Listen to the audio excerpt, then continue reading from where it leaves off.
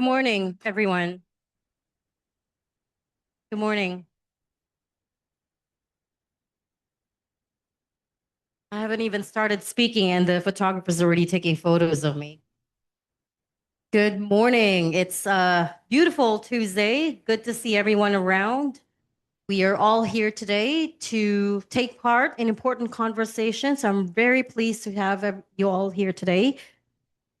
On behalf of the Strat-Based Institute and the Embassy of the Republic of Slovenia in the Philippines, welcome to the opening of our two-day event, Science to Business, Energy Resilience for Enhanced Security. My name is Regina Lay. I'm a business news editor and an anchor for Signal TV, and as some of you know, a regular Strat-based host. I'm sorry if I'm everywhere.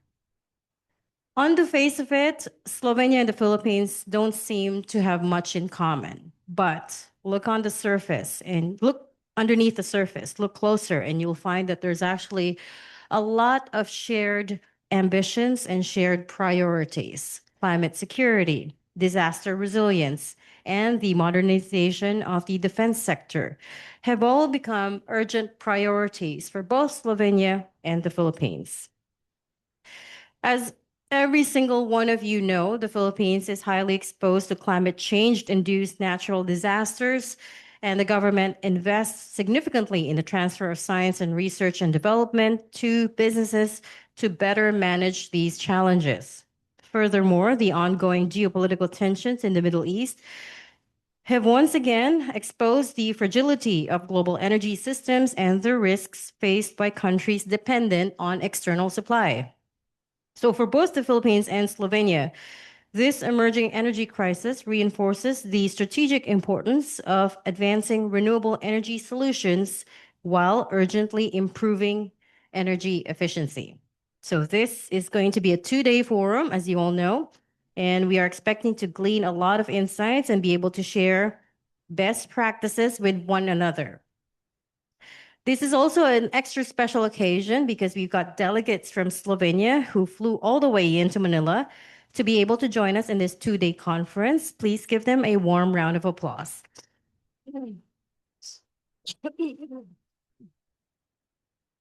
By the way, there's an energy crisis going on, so you can't be going back to Slovenia saying that you've experienced the full brunt of Manila traffic, okay? This is nothing. This first day shall facilitate discussions on the challenges related to the transfer of science, R&D, and innovation to the private sector. It includes the importance of and solutions for the decarbonization and energy efficiency of the defense sector. Sorry.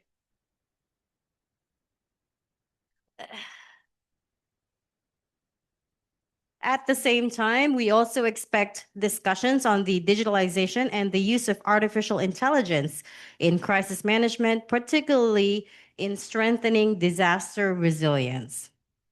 And to that end, we are pleased to be joined by a distinguished group of leaders today. Aside from our speakers, whom I will not uh, anymore enumerate at this point, allow me to acknowledge the presence of notable leaders and VIPs and partners who have joined us. Um, Chief of them on this table, Secretary Solidum, thanks for being here with us today. Ambassador Bro, Ambassador Canez, Mr. RP Manhit, ASEC Navarro, USEC uh, Leah, and former AFP Chief General Manny Bautista. Let me also acknowledge the representatives from the different agencies of the government, as well as representatives from the Armed Forces of the Philippines, the Philippine Coast Guard, the private sector, and civil society. Thank you all for being here today.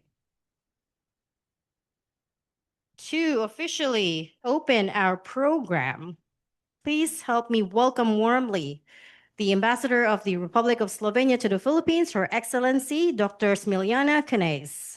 Let's give her a warm round of applause.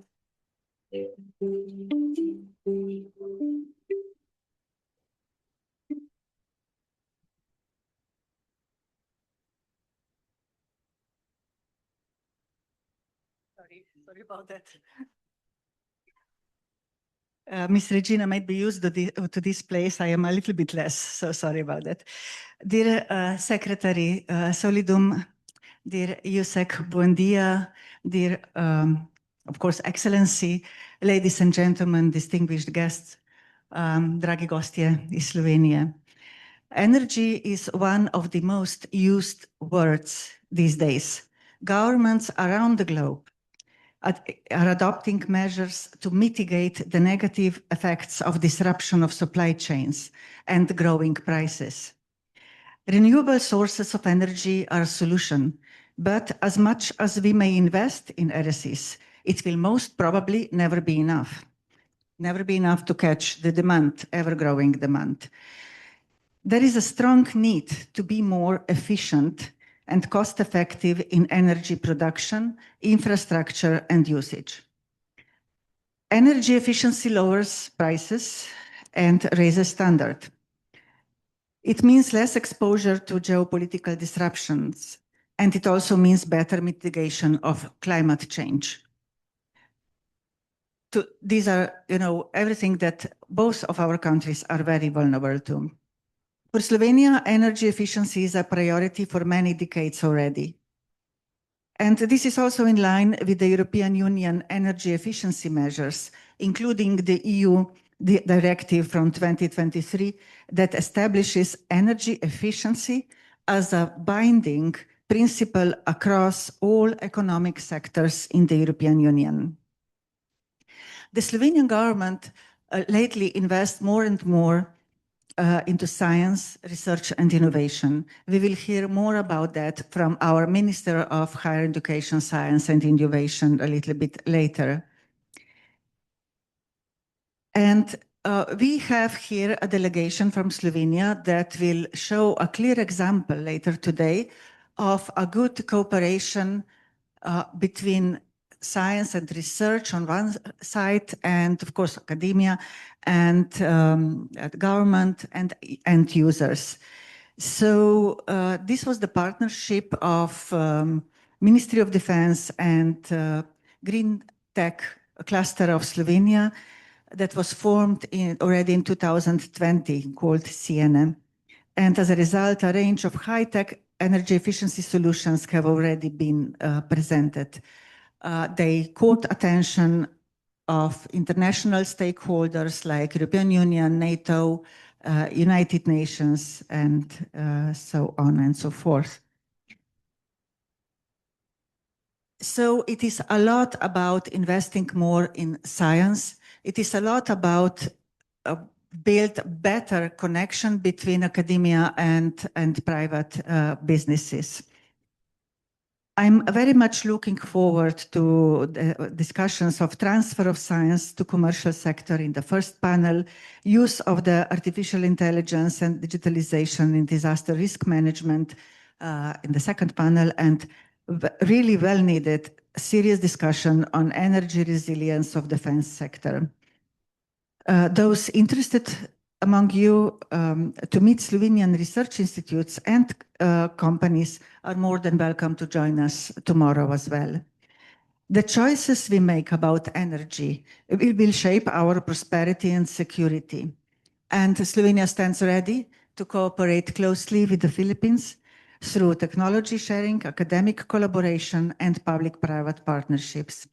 In conclusion, of course, I need to mention that this event would not be possible with the generous support of our ministries of Higher Education, Science and Innovation, and Ministry of Foreign and European Affairs, and honorary consul, which is always there to help us when we need him. Thank you, Felix.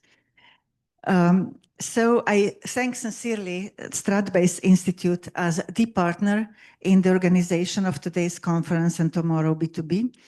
And of course, I sincerely thank Slovenian partners, International Center for Promotion of Enterprise and Slovenian Green Tech Cluster. I wish you an interesting and thought-provoking discussions, and I'm very much looking forward to discuss this and other issues with you later today. And thank you for your attention.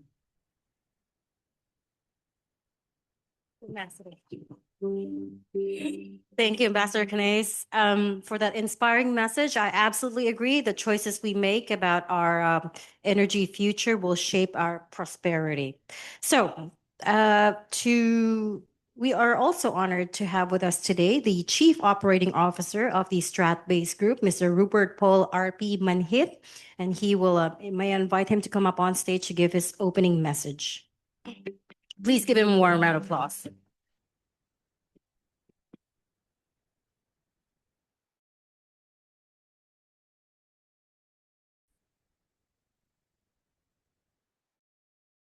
Everybody, welcome to our guests from Slovenia who came here to Manila.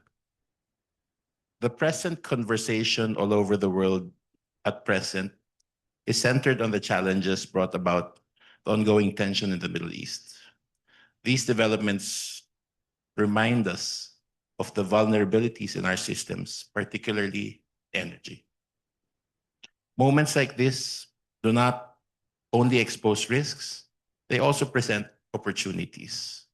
They reveal where action is needed and how countries like the Philippines can better position itself in a rapidly evolving global landscape.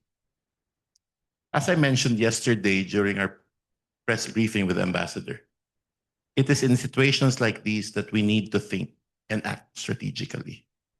The Philippines, despite its weaknesses as an energy importing nation and its exposure to climate-related risks, is not starting from a position of weakness. On the contrary, we are entering this period with distinct advantages. We have in place the right policy direction with stronger support for renewable energy, infrastructure development, and digital transformation. Just as importantly, we have a government that is increasingly responsive and supportive of investments that drive resilience, sustainability, and long-term growth. Reforms aimed at improving the ease of doing business, opening key sectors, and strengthening public-private collaboration are creating a more predictable and enabling environment for investors. At the same time, we have a proactive and innovation-driven private sector that is actively leading the change instead of waiting on the sidelines. Across industries, Philippine companies are investing in renewable energy, advancing digital solutions, and building more robust infrastructure. They are demonstrating that resilience is not only a national priority, but a business requirement in the country. The Philippines benefits too from a young and skilled workforce, a continuously growing consumer base, and access to key natural resources. Our important sectors, from renewable energy and green metals to digital infrastructure and advanced manufacturing, present strong potential for collaboration and investment. But to fully realize this potential, we need the right partners. And I hope we have them here in this room today. At Strat-Based, we believe that progress is best achieved through cooperation. Those that share our commitment to mutual growth and rules-based cooperation. We believe people from Slovenia are possible partners on these endeavors.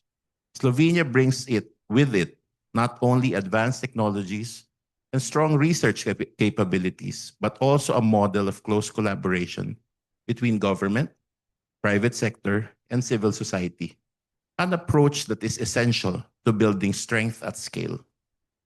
The presence of the business delegation from Slovenia is a testament of their growing interest in strengthening cooperation between the Philippines and their country. It reflects a shared recognition that resilience is built through collaboration and that meaningful partnerships can drive real impact. We look forward to productive discussions over the next 2 days, an exchange of ideas and expertise, and most importantly, hopefully, concrete outcomes. Thank you very much.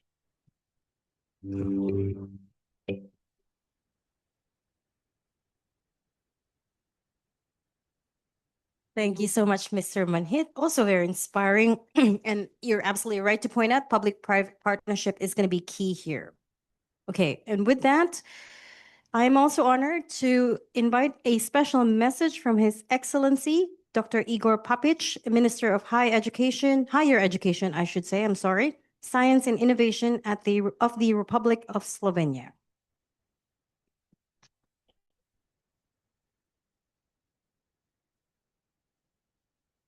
Distinguished speakers, dear guests, it's a great pleasure to address you at the Science2Business conference on energy resilience for enhanced security. The government of the Republic of Slovenia supports this event and regards it as an important contribution to strengthening the links between science and business. Slovenia is a country whose greatest wealth lies in knowledge. We do not possess vast reserves of rare minerals or oil. What we do have is beautiful, clean natural environment and above all, knowledge.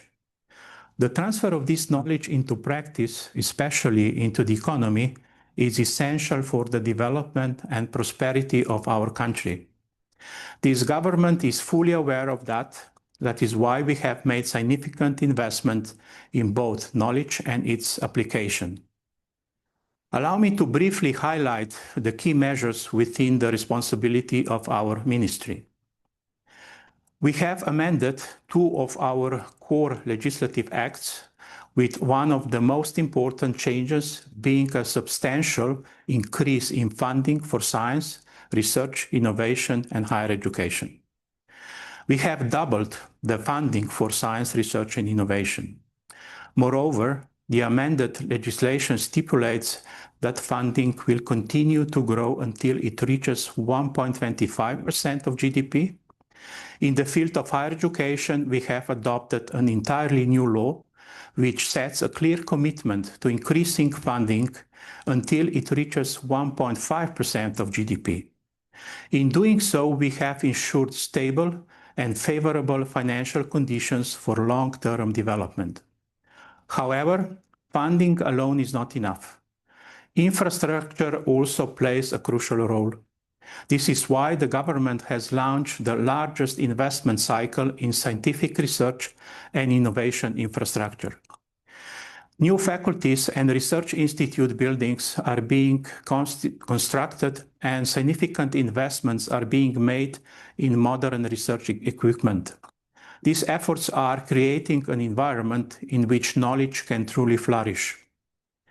One of the first major steps taken by our ministry was the transformation of the former Slovenian Research Agency into the Slovenian Research and Innovation Agency. The main objective of this transformation was to accelerate the transfer of academic knowledge into practice. Previously, the agency supported research, but not its transition into practical application. Today, the new agency supports both research and innovation. This means that researchers can move more easily and quickly from scientific discovery to innovation within a single institutional framework. To further stimulate innovation, the agency has also launched call supporting projects at technology readiness level 3 to 6.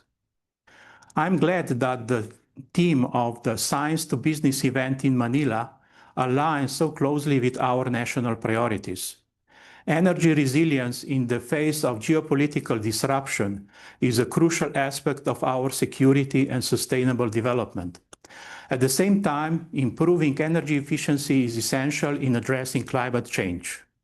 All these efforts become significantly more effective when they are grounded in knowledge and driven by innovation. In this regard, I would like to warmly commend the activities of the Embassy of the Republic of Slovenia in Manila, as well as the engagement of high-level representatives of the Philippine government and stakeholders from Slovenia and the Philippines. Events like this provide a valuable platform for building direct connections, which are the foundation of lasting cooperation. I firmly believe that today's conference, together with tomorrow's business event, will represent an important step toward deeper mutual understanding and concrete cooperation among scientists, researchers, governments, and private companies. Thank you very much for your attention. I wish you a productive and successful conference. Thank you so much, Dr. Popic. Energy resilience in the face of disruption is about security. Thank you also to him for laying out a good overview of what Slovenia is doing in terms of science, research, and innovation. To give the Philippines side and to provide a keynote perspective for this session, it is also my honor to welcome the Honorable Renato Solidum Jr., the Secretary of the Department of Science and Technology in the Philippines.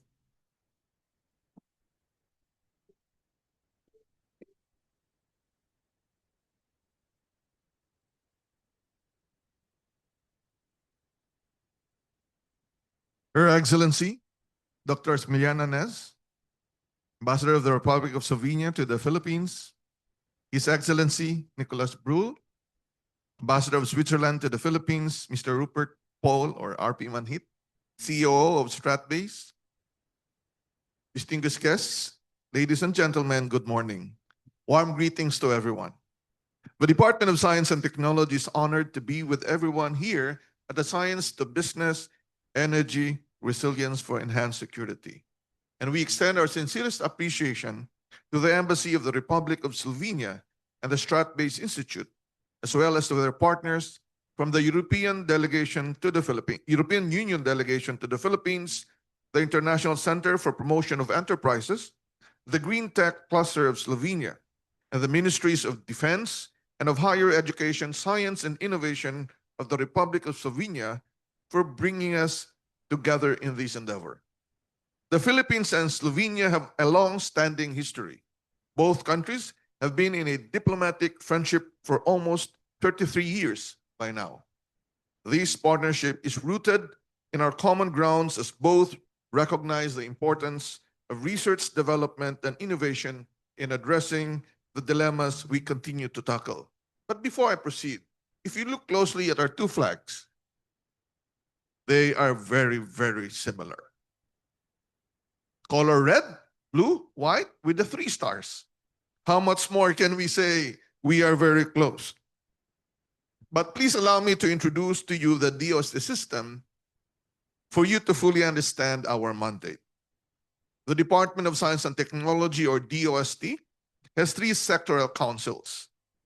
PCARD for Agriculture and Marine Resources, PCHRD for Health, PSHIRD for Industry and Energy, and we have 2 collegial bodies, the National Research Council of the Philippines, NRCP, and the National Academy of Science and Technology.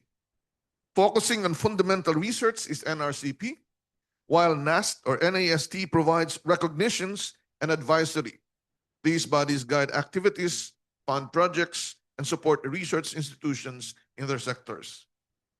DOST has 7 research and development institutes that focus on both basic and applied research across various fields, including advanced science, food and nutrition, forest products, industry, metals and engineering, nuclear S&T services and regulations, and textile research, among others. We have 6 scientific and technological institutes offering services for weather and climate, like PAGASA, with geological hazards, with FIVOLS. The others are the Philippine Science High School System, the only school under the Department of Science and Technology, catering to high school students, gifted high school students. The Science Education Institute for developing science and technology human resources, providing around 50,000 undergraduate scholars, 5,000 MS and PhD. and DOST's information arm, the Science Technology Information Institute. And very importantly, the Technology Application and Promotion Institute, or TAPI, handling tech commercialization and promotion. We're also represented nationally with our 17 regional offices and 80 provincial science and technology offices. So we have the network down to local government. Now let us look at the snapshot of the 2024 Philippine energy landscape. Based on the DOE Power Statistics of 2024, our country's total installed capacity stands at over 31,000 megawatts, with dependable capacity at around 27,000 megawatts. Coal continues to dominate with 41.9% installed capacity and provides the largest share of power generation at 62.5%. Renewable energy follows at 32.3%, contributing more than 28,000 gigawatt hours, or about 20% of power generation. Natural gas accounts for 14.8%, and oil-based sources at 11%, though oil contributes the least in generation. So in terms of the power sector, we are not that affected, I think, by the current crisis. More on the transport sector and other energy needs. Regionally, Luzon holds the bulk of installed capacity, while Visayas and Mindanao account for a lesser amount. With the current energy crisis that the world is facing, it is now more than ever that we need to diversify and strengthen our energy mix to ensure sustainability and energy security. At the forefront player of the Philippines in the science and technology field, DOST has been truly keen on advancing this vision. We have been ramping up our ST agenda by supporting a range of research and capacity building initiatives. Particularly, we extend our efforts in fortifying climate resilience and renewable energy solutions in support of the Department of Energy. Since 2011, we have supported 71 projects with around 653 million pesos in investment. Our focus has been on driving advancements in areas such as energy storage, solar R&D, wind R&D, ocean and microhydro R&D, including hydrogen fuel, as we have natural hydrogen sources, and enhancing energy efficiency and conservation. We have allotted, for example, around 60 million to foster 8 projects dedicated to energy efficiency, conservation, and management. And let me elaborate on some of this. The deployment of the Energy Monitoring Application and Network of DOST, or the DEMAND project, aims to promote the implementation of energy efficiency and conservation in the facilities of our DOST Bicutan campus.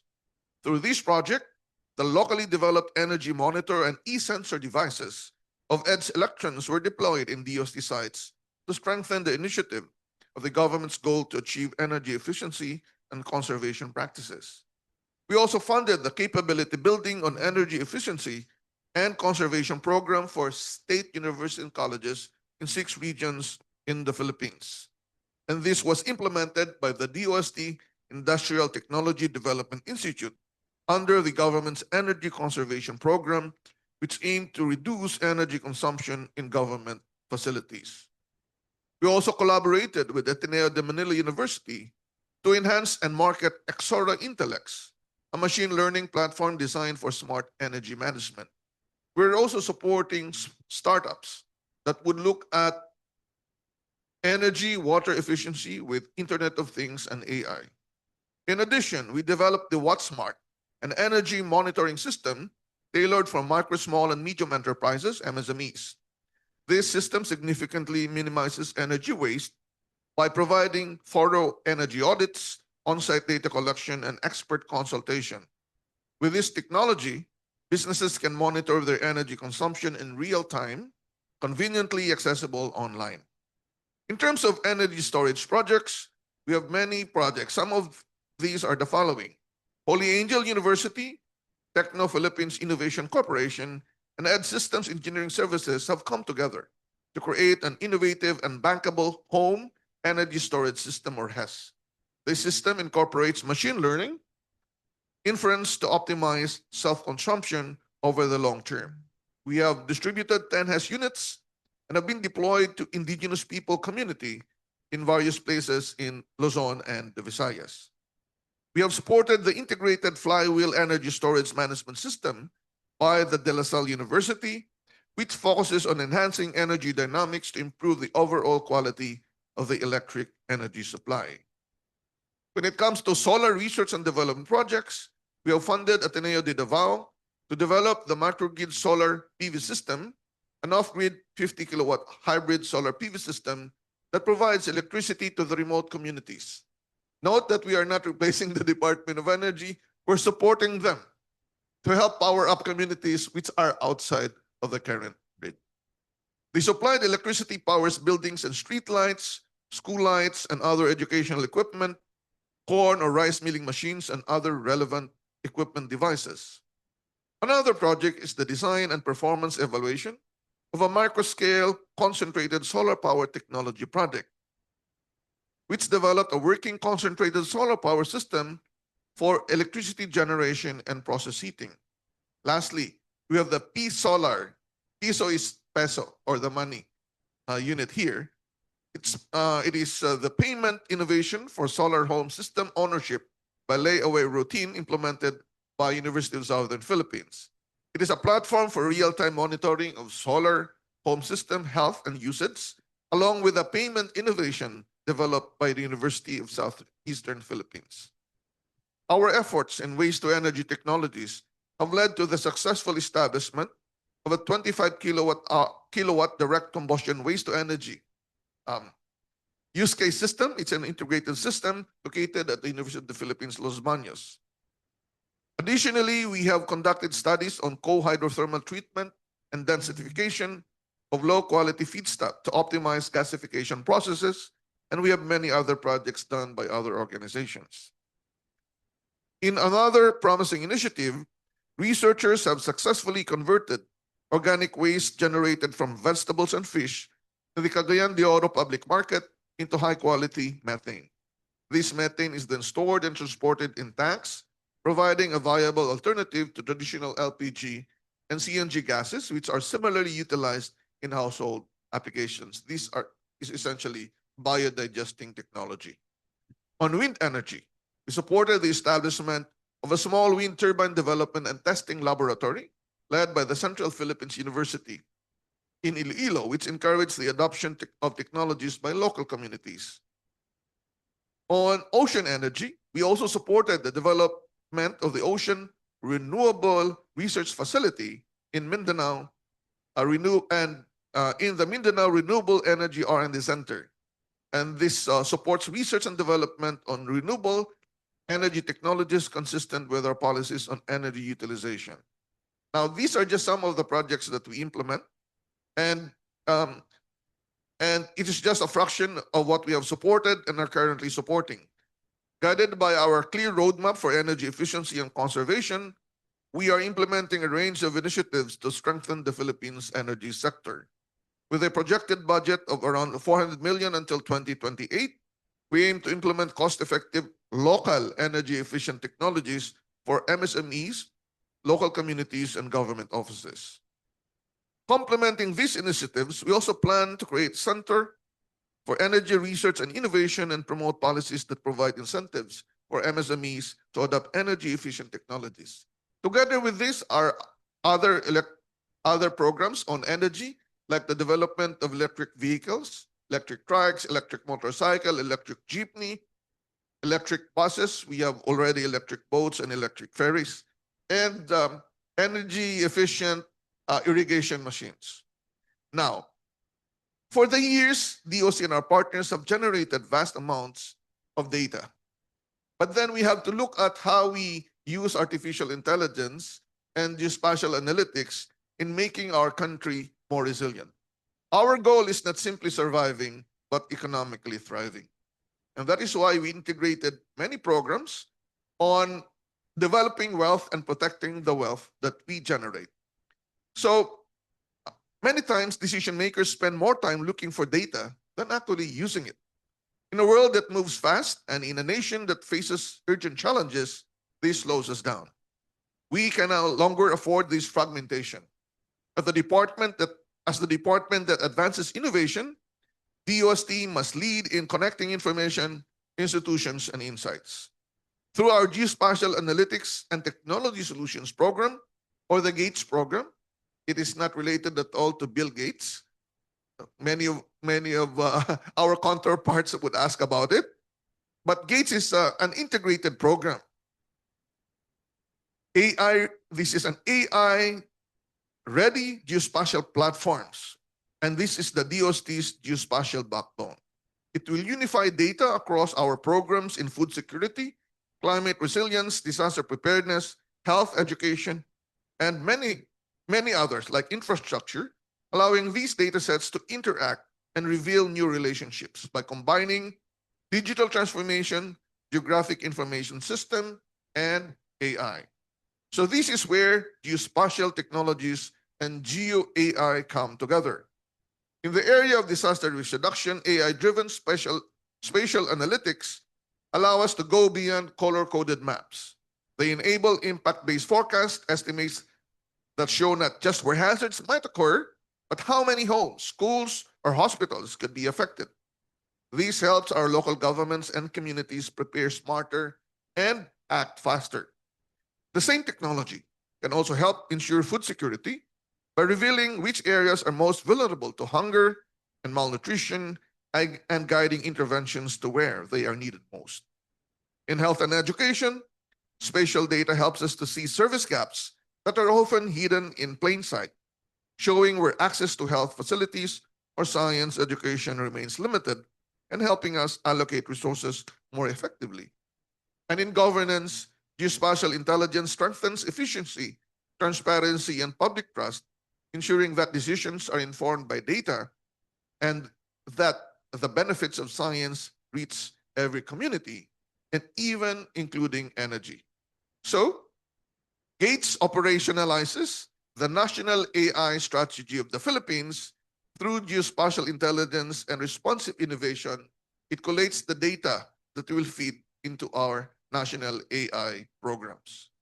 The National AI Strategy of the Philippines, or NAIS Philippines, was approved by the President last May 2025 to promote a whole-of-nation approach in harnessing AI for inclusive innovation, good governance, and global competitiveness. This strategy builds on key drivers: infrastructure, workforce, innovation, data governance, and policy and deployment, and it has 4 collaborative AI components. First, the AI factory. Second, the AI refinery. The third would be the linkages, together with both local and international partners. And the fourth would be the public, the communities, industries that AI must ultimately serve. The implementation strategy was also approved. Just listed are some of the agencies that will take the lead, but all other organizations will use AI for their own operation. DOST will lead in research and development and will help in workforce training and commercialization, and the other government agencies will do their part. Now, a few months ago, we launched the National Artificial Intelligence Center for Research and Innovation. We are not starting from scratch. As mentioned, we have started AI for many years, starting 2017, and we have an existing compute power. We will expand the compute power and integrate geospatial analytics in our operation for resilience. Through the National Artificial Intelligence Center for Research and Innovation, we are building the shared computing backbone that allows Filipino researchers, agencies, and enterprises to train models, run simulations, and deploy AI applications at a scale that was previously out of reach. Recently also, we launched the Handa, a web application, which is a single integrated platform for preparedness and response. Note that we are building on other applications that we have generated way back in 2018 through the GeoRisk Philippines. This is one platform that brings together science, technology, and decision-making. One platform that connects national agencies, local government, responders, and communities. And this is the platform that transforms data into action. With Handa, which means ready, we can now monitor multiple hazards in real time based on an original Hazard Hunter app, and applications that you can use to assess any point in the Philippines for all the possible hazards in less than 1 minute. receive precise location-specific alerts because of the geoanalytics component, where we can provide local government units, cities, towns, and provinces specific LGU-focused analysis of their exposure and risk. It also understands who and what is at risk before impact, supports faster, more coordinated decisions. So therefore, Handa is a shift on how we think about preparedness. It integrates multi-hazard monitoring into a single accessible interface, AI-enabled assistance for real information access by individuals or organizations, pre-disaster risk analytics to anticipate impacts before they occur, and operational dashboards to strengthen coordination across agencies and between national and local government. It creates interoperability, ensuring that institutions are no longer working in parallel, but working together with a shared understanding of risk.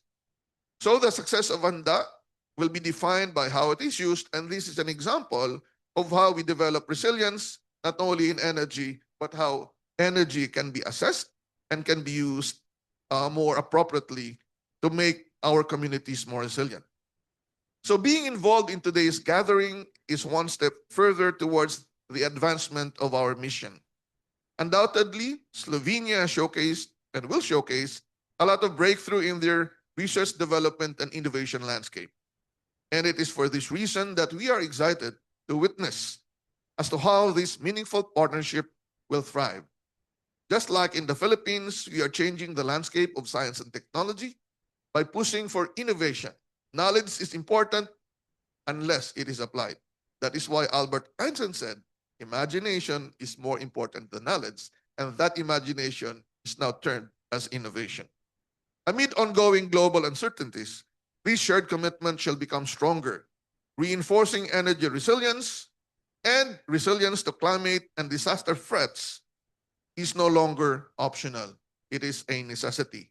We need to be thriving and not simply surviving. Through this event, we anticipate collaboration and solutions to both countries to prosper. We believe that this will enhance our capacity to respond to the world's challenges today and in the future. We at the Department of Science and Technology remain committed to providing solutions and opening opportunities for everyone. We are dedicated to progress that will stretch beyond the borders of the Philippines and through strong partnerships, not only with our local partners, but with our international allies, we think that this will be very, very possible. So again, I say good morning to all of you. And let me say, since our topic is on energy resilience, more. Thank you.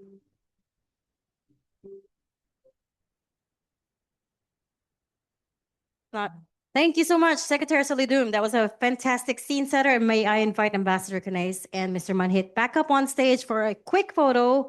And also we have surprise gifts. Please come up on stage. Ambassador? Yeah.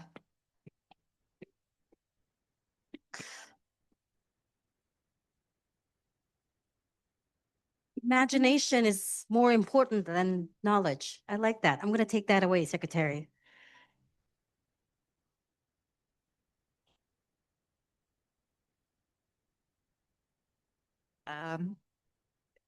The gentleman beside me is Matej Geiser from Slovenian Green Tech Company. And the reason why we would like to present small tokens together is that he actually contributed a very nice, very symbolic token that he brought from Slovenia. So if you can show it and give it to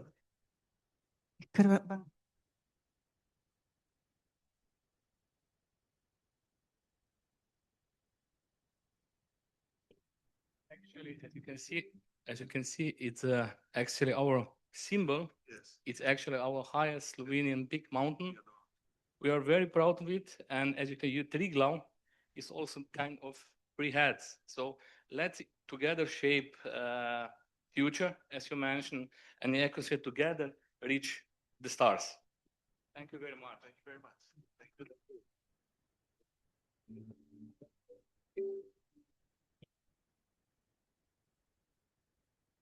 you. Thank you. Thank you. Thank you. Thank you, ma'am.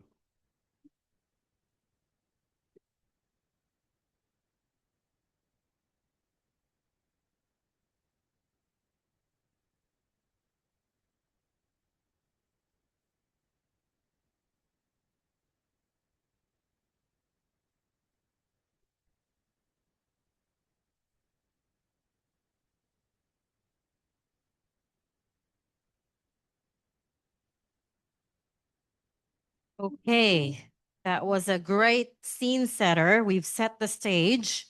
There is much to work on together in terms of science, research, and innovation. So without further ado, I'm going to proceed to our first panel titled Science, R&D, and Innovation for Business. For a successful and competitive society, investment both in public and private in science, innovation, and R&D is of critical importance. This discussion shall focus on the challenges related to the transfer of science, R&D, and innovation to the private sector. In this panel, we'll try to answer questions like, what is the role of the state? What works and what does not? So before the panel discussion proper kicks off, I'm going to invite our panelists one by one up on stage to deliver their opening statements first, beginning with Undersecretary Leah Buendia, Research and Development, Department of Science and Technology. Please give her a warm round of applause.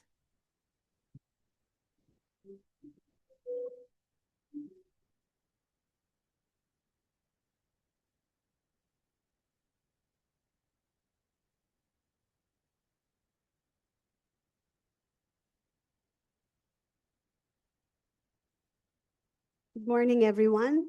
To our Secretary Renato Solidum Jr., Her Excellency Ambassador Ness, Mr. Rupert Manhit of Stratbase, and of course to Dr. Igor Papik. Ladies and gentlemen, isang makaagham na umaga. Good morning, everyone. It's really a pleasure to join you, everyone, but most of the participants this morning I have met yesterday at the Department of Science and Technology. And it's really a pleasure to be here to brainstorm, exchange views, exchange ideas, and where the focus is not just on what of the technology, but the how of its impact on our shared economic future. So in our modern marketplace, R&D is not just a peripheral activity. Actually, it is the primary driver of business competitiveness and economic growth. And part of the UST's mission is to ensure that the Philippine businesses are not just consumers of foreign technologies, but creators of our own. Allow me to dissect each horizon that has been conceptualized by no less than our secretary. And this one is how DOST provides STI interventions for overall economic growth.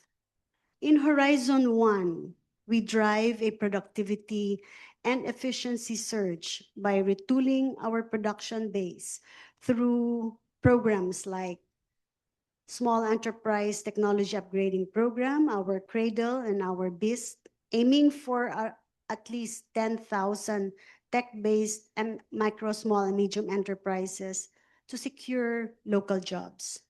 Horizon 2, we build the Filipino knowledge economy by bridging innovation and industry through the Innovative Startup Act and the programs like Propel and Technology Business Incubators. We're scaling 500 science-based startups to turn homegrown ideas into global exports.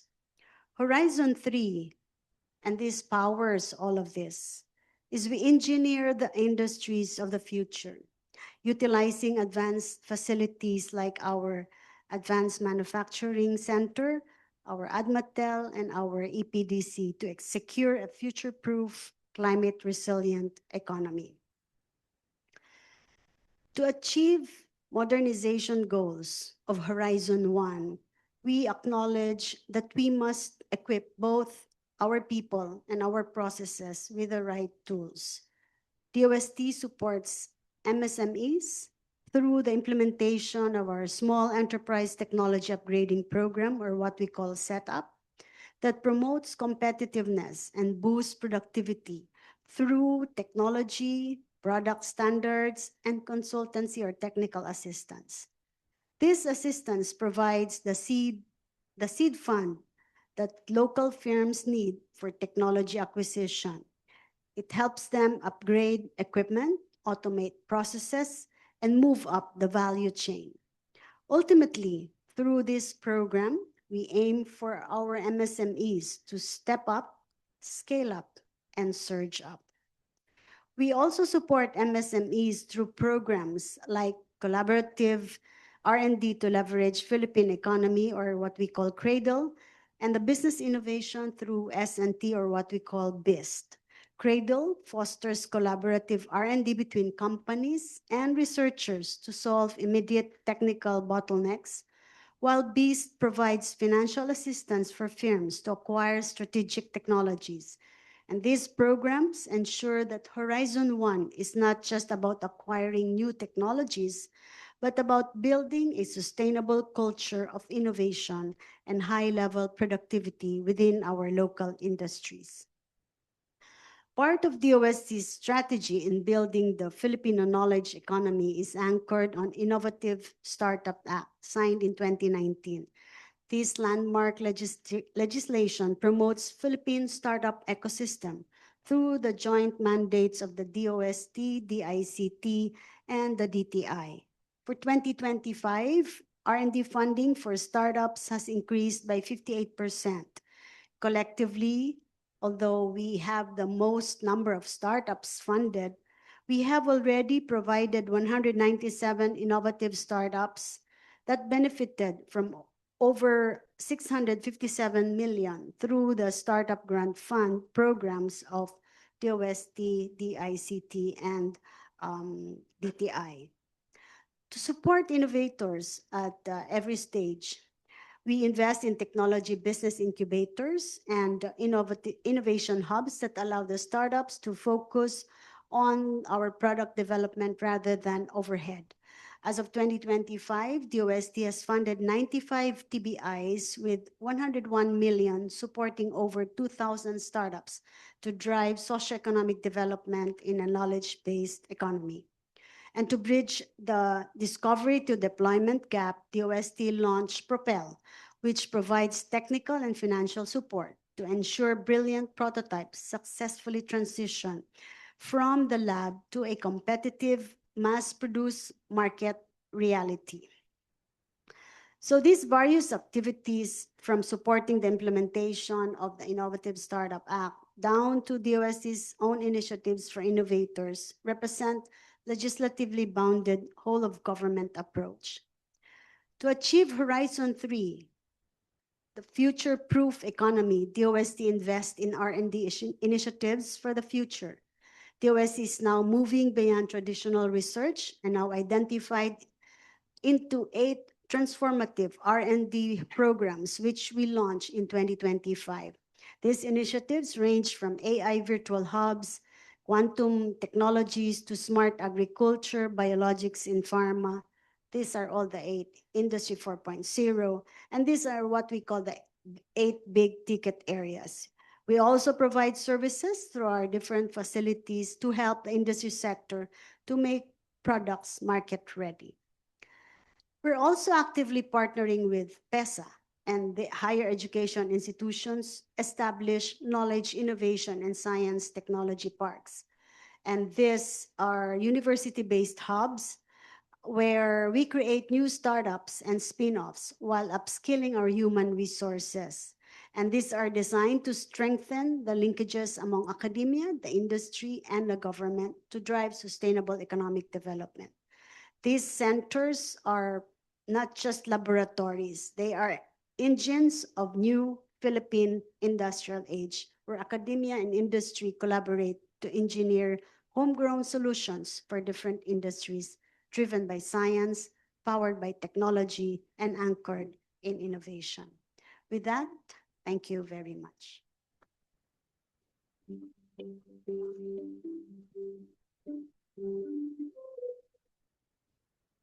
Thank you so much, Yusek Leah. Okay. Next, we would like to welcome on stage Dr. Joel Joseph Marciano Jr. He's a Vice President for Research and Innovation, University of the Philippines, and former Director General, Philippine Space Agency. Let's give him a warm round of applause. Morning to everybody, Secretary Rene, Yusek Leah, friends from Slovenia, Ambassador Kines, and Mr. Manhit. Thank you for having me here.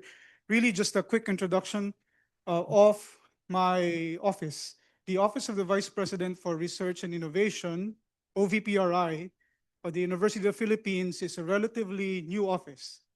And it had been carved out of the Office of the Vice President for Academic Affairs. You know, with academic affairs in a university like UP, handling 9 campuses, it tends to be very big. And it handles curriculum, accreditation, rankings, all of these faculty development. But the setting up of the OVPRI last year in June, and I came on board in September after my stint at the Space Agency. By the way, I am a professor in UP of Electrical Electronics Engineering. I've been in UP for 31 years. In the past 10 years, I have been away from the university, borrowed by first DOST on secondment at the Advanced Science and Technology Institute. And then when the Space Agency was set up in 2019, I was asked to help build it from the ground up. And if you have a chance, I know my colleagues from PhilSA are also here. Please visit them. There are 250 people there with an average age of, it has increased, 29 or 30 years old. There they are. Okay, what this means for us very quickly, I know I have a few minutes in my opening spiel, is that under the Office of the Vice President for Research and Innovation is meant to be inextricable from each other. And more importantly, innovation is supposed to be increasingly foregrounded on the research, instead of being an afterthought, instead of asking the question later on, who will benefit from this research. It does not become an innovation unless it is deployed or used and appreciated. And it spans not just STEM, but also the creatives and policy work. And so my final opening statement here is to announce an upcoming event 2 weeks from now, May 5 and 6. We call it Inoblacion. It is a portmanteau of 2 Filipino words, innovacion or innovation, and oblation. Oblation is the symbol of the University of the Philippines. If you've ever been to any of the campuses of UP, you will see that statue symbolizing the offering of the youth to the motherland. And it's a statue that goes like this. So for the University of the Philippines, the branding perhaps, or the mantra is that innovation is an offering. Right? And there is, of course, the technology aspects of that and the social entrepreneurship aspects of that. So we invite you to this event. Please take note. We will also hope to distribute this further in mailing list in this group. That's it. Thank you so much for having me here. Look forward to the panel. Thank you so much, Dr. Marciano. And Inoblacion, please, everyone, if you could make time for that. Moving on to the third speaker, the President of the Philippine Energy Efficiency Alliance, Mr. Alexander Alex Ablaza. Alex, where are you? There you go. Let's give him a warm round of applause, please.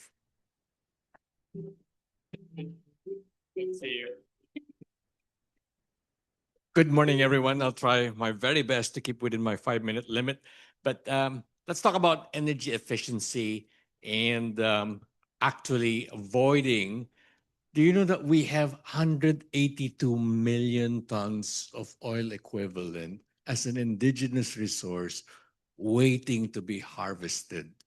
And it's not solar, it's not wind, it's wasted energy. And we need science just to harvest that, to identify that, and put it into proper use. We're wasting energy everywhere. And we need science and technology just to bring that into use into our economy. Next slide, please. Just a quick intro. Philippine Energy Efficiency Alliance, we're We have a 21-year history. 10 years ago, we were reorganized to embrace not only ESCOs, but technology solution service providers. We have investors and financial services, such as my company. We have nonprofits, industry and commercial chambers, and we have end users as well. As we complete an ecosystem, partnering with government, partnering with other governments, partnering with the development community to advance energy efficiency. I'd like to say that we have up to 6 member companies in the room today. I saw Mitsubishi Corporation there and other members as well. So we are advancing. I also like to mention that just recently we had a member, Solvera Links from Slovenia. And I wish that Solvera Links would continue on with its membership with the Alliance. Next slide. This is borrowed from the International Energy Agency. The first 3 bars are for industry, the middle 3 bars are for buildings, and the last for transport. And we have 2000, 2030, 2050 timelines. What I'm saying is, in the net zero energy scenario, we have to bring our final energy demand 8% lower than we are today, fuel an economy that is twice as large, with a planet that will have 2 billion more human beings. And that would be our 2050 scenario. So how do we do that? And to drive that down while bringing down final energy demand 8% lower, much of that would be that green bar called energy efficiency. Some through behavioral change, like Department of Energy says we should shed off our neckties because we now have a mandated 24 degrees in our air conditioning. But others would be technology change, and that would be the main driver of reduction of our final energy demand towards 2050. Next slide. And it's all about avoided energy purchases. What if our buildings, what if our transport, what if our government and military facilities could avoid up to 36 trillion pesos in, of course, reduce dependence on fuel import, create 9 million jobs through a new industry called energy efficiency, and above all, for energy security, defer 46 gigawatts of infrastructure upgrades, whether production, generation, transmission, or distribution, in decelerated rise in energy prices. Of course, we have our Paris climate obligations, and energy efficiency can deliver 30 to 35%. Next slide. We have a brand new law, and we've pushed for that law in Congress. And together with the Department of Energy, it's a whole of government. We now have a very inclusive coverage of mandates. Anyone consuming 50,001 kilowatt hours in fuel and electricity a year now face a long list of obligations under the law. Now, I personally pushed for the removal of foreign ownership restrictions in ESCOs and in energy efficiency investments, so they can be 100% Slovenian owned, or I have 100% Slovenian owned ESCO setting up in the Philippines. It's now possible under the law. Next slide. It's all about mobilizing $243 billion in capital, whether business as usual or very creative off-balance sheet capital, which is the lion's share. And much of this will have to be done through ESCO performance contracts, some through public-private partnerships.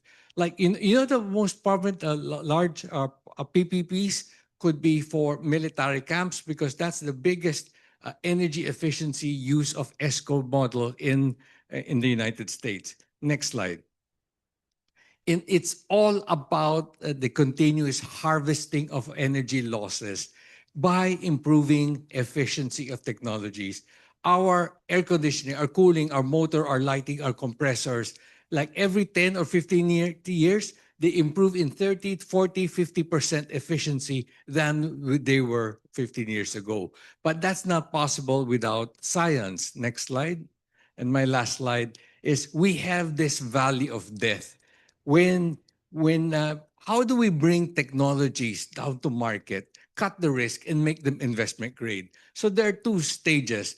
One is the technology itself has got to be piloted, demonstrated, has got to be investment grade. Second is through energy audits, up to level 3 energy audits, it's to apply this new technology into a proper application in a building industry or in transport. And without development grants or public funding or development capital, this will not become investment grade. And I'd like to stop there and look forward to our discussion. Thank you so much. Thank you. Thank you, Mr. Ablaza. We look forward to dissecting some of the themes that you mentioned. I'm not going to go up on stage anymore, but I will invite the president of Idea Space Foundation and Kubo Innovation, Mr. Butch Maley. Let's give him a warm round of applause.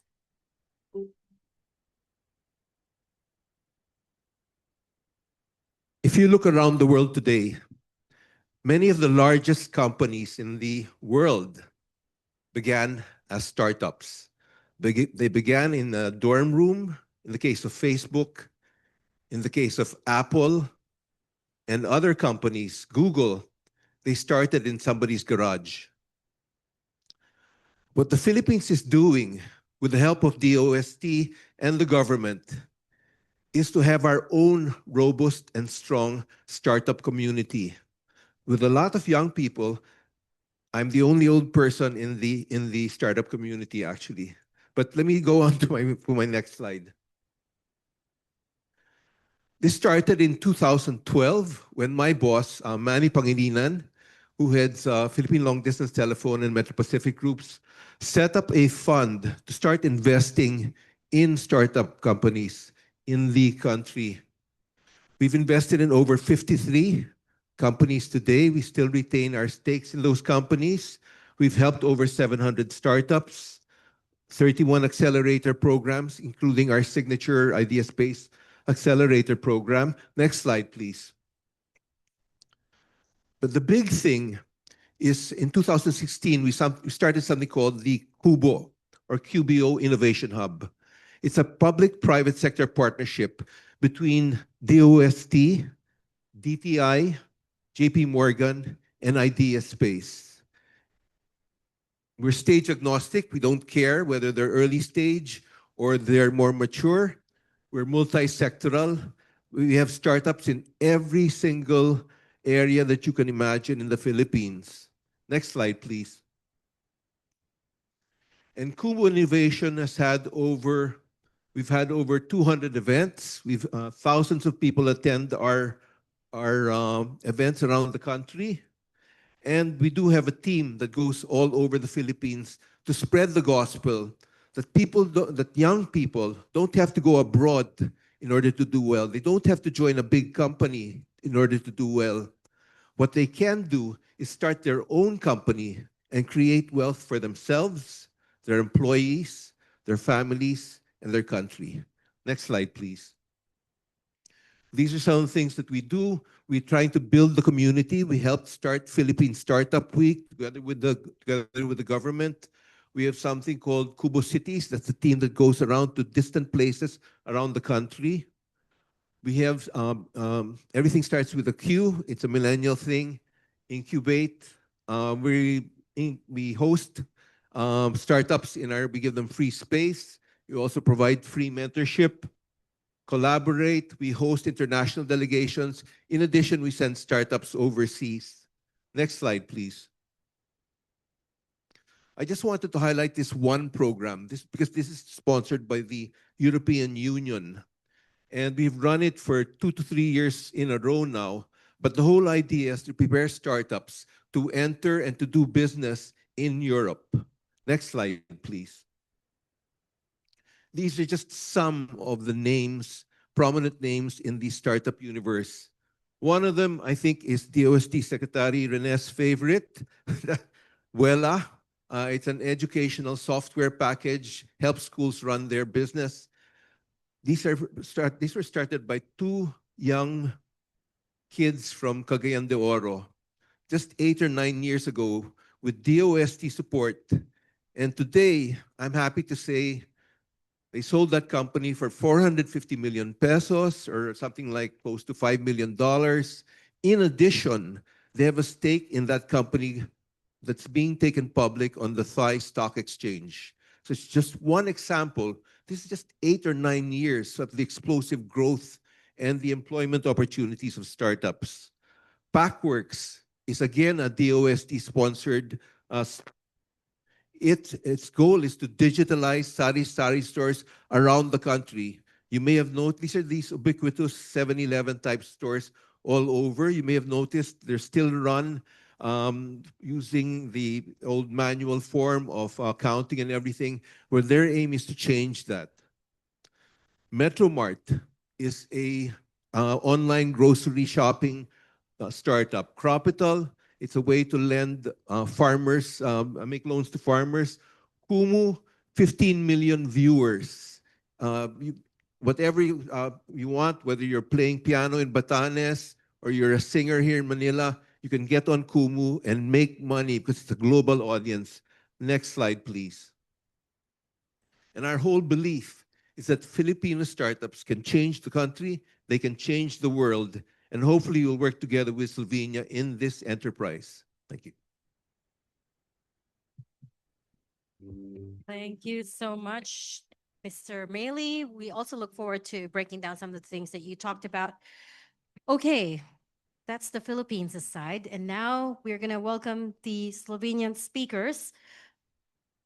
I had to practice this. I'm so sorry. Okay, bear with me.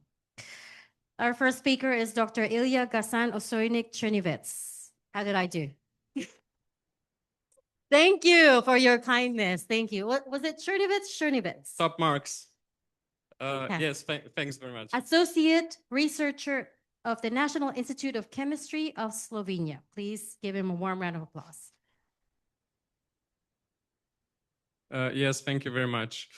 So since I'm the third Slovenian speaker here today, I would just like to emphasize there is a little bit over 2 million of Slovenians in the world. And so there is around 15 of those today. So it's a really strong representation of the Slovenian delegation in the Philippines today. And all the right people as well. So please talk to us.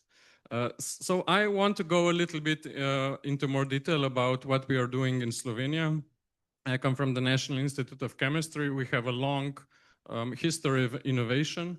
And in the recent years, we have established a carbon-free center because it's targeted to putting all of our knowledge into the industry, into these transfers. And I will tell you a little bit about what we're doing. So next slide, please. It's based on the long-term cooperation with the industry, which we are fostering. This is mostly battery systems, advanced materials, and hydrogen technologies.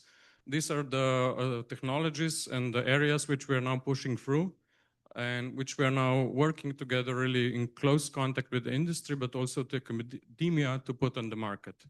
So these fields would be hydrogen technologies. It means that we are working either on hydrogen and hydrogen derivatives. We're really strong in methanol and ammonia production.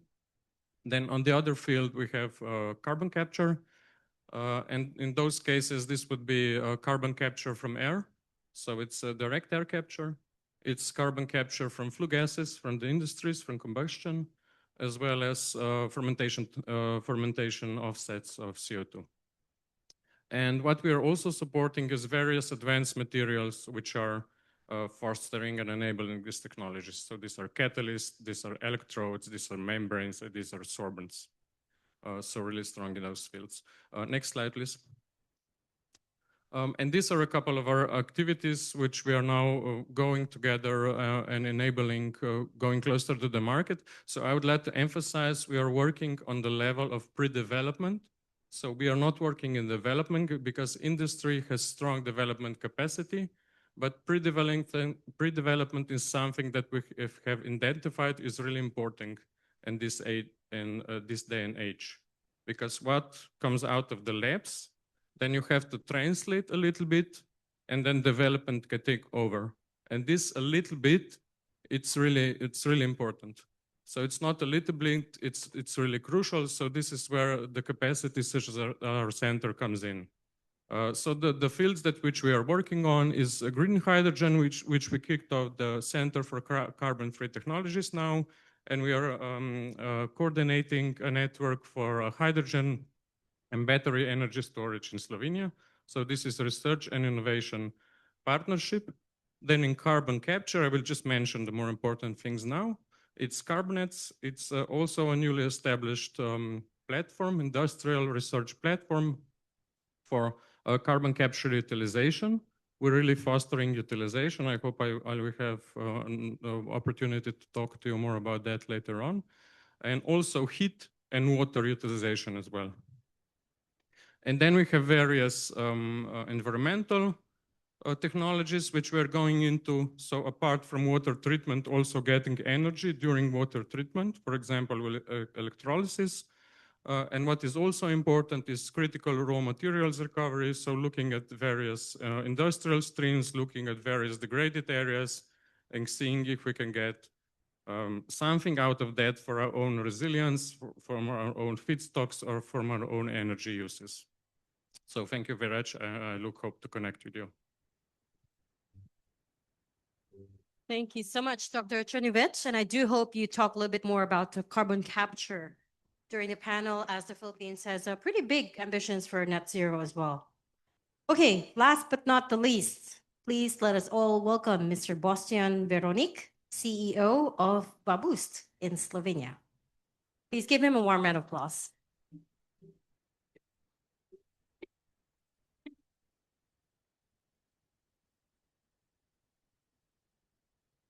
Your Excellencies, dear guests, ladies and gentlemen, good morning, and thank you for the opportunity to present our company. Natural color of Slovenia is green. This is because of our environment, but most importantly, Slovenia is very known for water, its quality, its cleanness, and also we have a lot of knowledge in bringing clean technologies for the clean water environment. So we are a water technology company, but more importantly, we are a commercialization platform. Next slide, please. Our focus is taking proven technologies, specifically nanobubble systems, using different types of gases like oxygen and ozone, and turning them into real operating systems. What differentiates us is not just the hardware, but the integration layer, control, monitoring, increasingly data-driven optimization. So we are moving from equipment to a platform approach where performance is constantly measured and improved. So in short, we operate at the point where R&D meets real-world deployment. Next slide, please. So what we do in practice actually is quite easy to describe, but it's very difficult to execute. We improve water quality, oxygenation, and process efficiency while reducing chemicals and energy consumption, as well as raw materials, for example, fertilizer use in the agriculture. But the key challenge is not technology itself. The real challenge is actually making it work reliably every day in real-time conditions. Because in the field, systems are not in controlled environment. Conditions vary. Operators are not clients. Operators are not engineers, and risk tolerance is low. Success depends on three main things: simplicity of operation, clear economic value, seamless integration into existing systems. This is where the connection to energy resilience becomes very concrete. If you improve process efficiency, you directly reduce energy demand. But if your solution is too complex or risky, no matter how good technology is, it won't work. This is what we pursue in three main operating verticals: agriculture, wastewater, and open waters. Next slide, please.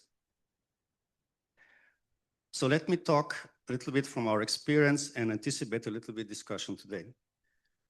There is no shortage of innovation. The real problem is that most technologies don't scale beyond pilot stage.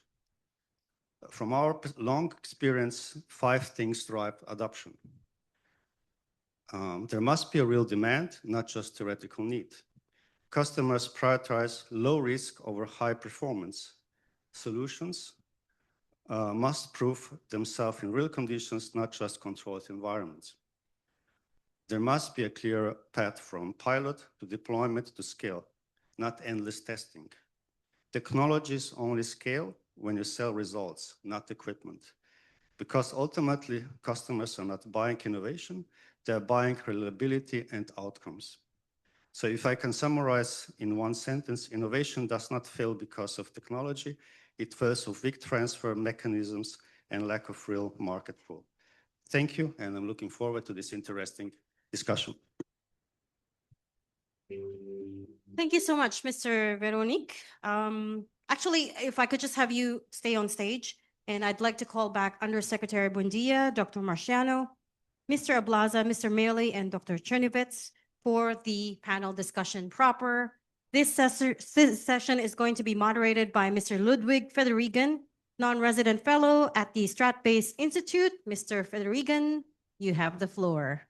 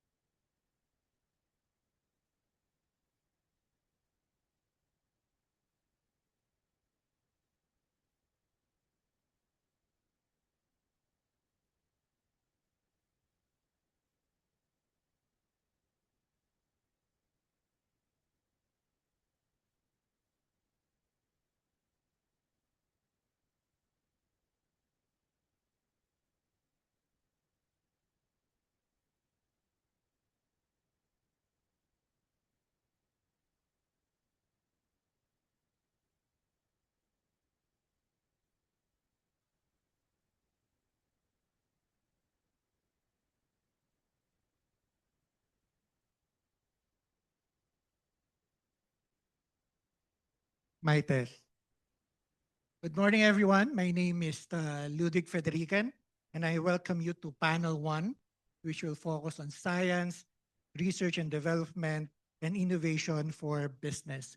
As you can see, and you have heard of them early on, we have an excellent diverse panel of leaders from the government, from the academe, from the private sector, and from research institute. For this panel, our aim is practical. Identify what enables successful transfer of research to commercial use, how government can best support that transfer, and which obstacles persist. This will be conversational, and it is divided into 4 segments. To start the ball rolling, I wanted the first segment on the role of the state, policy, and incentives. I wanted to pose this question first to our lady panelist, the only lady in this panel. I apologize that this is not gender balanced, but I think we can make with this one.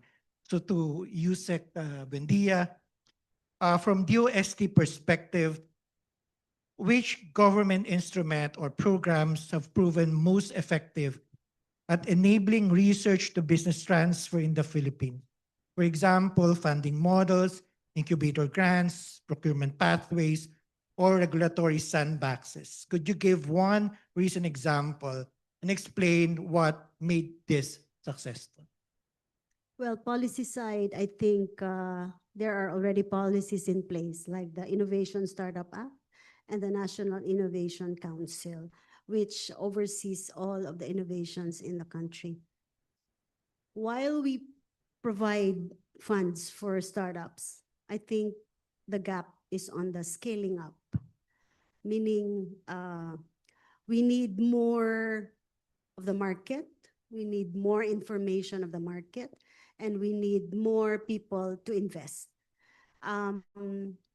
Most of well, looking at that, that's why we have proposed some programs that will enable and provide incentives to startups, to technology business incubators, so that they will be able to move it up to the market. So as I have earlier discussed, we have our small enterprise technology upgrading program where we provide technologies, we provide support to small businesses in order for them to improve their productivity. Likewise, we have the Propel, where our startups will be able to propel to scaling up of their technologies and their products. So there at the department, we have a lot of possible incentives, possible programs that they can provide, that we provide in order to incentivize and at the same time help our startups and our budding entrepreneurs to scale up. And so I think the gap will be on the scaling up. Thank you. Thank you so much. Can I move on to either Mr. Mealy and Mr. Ablaza? Does this model, mean the incubation or innovation part, resonate very well with the private sector? In case, what change do you expect for this innovation to materialize? And Well, DOST has been very helpful in spurring innovation. The fact that they started over 150 TBIs, technology business incubators around the country, has been crucial, because people from young students in Ilocos and all the way down to Agusan or all these other areas have been able to avail of their facilities and their support. And DOST has a particular program. It's DOST TAPI, or Technology Application, in which they specifically try to commercialize inventions by scientists and introduce it to the business community. Kubo has been supporting them in this, but the key issue is how do you get inventions by scientists to be commercial, to have a business model that works? And so Yusek is right. It's whether that journey from starting something from the idea to the actual selling of it and the use by the private sector is where the difficulty sometimes lies. your thoughts? Yeah, in the world of energy efficiency, we're happy to work with DOST. In fact, there are two agencies under DOST that we work with. It's PShared and with ITDI. But it goes beyond the technology deployment. So how do you get these new technologies into something that's really tested in the market? I like very much what Bastian has put out very succinctly. We have to sell results. We have to sell results. So it's really about getting the market to trust the technology, trust the business model. And yes, they're very good efforts of the incubation, the technology, R&D, but it's that valley of death. So aside from technological risk, how do we make it investment grade? How do we build that scale that would attract private equity into it, that would make it bankable, that would make it insurable? So it's really about plugging the other gaps other than the technological adoption itself. Okay, with that insight, can I go to Dr. Marciano? In the case of UP being the new lead for innovation and research, how do we influence the minds of our young people that when they create projects, to be able to scale them forward, after they have created it? Thank you for the question. In the university, of course, is the cradle of many of these ideas, but we don't really want them to end up as just ideas. Differentiate innovation from invention. Invention could stay on the shelf. One key element that we are trying to promote now, the barriers are not so much legal or anything like that. It's more structural. And when you talk about structure, you start talking about culture. It's early discovery activities. That means client discovery at the outset. When I had my introduction there, I mentioned about foregrounding innovation in our research. For those who can, for those who are willing, and for those who are positioned to do so, start challenging your assumptions about what society needs. Because many of us academics, we go out in our laboratory thinking that how we were trained and what we were trained for, that's what society needs. I can do this, we have this, we do that, we rattle on a list. We have this, we do that. We've heard that. But I think there needs to be more pull than push.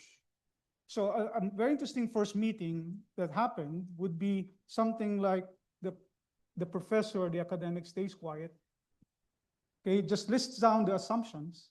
Is this correct? Is this correct? So we challenge professors now to step out of the building. And in a campus like UP, it's so easy to stay inside the campus. If you've ever been to the university, our friends from Slovenia, please visit the university. But when you get in there, it's an oasis in Metro Manila. I'm talking about the Diliman campus. Professors are also like that. They have everything that they need in that campus. So why would I step out? But no, you have to step out because the people, where should you be right now, is challenging your assumptions, talking to people about what you think they needed, but it's wrong. It's not right. And that is part of scholarly work. So I think we're addressing a foundational thing here. We tend to push, maybe less push, more pull. Okay, go back to the university, bring all of that back and say, I was wrong. And one of three things can happen. Number one, proceed because I was right. And then I proceed with a proposal. And instead of proposing on my own, I have industry co-creating, co-architecting the proposal with me. It will be stronger, right? And the second thing that can happen is I was wrong, pivot, then change. And for an academic to admit that he is wrong, sometimes that's a challenge in itself. But that is part of scholarly work. And the last thing that could happen is pause. I was completely wrong. I don't know what to do, right? Let me go back to the drawing board. So we want more people in the university doing this. So proceed, pivot, or pause, challenge your assumptions, step out of the building, do customer segmentation, validate your assumptions, and look at what value proposition is in terms of what the groups out there, industries, of course, other government agencies, etc. So that's a culture shift, I think. And I would love to hear about the Slovenian experience about client discovery in the universities as well, because we can share a lot of lessons here. And Madam Excellency, this is something I think we can continue working on. Maybe just one more point. Incentives in the university are geared towards motivating certain types of behavior. Of course, publications and promotion statistics. I think that also needs, we expect faculty members to commercialize and cascade things to society, but we don't recognize them for it. I'd also love to hear about practices from Slovenia about incentivizing faculty members, people in the academe, for being promoted because they have startups. And it's an alternate track. Yeah, so maybe I'll stop there and give the floor to others because thank you. Now let's go to our Slovenian friends. No, I was just reading early on about this country, and I realized it's a small country with over 2 million people, basically green, and per capita of the $60,000. $60,000. No, which is the Philippines is very, very far off. No. So in the case of Slovenia, I'll start with Dr. Gazan. How does the university in your country encourage innovation, and how do students encourage to scale it up into commercial use? Yeah, I would have to agree with the speaker saying obviously scale up will be a challenge, of course. The valley of death is very important, and opening up academia, it's really important. But this opening up has to go both ways. So what we are doing is we are spending a really lot of time with companies to understand what are their development needs, what are the development goals. And you also need to foster a little bit, because this will not happen on the first or the second meeting. You will maybe just see the outlines of what needs to be done. So it's really important that you gain this trust, the good relationships. It's important for people from the academia to go outside and see this, because one thing is maybe we have one way of thinking. The other way is when I'm deciding what I want to do research on, so lower TRL stuff, maybe I'm off if I want to achieve something in the end. Maybe it's not something important in the field. So that's why it's also, regarding the merits, we are very close. We are acknowledging patents and things like this, but there is much more which we can do for sure. But this will come in fostering. We also have to open it up for students and so forth. But what I would say, to wrap all of this up is if you want to go somewhere and do something the industry, you have to go with the industry from together from the start. So this means building study programs so that already students know about the needs or also know what can be done. That's one thing. The second thing is academia, and the first thing is the third things are these centers, which I have mentioned now. So it's really important that you have a leverage. I think it took us very long time to understand is that not development is something we should be working on, but helping in a way. So for example, I will do a very fast example for you now. For example, when we develop catalysts in our labs, we always use atmospheric, sorry, I will go a little bit technical, I'm an engineer. We always do atmospheric pressure stuff. But when you go to the industry, they want to push more product, they want to push more feedstock for the same hose. So the only way how to do that is go high pressure, but nobody is doing this in the labs. So things like this. So it's really important just to know the needs on both sides, and this is what we are trying to do now. The second thing regarding your question is what we are working on and what works really well now. So I showed you hydrogen, I showed you CO2. It's the sustainability also comes in feasibility. So if you're working on processes that will be feasible at the end, those are the sweet spots now. So if you're using hydrogen to produce a high added value product at the end, this is something that will obviously work on the market, not something that will cost. Also, carbon capture storage is very expensive for the industry. But if you make carbon capture utilization, you make usable products out of that, then this really works well. But it's not for every industry. We have examples now where hydrogen works in the chemical industry in Slovenia, where carbon capture works. For some industry, this will happen a bit longer down the line, you know. Can I go to Mr. Veronique? From the commercial point of view, have you seen academic incentives that would accelerate scaling up or spin-off of projects, at least in Slovenia? Yes, we do have, let's say, the environment, or let's say the structure is quite important, of course. If you go from academic, let's say, environment into the commercial scale, for example, yeah. Of course, important is the, say, IP framework for intellectual property. That's one thing. Incentives are very important. Also the possibility to test your equipment, etc. But there is something else as well. When you actually, it's also the mindset which is very important. Yeah, and I think what is not yet enough, I would say, taken care of is the, let's say, entrepreneurial, mentality actually, which is important to success. Yeah, because in the academia, everything is, I would call it a little bit like closed environment, in the sense that everything is controllable, everything is planned. Yeah. If you go out there, if you start a new company, it's, I would say, a little bit like a jungle, which means that what is important is you have to take the risks, you have to be ready to fail. What is most important is I would say perseverance to go forward, etc. And that is something that it's very important, and also something that has to be a part of the mentality, or let's say education, that also the researchers might also get if they want to go out. Thank you. Now, just a general question to everyone, but I would only need one sentence answer. Just one sentence answer. What single government action would most increase effective research and development transfer to business? Let's start with you, Sec Bendia. I think if you stick to your mandate and coordinate with all the agencies, it will be perfect.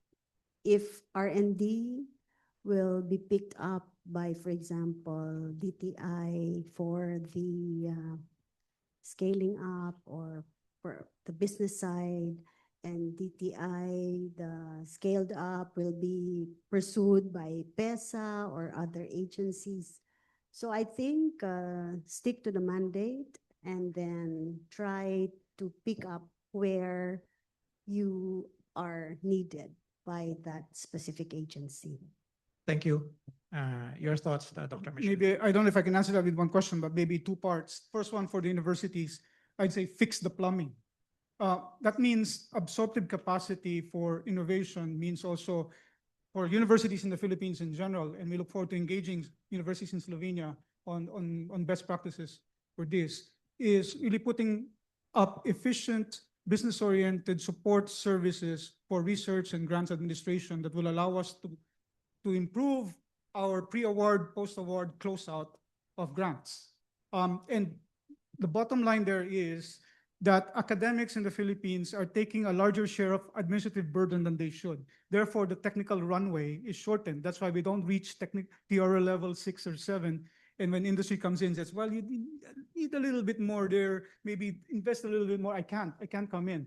And I think root cause perhaps is because academics have a shorter technical runway when they have to take a lot of administrative functions as well. So that's for universities. For government, I know our current incentives for businesses investing in the Philippines have to do with quantity of jobs created, but also maybe we should take a closer look at quality of jobs created. We are proposing incentives under the Strategic Investments Priorities Plan for companies that hire PhDs and masters in the Philippines. I don't think such incentives exist. So there is a pipeline of these advanced skills graduates, courtesy of scholarships from DOST, CHED, and many other groups, right? But these people need to be retained in country, and please bring your ecosystems here. We have a median age of 25 years old in the country. The workforce is vibrant, the population is still young, and there is a good pipeline of masters and PhD students that can fuel your businesses here in the Philippines. Thank you. Thank you. Mr. Ablaza. Yes, connecting technology and investments, that's the machinery and or systems with the money, will need risk mitigation. Through guarantee products, perhaps there should be financial products that will undertake or cover technology risk as far as all other investment risk. Also, business delivery models, the ESCO performance contracting model transfers the risk from the end user to a third party, or other, there are now climate funds that are now filling that valley of death that I was talking about earlier. And a good example is the Southeast Asia Clean Energy Fund, which actually puts money on pre-commercial deployment or post-R&D activities. So the world needs more of this. And I see that there's also mentorship. I'm jump-starting a non-existent ESCO community in Cambodia. And so that needs a lot of push, that needs a lot of creative innovation in delivering technology and connecting them with the money. Mr. Mealy? Yeah, so maybe something similar, but the idea of government incentives to private companies to invest in startups. Could be tax breaks, but the whole idea, I think companies talk about innovation. They say they want to invest in innovation, but they don't quite, there's a difference between the corporate mindset and the startups. And if the government can provide some kind of incentives, monetary incentives, then the private companies will start coming in, and then we'll have more success stories. And once they see what these startups can do, then the money will flow naturally. Dr. Gazan? Yeah, since I only have one sentence, and I can go for very long on this topic. I would say for the academia, it's industrial PhDs. I mean, proper industrial PhDs are something that are required at the moment. So to have this co-development. And for the industrial side, particularly for hydrogen and carbon, we need sources of it so that the industry can access it now and do pilot projects. Because now it's always chicken or the egg. Will I produce hydrogen, but nobody will use it? Will I use hydrogen where I will get it? So I think this is now in the semi-public domain to have these sources available for the industry to kick this off. Thank you, Mr. Veronique. Yeah, I would agree with everybody. Also, what is important is that, for example, the companies, they have to be taken accountable also for the results. That's very important. That's also a point for the regulators, for example, to make this accountability very important. So that's That's from our perspective very important. Thank you. Now we move now on transfer mechanisms, but I would focus on our two panelists coming from the private sector. I start with Mr. Mealy, given the work that you do with Idea Space and Cubo, no? So my question on this would be, what do you think are top barriers that you see for research-based ventures to secure industry customers and scale commercially? Well, I've seen this firsthand. No? I've seen the scientists through this DOST program that I mentioned. There's sometimes a lack of understanding between the inventors and the private companies. And the inventors don't always realize what it takes to make an idea commercially viable. So I think that's important. I think funding is always a critical part of this because startups and these new ventures, high failure rates. I think people have to understand that and accept that risk.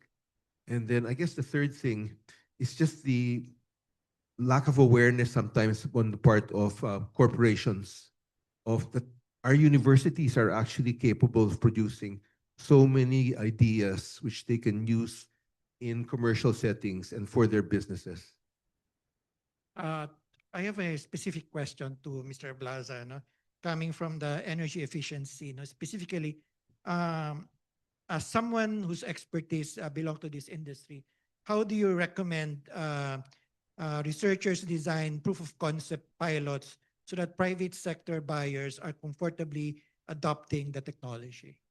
I think one thing that we're not talking about this morning is the transition strategy. Sometimes we cannot force a very deep new science into the business community because we lack a transition strategy. I'll give you one example. So I cannot name my industrial clients. They want to get into hydrogen one day, but there's no hydrogen infrastructure yet that will bring the hydrogen to their premises. So my solution is to get them into a transition fuel first, get them out of bunker and diesel, get gas engines that will get LNG, but have the engine blocks that are hydrogen ready. So, and then, we have third capital, and then we would put money into it because now there's a transition fuel under a transition strategy that will get them on the pathway towards the ultimate goal of enabling hydrogen. So transition is one. And the second is ESCO, the business model.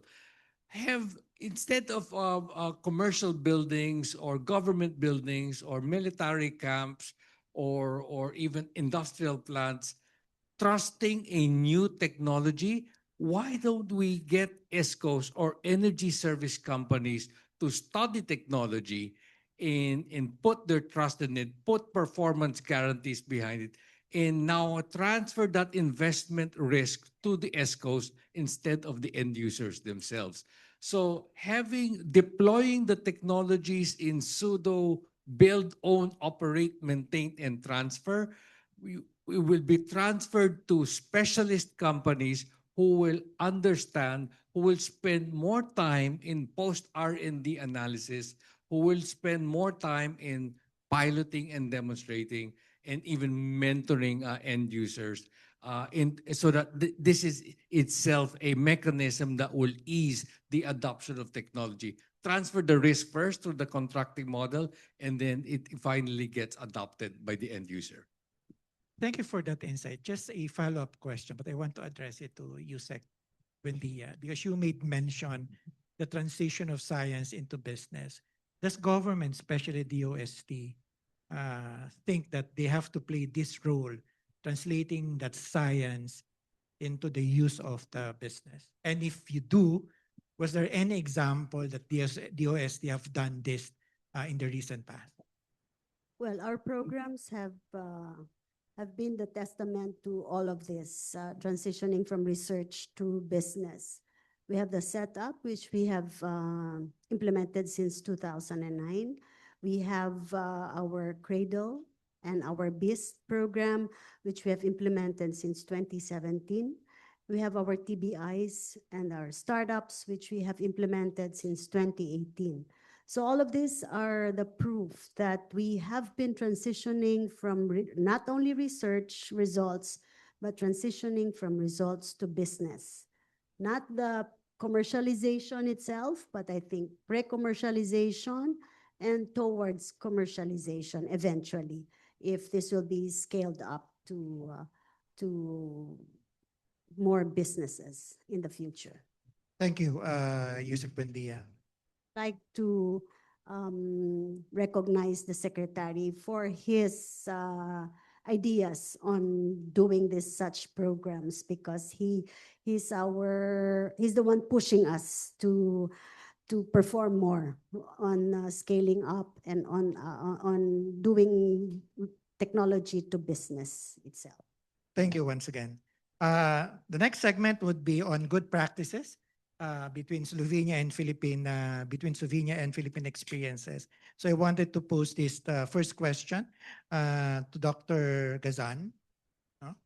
Can you describe one concrete example of a successful research to industry transfer in Slovenia? And identify the single enabler that was very decisive. I mean, I have to say this is one of our very successful cooperation with the glassworks in Slovenia. They started to think about using hydrogen in 15 years ago, or maybe even more. And they did something similar to what you were suggesting. So we were very lucky that it was the same time that they needed to renew their furnaces. So they switched the furnaces, but they switched it to such a way that the new furnace can take either hydrogen or natural gas or a mix of it. And this is what they're doing at the moment, because of the market that now it cannot get enough of the clean energy carrier just to use it with that. But the single decisive factor was there. First was long-term cooperation. And the second was that actually people at the industry were ready to acknowledge this, were ready to start this R&D. We had people there that were ready to start to go into projects together with the academia. Because what's also very important is sometimes we have an unequal position when we do development projects. Sometimes academia is least favored, sometimes industry is least favored. So when we go into TRL projects, closer to the market, it's really hard, it gets more and more hard to cooperate, because either the R&D component will not be able to do a lot, or the industry will not be able to do a lot. But we were able to push through. It's one of the very successful cases of the Innovation Fund and the own Innovation Fund project in Slovenia. And now this year, I'm very happy to say they made the first carbon zero, if you like, bottle.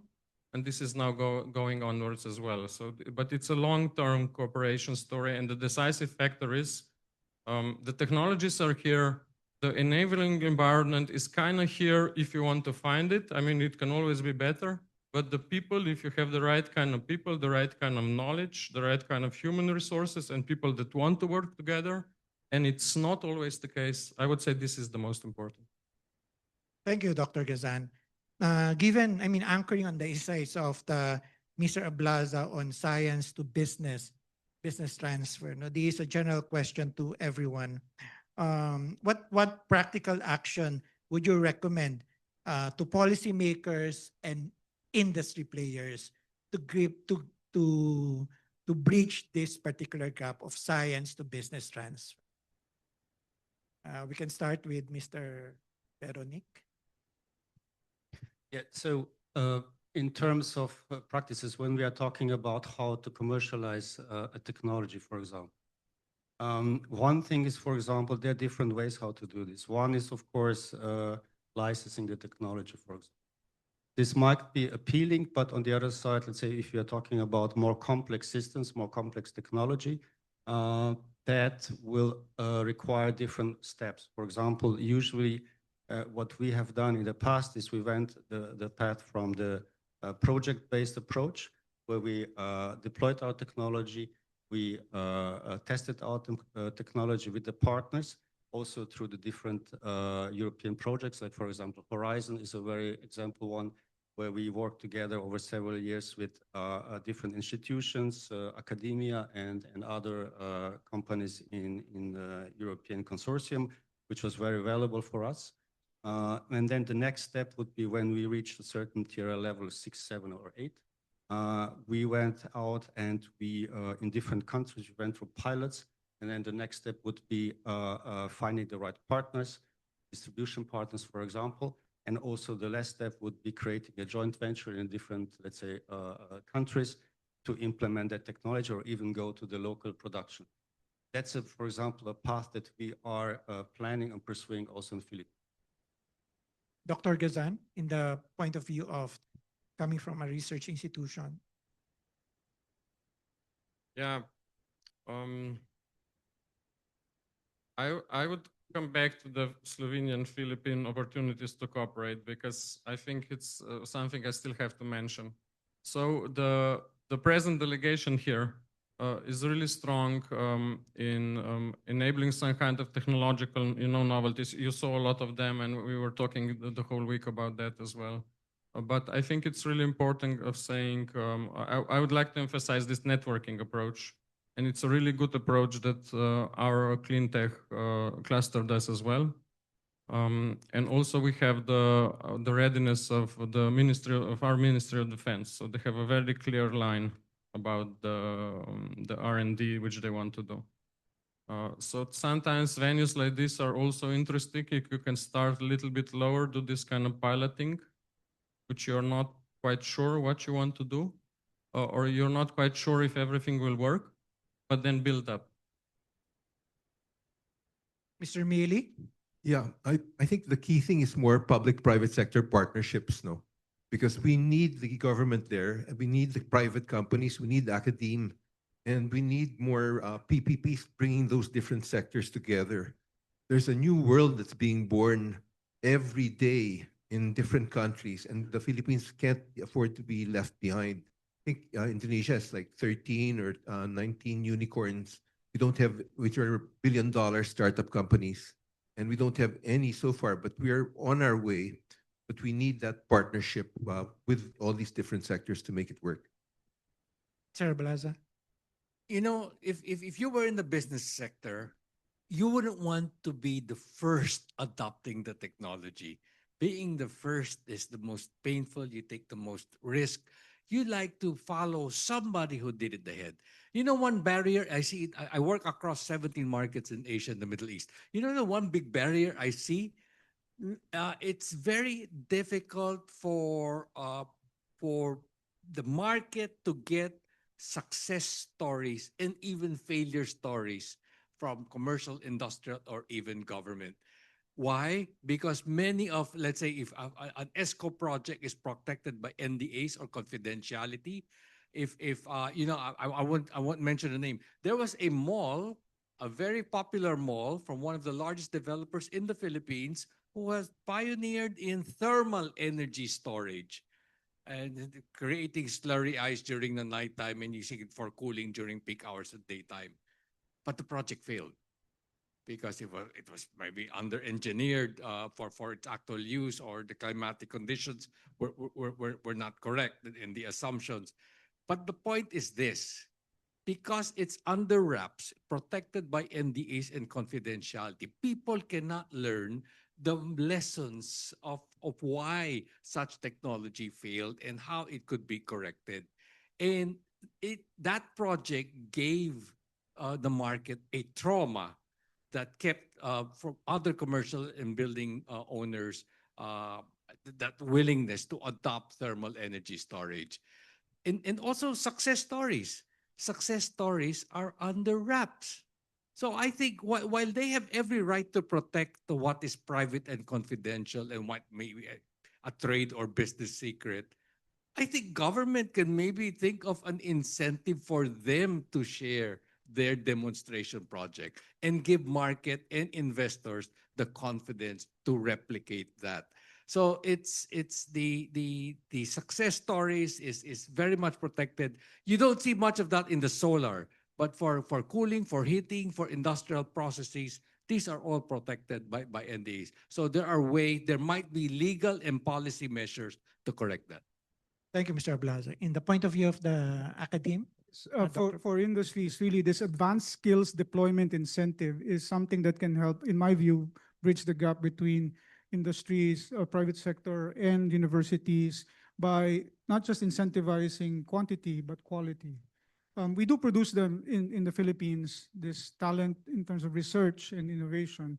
They need to have an increasing footprint in local companies, perhaps through some incentives under Create More Act and the SIPP, this can be handled. Another thing is that talent is the glue really that keeps them together.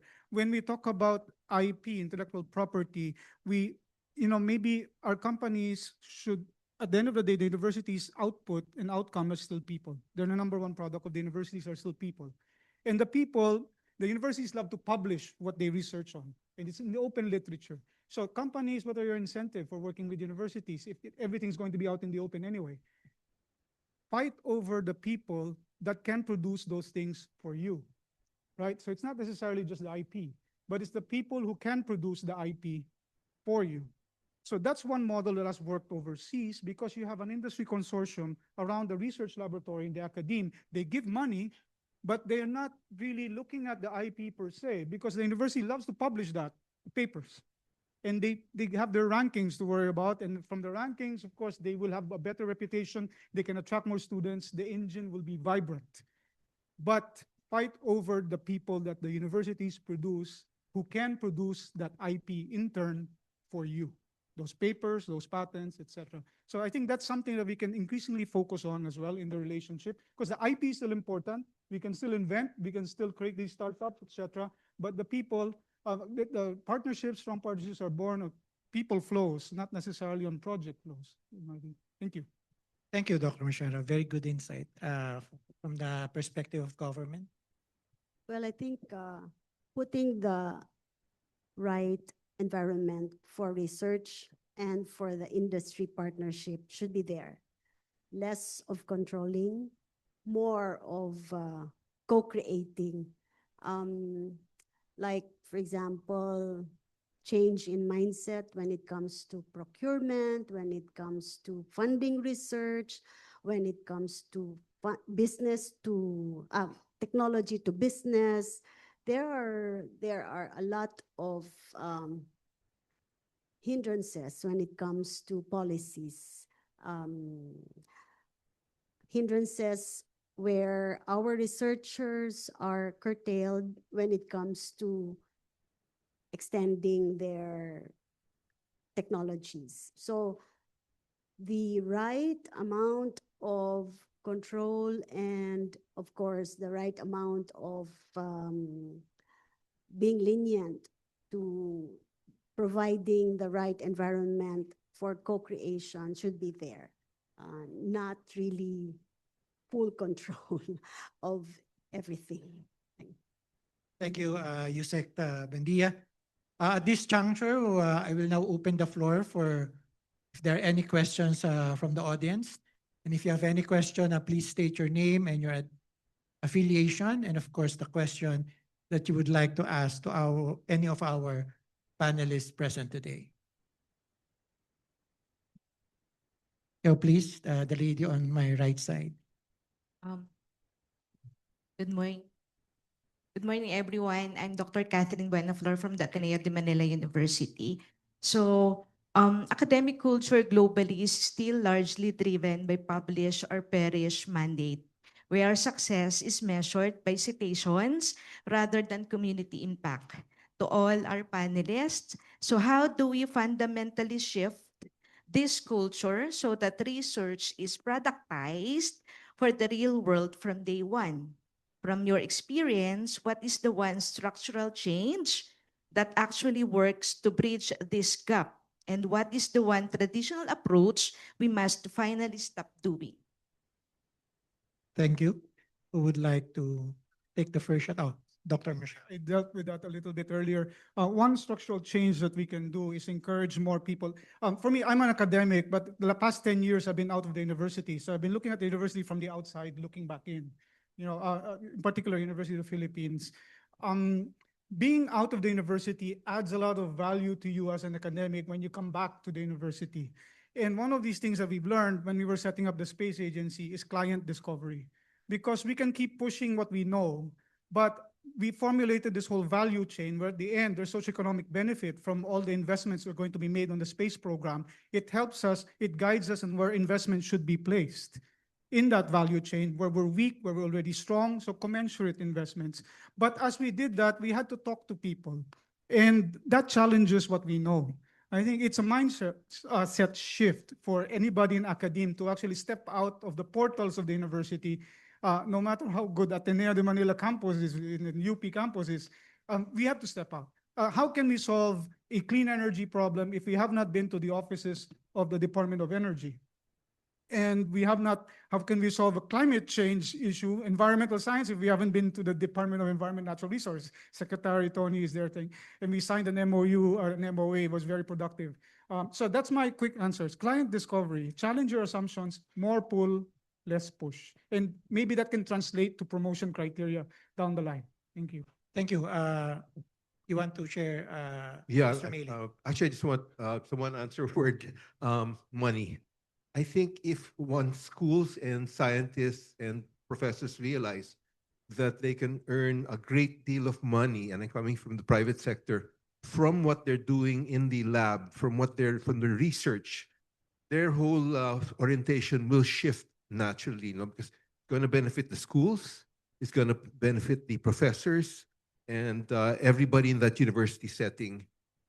But the whole idea is to incentivize them to start to focus on research that is commercially viable and that business will be interested in. Dr. Gazan? Yeah, I have to apologize in advance. You probably won't like my answer. But what we are doing at the Institute is realizing that, so it's another TRL we are working on. Probably it's not the same kind of people that need to support this. I mean, this is, if you have a Formula One, you need a Formula One driver. And it's really crucial that you have this kind of people. So what we are doing now at the Institute is we are adding an additional layer to the titles. We only now have technical staff and we have research staff. Many of our researchers are also professors at the universities like myself. But we are now adding an additional layer, and this has already been established with some other institutes, that we have now like, I don't know how to say it in English, but it's a development, ladder in between. And these are the people that will be focusing on this. So it's really important. You need to have all of these people working together, but the facilitator and doing the technical, it's not really technical R&D, but it's really important early stuff that maybe we don't have the full competencies yet for. So this is for sure one of these shifts which we have been talking about, but also others I agree with. Yeah, Mr. Ablaza would like to share some insights. I have just very short practical advice. So my background is I studied astrophysics, which is very theoretical in Germany. After that, I did an MBA, so it's a more like a practical one. But actually, I would, for the universities, for science universities, I would actually recommend to unify both, or at least to have for the researchers a little bit of idea what business means and what business life means. So to have the introduction, at least to start to think about it. That's very important. Well, the research sector has got to be bolstered. I'm very glad that as we speak, we already have the Philippine Energy Research and Policy Institute. So that's one structural reform. But, it needs more funding. It needs more resources. While we support R&D in technology deployment, there's one missing ingredient in human capital development that we're forgetting.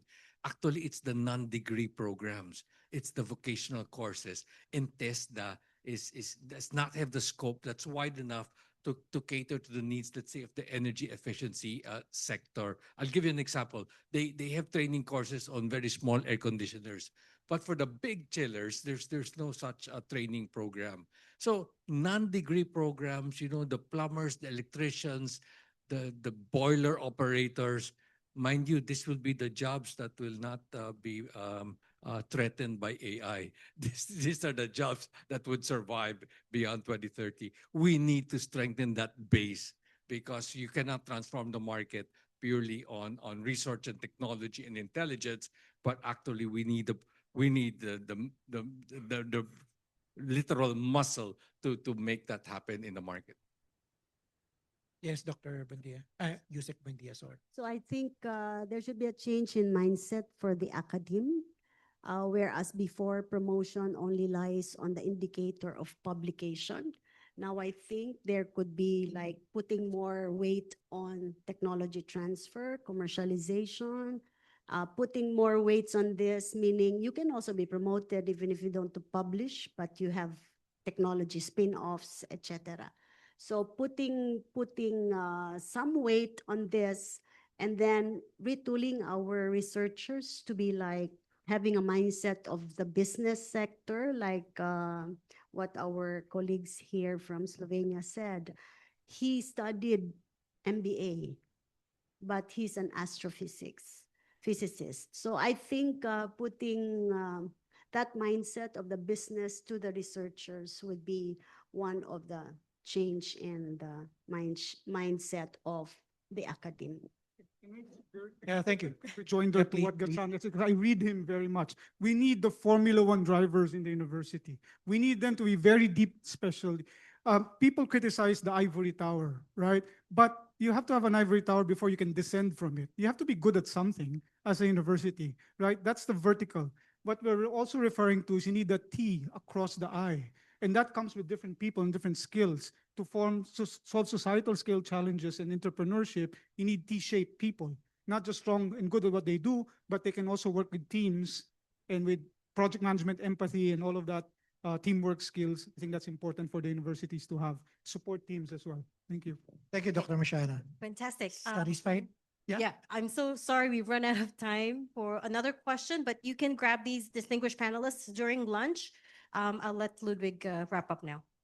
Okay, well, there is no more time. So to our panelists, Yusek Buendia, Dr. Marciano, Mr. Ablaza, Mr. Meli, Dr. Gazan, and Mr. Veronique, thank you so much. I had a very insightful discussion with you this morning. And of course, to our audience, thank you for listening and participating. Thank you.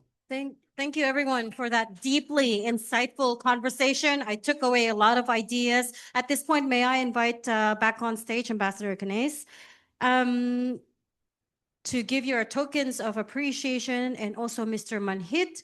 May we also call on Mr. Mate Kaiser of TEDSIS.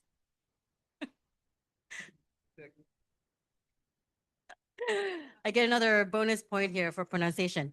Ms. Mate Geiser, Managing Director of TEDSIS, to join us. And again, our panelists were made up of DOST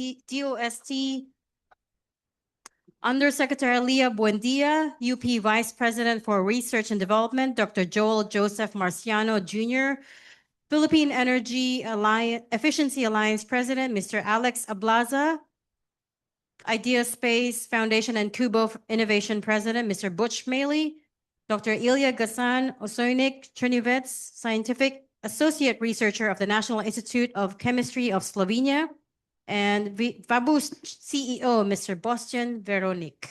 Thank you, everyone.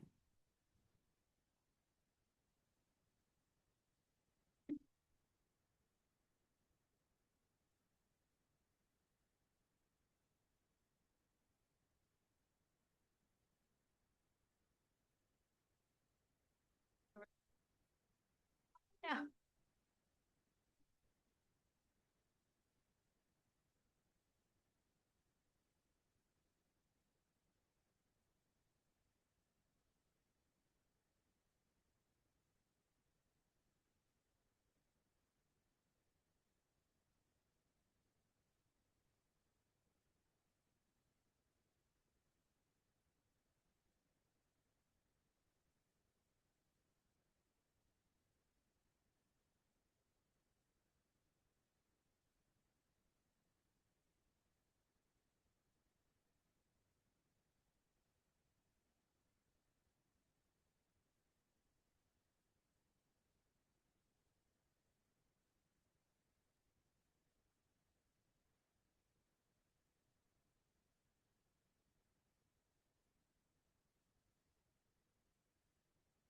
Thank you so much again, everyone. Lots of good ideas on this panel. We'll take off from there for the afternoon sessions. But for now, the part that everyone's looking forward to, lunch. We prepared a sumptuous buffet for everyone outside. Please be back by 1 p.m. so we can resume promptly, except for this head table. You may stay in your seats. Lunch will be served to you. Okay. But she's not. We also we also want to acknowledge Honorable Tony Yulo Loizaga. Thank you so much, ma'am, for joining us, and we look forward to your keynote this afternoon. This table can stay in your seats.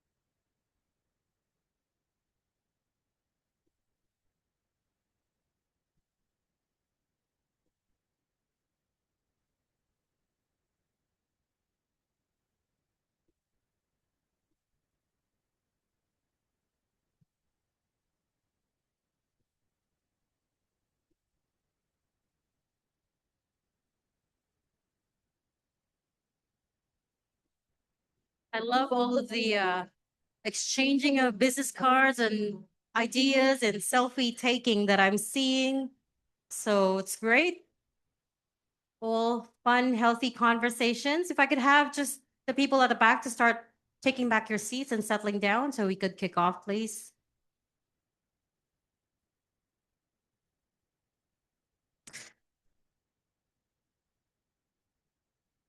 Great. Thank you so much.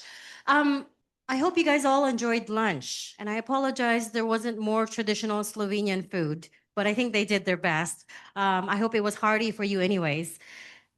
To set the tone, we've got a packed afternoon as well. So I'm going to dive right into it. And to set the tone for this forum, in the second half of the forum, we are honored to have with us Honorable Maria Antonia Yulo Loizaga, Special Envoy for Disaster Risk Reduction and Management and former DENR Secretary, to deliver her keynote address. Please give her a warm round of applause.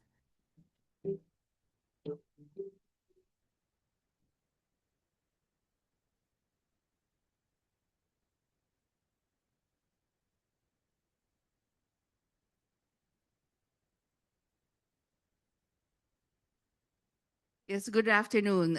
As many of you know, this is what's called the hora de peligro.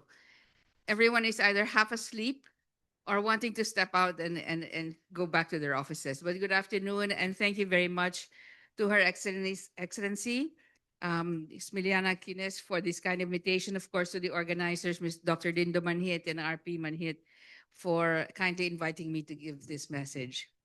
We are, as all of us know, in complex and uncertain times. As a hazard-prone country in the midst of this turbulence, the Philippines must address the needs of a growing population, striving to reach high middle-income status. In addition to these challenges, we must confront specific geopolitical pressures and address the impacts of climate change. All told, the demand of mitigation, adaptation, disaster risk reduction, sustainable development, and national security have brought us to this period of what I call convergent risk. As an illustration of this complexity, we need only to recall the devastation from the Zamboanga siege, the Bohol earthquake, and Super Typhoon Yolanda, all occurring in a single year between September and November of 2013. To illustrate the magnitude of these risks, the Office of Civil Defense records show that between 2009 and 2024, we incurred over 1 trillion in loss and damage due to multiple hazards. Looking forward on climate change, our National Adaptation Plan reveals that the cost of inaction within this 2030 decade could reach 1.4 trillion. Moreover, despite contributing less than 1% to global greenhouse gas emissions, the cost of mitigation through emission reductions due to our heavy dependence on fossil fuels, as well as shift to renewable energy, will run into multiples of that figure, according to the 2023 Nationally Determined Contribution Implementation Plan. The threat convergence requires countries such as the Philippines to continuously re-examine development and security priorities in order to ensure that we attain stability and resilience through food, energy, and water security. And we need as well to adopt solutions that are strategically aligned, if not integrated. Nowhere are these challenges more evident than in our capacity to cope with the disruption of disasters, whether they be natural, technological, including cyber, or from internal or external conflicts. In all, if not most of these instances, the core of our security sector, our armed and uniformed services, are at the forefront of providing protection, humanitarian assistance, disaster relief, and at times even reconstruction. In the face of complex disaster risks, we look to our armed and uniformed services as they are capable of delivering disaster response and security through assured power or energy, lift or mobility, and communications. Among these, one of the most critical is in fact energy. This is no easy task. While mindful of our international commitments to Paris by mitigating our greenhouse gas emissions through energy efficiency and the shift to renewables, our security sector must simultaneously fulfill the needs of our countrymen in terms of defense and the capability to respond to rapid and slow onset hazards, as well as internal and external threats. This is where the importance of this conference truly lies. Aside from linking science to business and innovation, it is a unique manifestation of the recognition that we are indeed in a time of convergence. While we are confronted with this kind of risk, this is also a time of great opportunity for science, technology, and innovation to transform these risks into possibilities for peace and prosperity through strategic collaboration. For the security and disaster management sector, our friends and colleagues from Slovenia present new tools for greening in the areas of energy security through efficiency, the shift to alternative hybridized and renewable sources, new building materials and designs that translate to smart deployable construction, water sourcing and treatment for distressed sites, and the use of artificial intelligence in simulation, monitoring, diagnostics of integrated or multiple systems across different domains. These technologies can address the needs of all phases of disaster risk reduction, namely prevention, preparedness, response, and recovery. So these are not just opportunities for capability enhancement beyond mere compliance to international obligations on climate, biodiversity, water, and sustainable development. They are, more importantly, potential investments in agility, targeted responsiveness, and effective mission delivery, even while operating in hostile environments. A final word on the quadruple helix that some of you will already have heard about today. There is no other way forward than through collaboration between government, academia, which covers both knowledge, research, and innovation, industry, and communities or the end user. As the former president of the National Resilience Council, I can personally attest to this.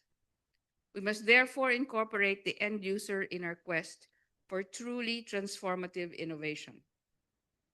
In the Philippines, we call this the bibingka approach, wherein the rice cake must be cooked by heat from coals above it as well as below it. And I hope the visitors will have a chance to actually taste this dish before you all leave. It is on this note that I wish to express my deepest appreciation once again to Her Excellency, to StratBase, and to all the members of this delegation for bringing everyone together to address these very urgent and complex topics. May everyone have a very fruitful discussion and mission ahead. Thank you very much. Maraming salamat. Thank you so much. Thank you so much, Secretary Loizaga, for that fantastic keynote. If I could just have you stay on stage, please, for just a quick photo. And may I invite Ambassador Canese and Mr. Manhit back on stage for a quick photo and the handover of a token. It's a time of great challenges, but also a time for science and innovation, is what Secretary Loizaga said, and I couldn't agree more. Secretary Loizaga, by the way, before she took on this latest post, was the Environment and Natural Resources Secretary for the Philippines, and she led delegations to COP27 and COP28. Is that right, Secretary? Is it also COP26 or 27 and 28? COP27 and 28. That's what I remember. Okay, thank you so much. And with that, I am going to formally open the second panel for today's forum. It's titled Digitalization and AI for Crisis Management and Disaster Resilience, all themes that we've already touched on earlier today. This discussion shall focus on the importance of AI in crisis management and explore different examples from real-time assessment to preemptive action. And just like this morning's sessions. I'm going to call up each panelist on stage one by one, first to give their remarks, and then later to sit together as a panel to have a discussion.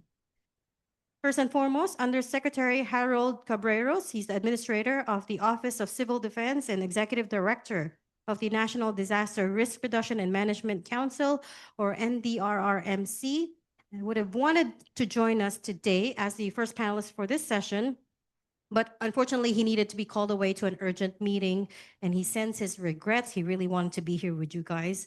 Still, we're grateful to have with us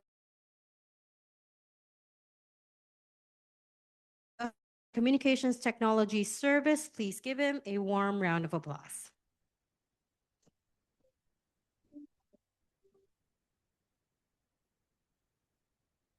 Good afternoon, Her Excellencies, ladies and gentlemen. Please allow me to present the prepared presentation for the Office of Civil Defense. Next, please. The Philippines holds the highest global risk for disasters as embodied in the World Risk Index Report 2025. Its unique geographical location makes it highly susceptible to various natural hazards, it being located at the Ring of Fire and the Pacific Typhoon Belt. The National Disaster Risk Reduction and Management Plan establishes the linkage between disaster risk reduction and management, climate change adaptation, and human security by focusing on climate and disaster risk. The NDRM framework provides for a comprehensive, all hazards, multi-sectoral, interagency, and community-based approach to disaster risk reduction and management. The Office of Civil Defense serves as the executive arm and secretariat of the National Disaster Risk Reduction and Management Council.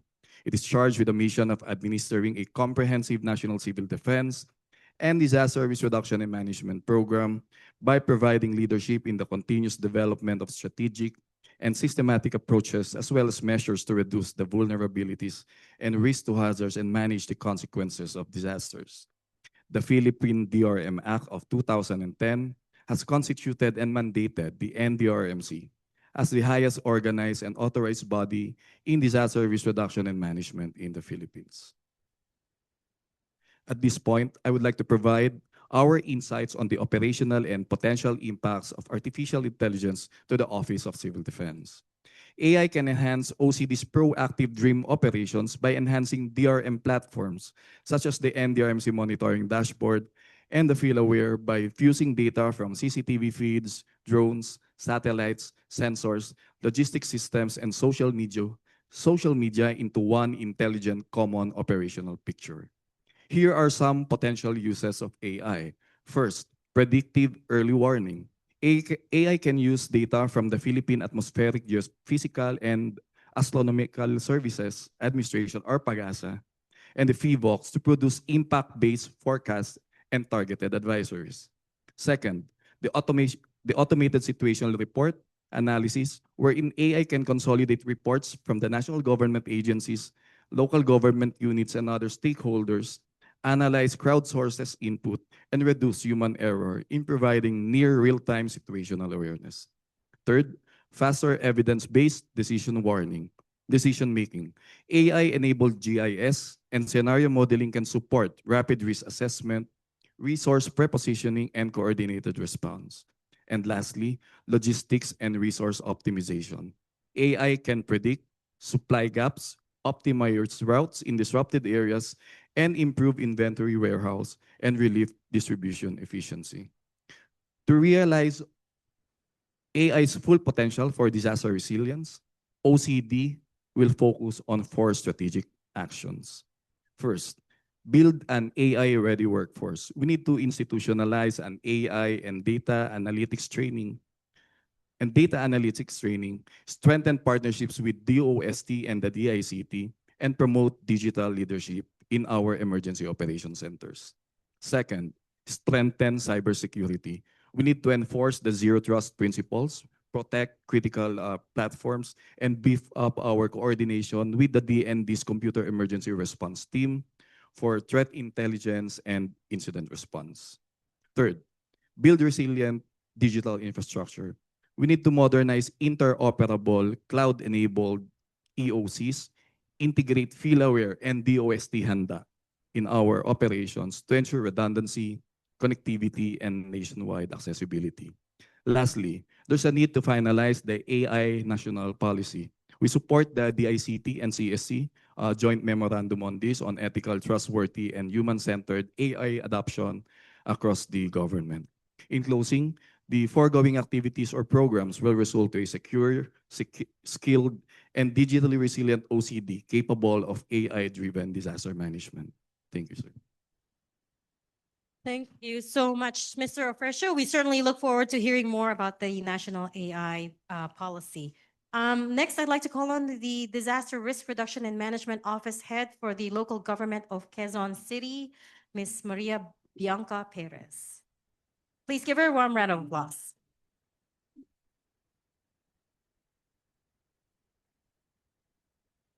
Good afternoon, Her Excellencies, and Secretary Loizaga. In our work supporting disaster risk management and response operation in Quezon City, we deal with both routine and high-impact emergency situations. Quezon City is the most populous city in the country and the largest in metropolitan Manila. Over 3 million people reside in over 16,000 hectares or 161 square kilometers of land area, divided across 6 congressional districts, the highest in the nation is aside from Manila, the capital. On average, the city responds to approximately 20,000 emergency and hazard-related incidents per year, ranging from flooding and fire incidents to medical emergencies, vehicular accidents, and mass gathering events. During inclement weather incidents alone, response operations resources can scale up to more than 14,000 personnel and over 100 vehicles, just mobilized by the city government alone, requiring coordination across multiple departments, the barangays, and partner agencies. Within this system, the Quezon City DRM office plays a central operational and technical role, in line with the mandates of the Philippine DRM Act of 2010. And anchored on this framework, the QCDRMO is responsible for ensuring that DRR is institutionalized at the local level. In practice, this means leading risk assessments at the community level, developing and implementing DRM plans, coordinating emergency operations, maintaining early warning systems, and ensuring that response actions are timely, coordinated, and evidence-based. We also serve as the operational backbone of the local DRM Council, translating policy directions into real-time field action during emergencies. A key development in strengthening the digital ecosystem is the implementation of iRise Up for DRM, intelligent, resilient, and integrated systems for the urban population, which is the city's network of environmental and flood monitoring infrastructure, consisting of over 4,000 sensors strategically installed across the city.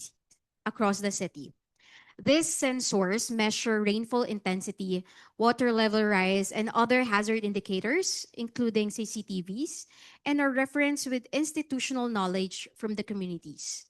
This enables a more localized and granular understanding of evolving hazards, allowing decision makers to issue advisories and activate response protocols with greater speed and precision. What do complex hazard scenarios for the city look like? In one such case, it means 20,145 evacuated families due to flooding, which can translate to 80,000 individuals, and simultaneous activation of 223 evacuation sites with 857 emergency calls for rescue during one of its worst flooding in history. This was in Typhoon Karina in 2024. Challenges arise not only from the physical scarcity of resources, but when coordination is challenged at points of uncertainty, transition, and convergence. When time is short, actors are many, and clarity is low. Digitalization tends to struggle where coordination is already fragile. It's about whether these systems still work under stress across agencies and with imperfect behavior. Cases in point. First, rapid onset escalation, when data is accurate but not enough. In August 2025, Quezon City experienced extreme rainfall. We call it hyper-localized rainfall, even exceeding Typhoon Ondoy's hourly intensity at 105 millimeter per hour between 2:10 p.m. to 3 o'clock, flooding 36 barangays in a very short time. Even with accurate rainfall data, the window for action was too short. iRise Up improves localization, but it cannot compensate for insufficient drainage, blocked waterways, and ineffective flood control. Second, digital tools depend on inputs, but in the initial hours of an incident, data may be messy, delayed, or wrong. In responders prioritize action over encoding information. During Typhoon Karina in 2024, we received thousands of calls for rescue that we distilled into just over 800. We had to validate them and double check. Dashboards lag behind reality, and we had to bypass it by putting up manual whiteboards to write on. At the barangays, encoding takes a backseat when response operations are prioritized. Third, scale leads to problems as 142 barangays under Quezon City are on uneven digital maturities. Our dashboards may look clean, but in reality, ground truth may be fragmented and delayed. With protocols implemented by uneven capacities, digital systems create hesitation instead of speed. Preemptive evacuation on the ground is assisted by city forces to enjoin hesitant communities, while some barangays do not need assistance at all. Fourth, when multiple authorities converge, so do various stakeholder data management systems. Stakeholders often use different platforms. Some use Excel-based, some proprietary systems, some just messaging apps such as Viber or Facebook Messenger. Digitalization fails when systems can't talk with each other, forcing manual consolidation. That defeats the purpose of real-time coordination. Quezon City has 55 number of agencies working under its 15 response clusters. So you can imagine. That is on top of various national agencies that we have to work with and data that comes in from the ground teams. iRise Up can predict flooding accurately. Our drainage master plan is a result of that, but we cannot prevent system overload in real time. When digitalization struggled, systems don't really fix all institutional fragmentation. In our ecosystem, our DRM digital system may be strong with over 23,000 trained individuals annually on understanding risk. But there is still work to do for human compliance, risk normalization when we say lagi namang binabaha dito, or coordination delays. iRise Up has reduced consequences, leading to zero casualty in the last 2 years. But we have yet to eliminate operational complexity. There is struggle in moments when decisions, behavior, and infrastructure collide. Digitalization and AI present tremendous opportunities to strengthen disaster resilience, but we have yet to look deeper on information it can offer. We'll need to look at how we can distill AI to transform our system so that it can lead to faster, clearer, and more actionable decisions under uncertainty. Thank you. Thank you so much, Ms. Perez, for outlining for us the grassroots initiatives for disaster resilience in Quezon City.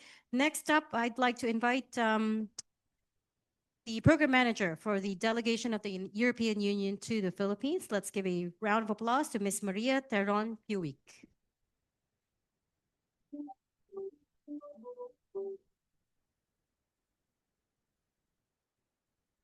Hello, everyone. It's a great pleasure to represent the European Union here today. Today is also the National Innovation Day in the Philippines, so I think you couldn't have chosen a better date to start this very good delegation and exchange on academia, private sector. So as you know, in the European Union, we are 27 member states, so European countries that we work together and collaborate. Science, innovation, research, and academia is the bread and butter of what we do. I'm sure here everyone has heard about Horizon Europe, about the AI factories and other exciting initiatives we have going on. But here today, I really want to use the opportunity to highlight our great cooperation under the Global Gateway on digitization and on data. Earth observation offers an immense amount of data that, if we don't know how to use, how to process, just sits there. So we lose a lot of the value, be it economically, be it environmental, but also to prevent human loss. So in the Philippines, the European Union and the Philippines a few years ago were talking about global challenges and how we can tackle them together. And that is what the Global Gateway is about mobilizing European expertise, European infrastructure, and European knowledge for doing capacity buildings. So here, I'm sure we are all very aware, for the ones that live here and the ones that are visiting, that disaster risk management is a high priority for the government at national, local level, but also for the people. This affects the daily life of people, so a solution has to be provided. It cannot remain untackled. So here is, as you know, in European Union, we have the Copernicus program. This is the European Space Program that you can access all the data from 20 European satellites, that some of them are also private by European companies.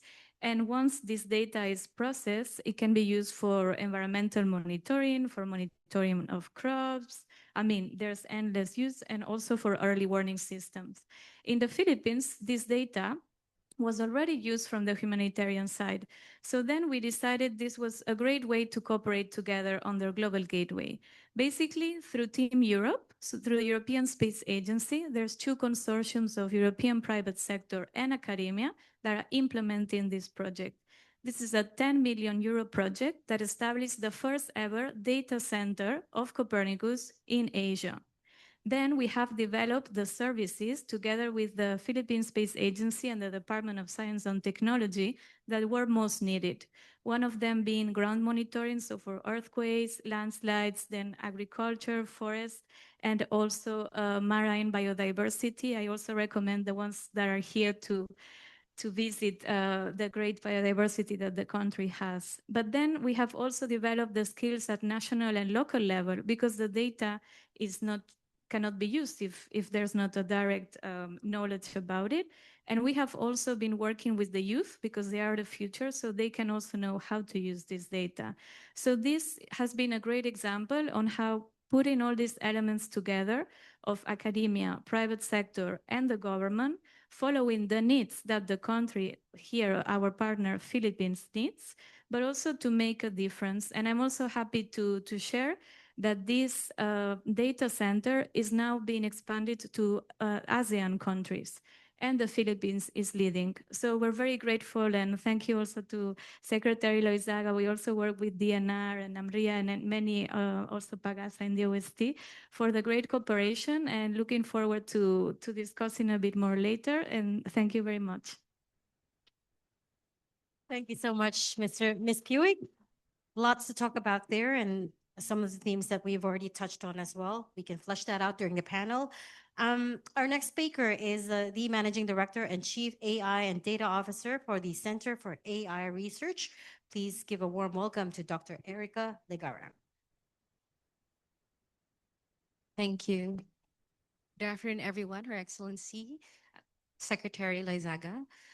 Thank you to the Stratbate Institute and the Embassy of Slovenia, of course, for inviting us in this conversation. I want to start by saying that everyone in this room probably already knows that the Philippines is always hit. We're hit hard, we're hit often, about 20 typhoons per year on average. So that's not news to this audience anymore. But here's something that may surprise you. In school year 2023-2024 alone, 42% of public school students, that's 11 million learners, lost more than 20 school days due to natural hazards turned disaster. A low estimate puts cumulative class suspensions across 2 school years to 69 disrupted school days, affecting over 14 million learners. And even if all school buildings were optimal condition, the Department of Education still faces annual losses of about 18 billion pesos due to hazard exposure alone. That's just for the basic education. That is the scale of the problem. And since many of us here are very aware of the typhoons and floods, I wanted to focus on 2 hazards that receive far less attention: volcanic ashfall and extreme heat. Ashfall doesn't respect official danger zones. It travels with the wind, blanketing schools tens or even hundreds of kilometers from a summit. Schools that are structurally safe from lava gets closed anyway, next slide, because of respiratory risk and roof load. Without real-time dispersion modeling, administrators are essentially guessing which schools to close and when. Now, next slide. Heat is the hazard that feels least dramatic, but it is increasingly the most chronic. Last year, for the first time, many class suspensions were declared not because of rain or floods or wind, but because temperatures became unbearable. Experts warn this is a reality that's likely to persist. And if you were to look at the recently concluded school year, natural hazards turned disasters have already forced the suspension of over 20%, that's 1/5, of face-to-face classes. And this is where I think the most important frontier in AI for crisis management lies. Not just real-time response, but preemptive modeling so we can plan better. The tools now exist, it's been existing, to run atmospheric physics simulations that trace how an ash plume, for example, moves across a landscape under different wind and eruption scenarios before an eruption escalates. To build digital twins of school networks that let planners and policymakers ask, let's say if Mount Canlaon goes to alert level 4, which 500 schools do we preemptively close? And in what sequence? Or to model heat index trajectories across an entire school year and flag the months and municipalities where suspension risk is highest before the school calendar is even set. This is what a modern crisis management system looks like beyond the what is happening now. A simulation environment where decision makers can explore what if scenarios, stress test their response plans, and build institutional memory around hazard patterns that repeat year after year. Now, at the Department of Education's Center for AI Research, this is exactly the direction we are building toward with Ligtas. We build a couple of AI models with a focus on our learners and our teachers, moving from situational awareness to anticipatory intelligence. I have 1 minute left, so this is just to show you that we are now modeling how plume actually spreads given wind direction. This is simulation. If you go to the next slide, we're also capturing the heat index, and we can do this prediction ahead of time so we can tell teachers whether to suspend classes, to move everything online, or other potential scenarios. And finally, of course, we are layering it with flood data, weather data, also using Copernicus. Thank you so much for that. The last slide. The goal ultimately is not just to respond faster to disasters, but to make fewer decisions under pressure, because more of the groundwork was already done. Thank you very much, and I look forward to our discussion later. Thanks so much, Dr. Legara. That does look every inch like a modern crisis management plan, and we'll get into that a little bit later. Okay, so that's the Philippines perspective. And now we're going to hear from our friends from Slovenia.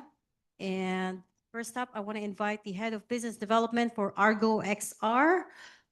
Wait for it, Mr. Silvo Katalinic. Thank you.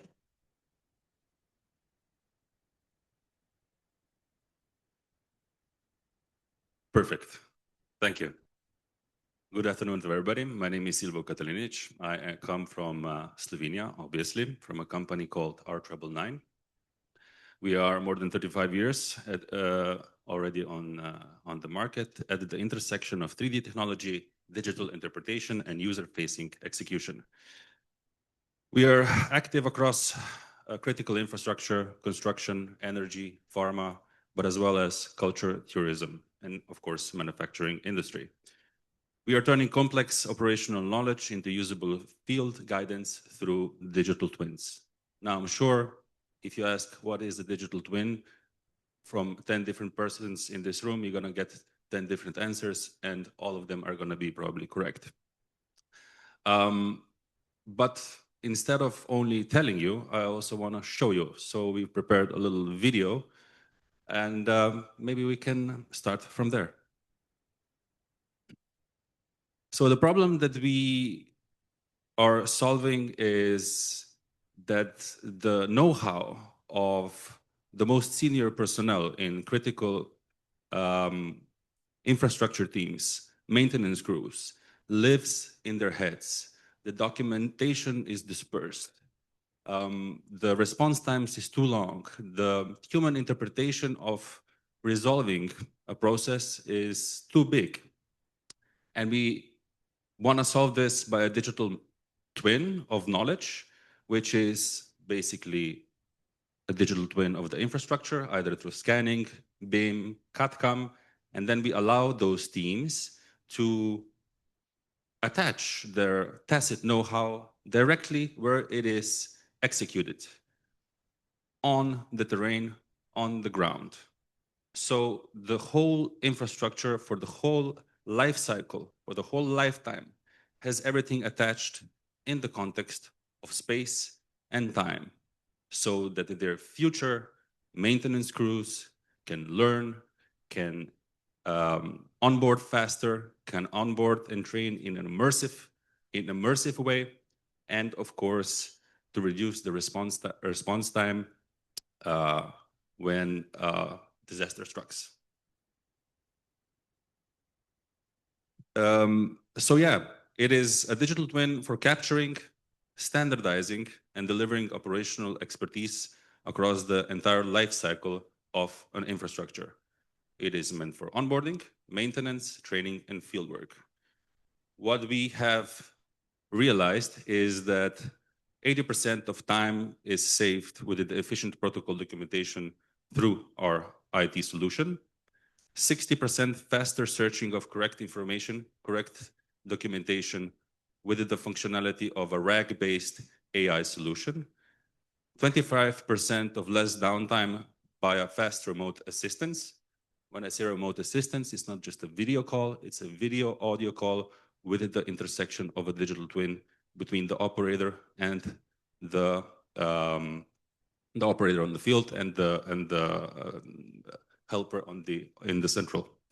And of course, 4 times faster learning and onboarding through immersive VR environment. I'm gonna stop here. I'm gonna talk a little bit more through our panel, and I would love to hear your opinions afterwards. Thank you. Interesting concept, digital twin. And I do hope you talk a little bit about that during the panel. Thank you so much, Mr. Catalinich. And last but not least, let us all welcome the technical and commercial lead for Smart Twin Smartis Slovenia, Mr. Alan Hadjic.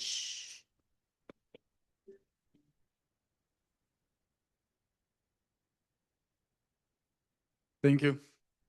Good pronunciation. Even the Slovenians sometimes has the challenges to pronounce my last name. So I'm thank secretly half Slovenian. Okay. Hello, everyone. Thank you for having us here. So my name is Alan Hadjic. I'm technical and commercial lead for Smart Twin. I'm here to present you our digital twin platform, Smart Twin. We are resolving challenges also like energy management systems, critical infrastructure, predictive maintenance, and we see a lot of relevance here in the Philippines. This can also bring a lot in energy resilience and security. Can we go to the next slide? So we are Smartis, we are a Slovenian company. We have more than 80 employees. We have 16 years of experience. We have offices in 2 locations, one in the capital of Slovenia, Ljubljana, and the next one in the capital of Croatia, Zagreb. We are also experts in IT business services, IT technology services, cybersecurity, and we have our custom development department. Within this custom development department, we build many great solutions, and we are mostly proud of our Smart Twin. So please, the next slide. I'm also prepared the video for the presentation of technology Smart Twin itself. So if we can just play the video. Introducing Smart Twin, a cutting-edge digital twin platform that bridges the physical and digital world. Managing assets across multiple locations with various devices and systems can bring complex challenges on a daily basis. Balancing unplanned downtime, energy spikes, and unpredictable costs while aiming for sustainability and cost effectiveness can be overwhelming. Now imagine a single unified solution that connects all locations, centralizes your operations, and delivers intelligent, data-driven insights in real time. Smart Twin links physical assets with the digital world by integrating data from different sources like machines, sensors, SCADA systems, web services, and enabling these systems to be interconnected into one place. Smart Twin empowers your operation with advanced event simulation, AI-driven anomaly detection, cost optimization, dynamic data visualization, and report generation. Unlock the future of digital transformation, enhancing operational efficiency and reducing costs across every location. Discover Smart Twin, your step towards sustainability, automation, and savings. Okay, so this is my short introduction, and thank you, and expecting you on the panel. So Thank you so much. Short and sweet, but thank you. We hope to talk to you about the technology a little bit more during the panel. Thank you so much, Mr. Hadjic. You do need to stay on stage so I can invite everyone back up. This panel will be moderated by Mr. Yuri Tomch, owner and director of JT Business Development and advisor to the International Center for Promotion of Enterprises. Mr. Tomch, you have the floor. And may I invite all our panelists back up on stage, Mr. Kelvin Art Ofrecio, Ms. Maria Bianca Perez, Ms. Maria Teron Puig, Dr. Erica Legara, Mr. Silvo Catalinich, and Alan Hadjic.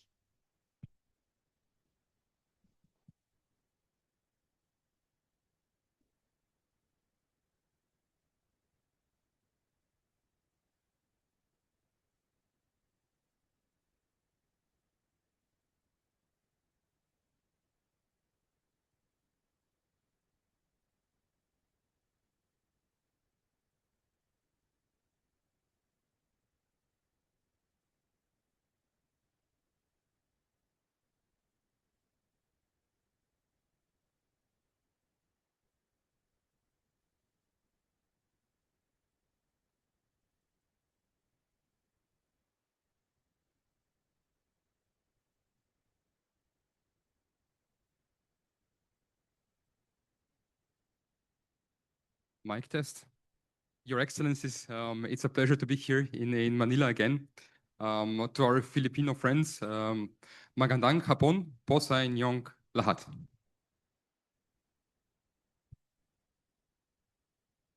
So we have seen a lot of interesting presentations, a lot of interesting information. So I thank you for that. I'm also happy that we have a gender neutral panel, more or less, if you don't count me as the moderator. So we've heard many different perspectives from you, right? Because you have come from different backgrounds. And we've seen that you work on artificial intelligence, data-driven analysis, system integration, and we saw how that can be executed in real operational environments when crisis hits. It's clear that there is capability already in the Philippines. So there is a good starting point to continue developing these solutions. So you're not starting from zero, and that's a very big plus. At the same time, what comes through when I'm talking to you and seeing all the presentations is that the challenge is not only about developing technologies, but it's how to make all of those technologies work together, how to interconnect them before the systems that you run and operate. You come from different backgrounds, and you all at the end need to have the same solution that works for the people in the Philippines.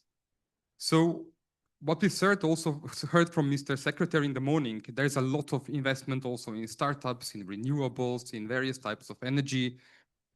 And that's all with the goal of using AI, using digital transformation to create impact-based outcomes. So now maybe if we shift from your presentations into something more an interactive discussion. So rather than going into your individual solutions, we'll see how those solutions can connect and interconnect in practice and how they can be applied for a real world scenario. So I will take you through 4 different stages. Let's first start with the stage where we look at the reality right now. The second stage will be, let's dream about the future and see what kind of systems you would like to have if you had no limits and no limitations regarding budgets and people, no constraints. The next one will be a critical view. So what can potentially go wrong? Where do we have challenges? And at the end, we all wrap up with going back to reality and checking what can actually be done, what can be put in practice. So let's start with a short reality check in a positive way. So maybe to start with Mr. Kelvin, from an ICT and systems perspective, we've seen that crisis management frameworks are well defined. We've seen them on the slides. But my question is, in real operations, where do systems perform well?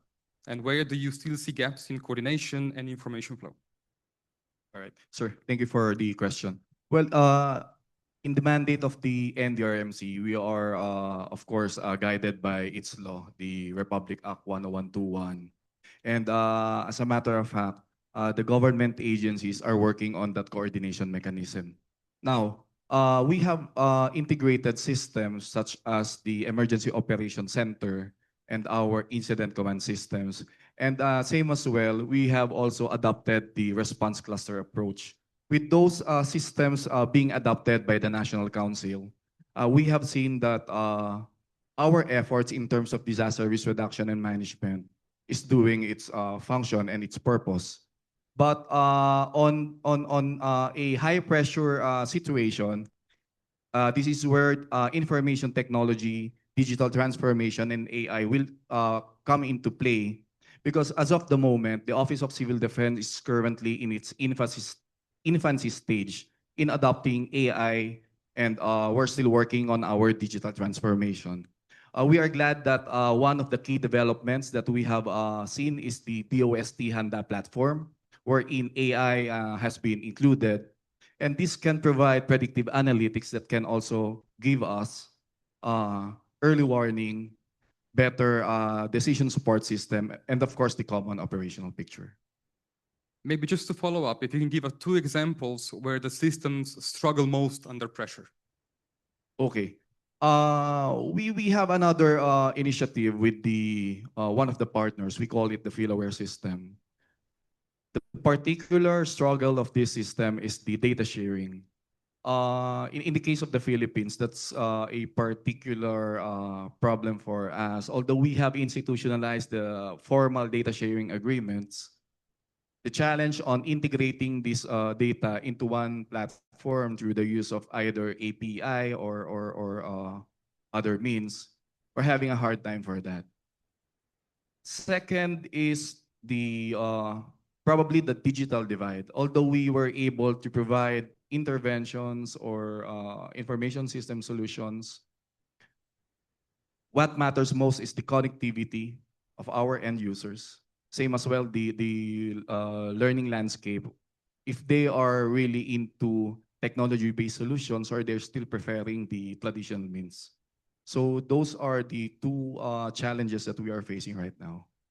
Thank you. Maybe to continue with Ms. Bianca. At the city level, we've seen a lot what you do already. And we've seen that you have plans and protocols in place. But let's say during actual emergencies, during actual events, where do things work as expected? And where do challenges become the most visible? Well, as I mentioned earlier, we use our iRise Up system. It's the early warning system that we use in Quezon City, and prepositioning our resources and planning and identifying where flood control measures are most effective. We also use it to prepare our frontliners so that we know how many or how much resources we have to mobilize. We are prepared. We anticipate already the impacts where it's going to be really going to hit the most.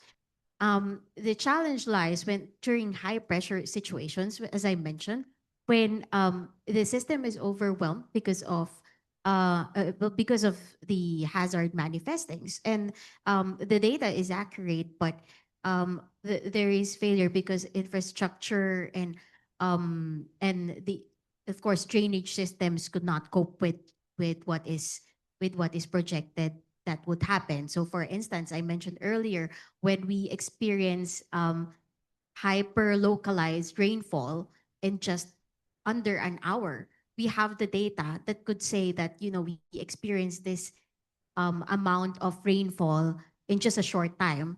But in terms of response, the window time is simply just too short. And in another instance, where in 2024, I mentioned in Typhoon Karina, we already anticipated that we're going to evacuate hundreds and thousands of people. But again, when data comes in during that initial hours of emergency and crisis, responders and frontliners' priorities are really on saving people's lives, on actual operations. Even if we have digital systems that we can report in, it's just not going to come in real time. And when they come in, it's going to be fragmented. Like some barangays, some communities can encode faster or they can report faster, but it's not just real time. And there is that window of time wherein decision makers at the executive level would just wait for information to come in. And then also there is also a challenge when um, the capacities for encoding or reporting would also vary. There are some barangays that are affected more significantly than some, so they would respond quicker. But some barangays who are more overwhelmed and are more focused on response, we would have to get more wait for more time to get information and reports from them. So there is a real time lag between the data that we have and the data that we still have to wait for. So in actual high pressure situations, that's where really the challenges lie, really bridging between the data that we have now and how fast we can address them. Thank you. Dr. Erica, question for you. We are seeing very strong progress in AI and data capabilities. We've seen it in your presentation as well. In real-world deployment, where do you see the biggest gap between what's technically possible and what's actually used? Excellent question. Actually, the challenge is really the people and the process more than the technology. That's what we learned.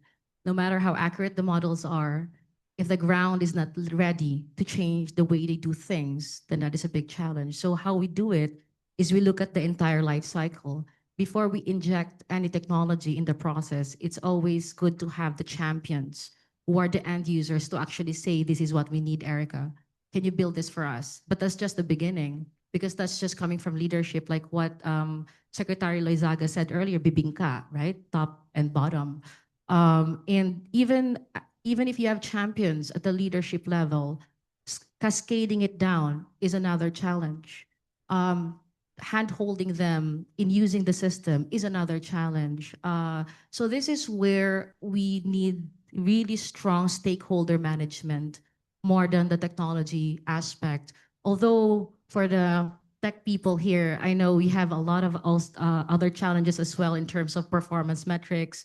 How do we measure success? Because that also contributes to the trustworthiness of the system that at the end of the day, people will be using. So I like how you use it, Ms. Perez, earlier, that it's a complex problem, because I'm also working in the field of complexity science, wherein you have multiple heterogeneous nodes that are highly interacting, and it's just difficult to track where potential errors arise in this very complex system. It's an interesting insight that the people are the biggest limitation when implementing AI, because we all look at AI as an almighty system that will save everything. And the end, we have programmed it, and we are the biggest limitation when implementing it. So, okay, that could have a few follow-up questions, but let's look at AI, right? It cannot solve everything. Where does AI currently struggle in practice when it comes to operation environments? Especially in hazard events where there's lacking in historical data, right? That is where it couldn't really generalize, right? How come weather is still difficult to predict? How come earthquake is still difficult to predict, right? It's not just about the data, but do we actually have the right data to make these predictions? Or maybe they're not really predictable. right? These are all scientific and philosophical questions that we have to grapple with. So I like what you said, Yuri, about AI is not the answer to it all. It's just a decision support tool, and it's important to clarify that and make that clear to policymakers. Even before we give it to them, that we are not predicting exact futures, but what we're giving you is a range of possible scenarios. It's still possible that they're not going to happen. At the end of the day, we still need the policymakers' wisdom to make that decision. Which comes down to experience of people. Exactly. Thank you for that. To continue with this, Maria, there is already strong data and monitoring capabilities from the European Union, from the Copernicus systems. From your perspective, where does this system work well today? Where do you see challenges in using this data to put it into actionable decisions? So I think for us, it really worked well because the Philippine Space Agency and the Department of Science were really co-leading and in charge of it. But I think the challenge now that we are working on this past months is that the different services that we have that also use AI, now the relevant departments, the thematic departments will be in charge. So for instance, on agriculture is the Department of Agriculture, then on forest it will be DNR, then for ground monitoring, FIBORG. So this is an essential part that FILSA is really, in the lead, but also letting the relevant departments come in. And I think this is crucial because they know their needs, they know how to use the data, and we are maximizing impact. Another aspect that we are also covering, but I think we can take it a little bit more to the next level, is at LGU level. We have conducted a lot of local trainings directly to use on GIS. We also try to make sure that we cover as much areas as we can. So here in the Philippines, we also have Mindanao and the BARM. So we are also taking Copernicus there. But I think there is some room for, making sure that the LGUs can also have access to that. And this comes to the different memorandum of understandings that the national government can also sign, but also to us to facilitate the connectivity aspect. So that's why in our new program, Digital Economy Package, we will build this connection at national, local, and international level. And then as we also have OECD colleagues here with European Union and Finland, we'll work with OECD to help on the digital readiness and collaboration with the OST. So, and also to encourage that Copernicus is used there, because one of the lessons that we have is that we have included as much of the government as possible, but we can be a bit stronger to support the National Disaster Risk Management Council and a little bit the LGUs. So I think these will be the factors to take it now to the next level and to ensure the sustainability aspect of the project, because right now the services are being run by the government of the Philippines alone. So that was the idea of the project, that the European expertise companies, European Space Agency come in, then the country can take over. And this is happening, so this is very good news. And we just want to make sure that everyone is included and data is available when it's much needed. Yeah, in my opinion, local ownership always works, right? And it has to be done that way. Thank you for that. So, Mr. Alan, going to you. From your experience working on integrating complex systems, organizations often have multiple platforms and multiple data sources. We've seen it today. Where does integration work? And where do systems typically fail to connect in practice? Where is the issue? Yeah, so this is the biggest challenge also for the AI. What we usually see in the practice, the AI itself is not the problem. Once when you get the data, AI is quite easy to implement and to do some interesting stuff with it. But yeah, the most typical challenges which we are facing is the distributed system, the fragmented system.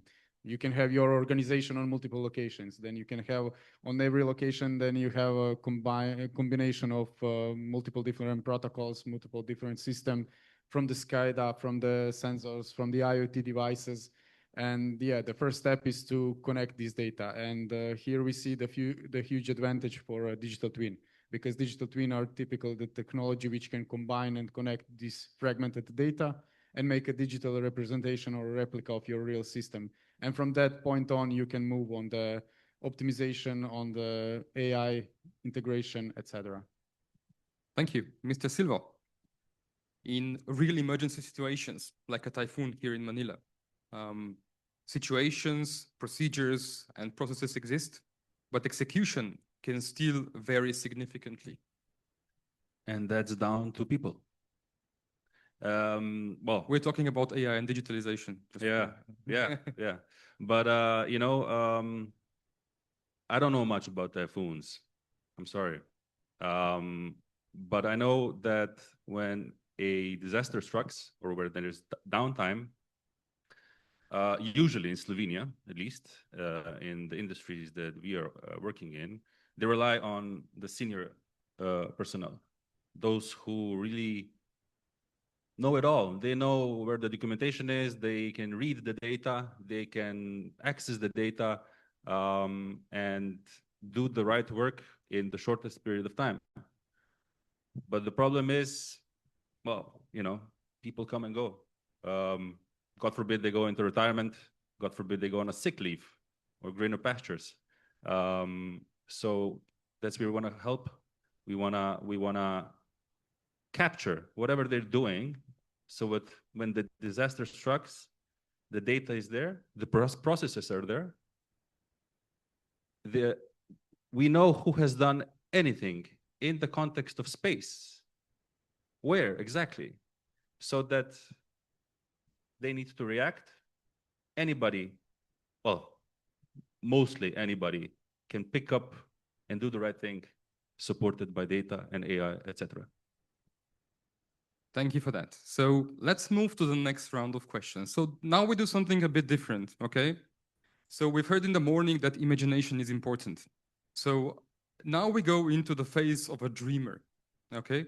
So I will let you dream a possible future where you have no limitations of budgets, no constraints of legacy systems. There is no constraints on people, right? Implementing AI. So we are trying to imagine how a possible future could look like, based on the work that you do. And maybe we start, Dr. Erica, with you first. So if you take this forward-looking view, no constraints, dream about the future, imagine how things could look like.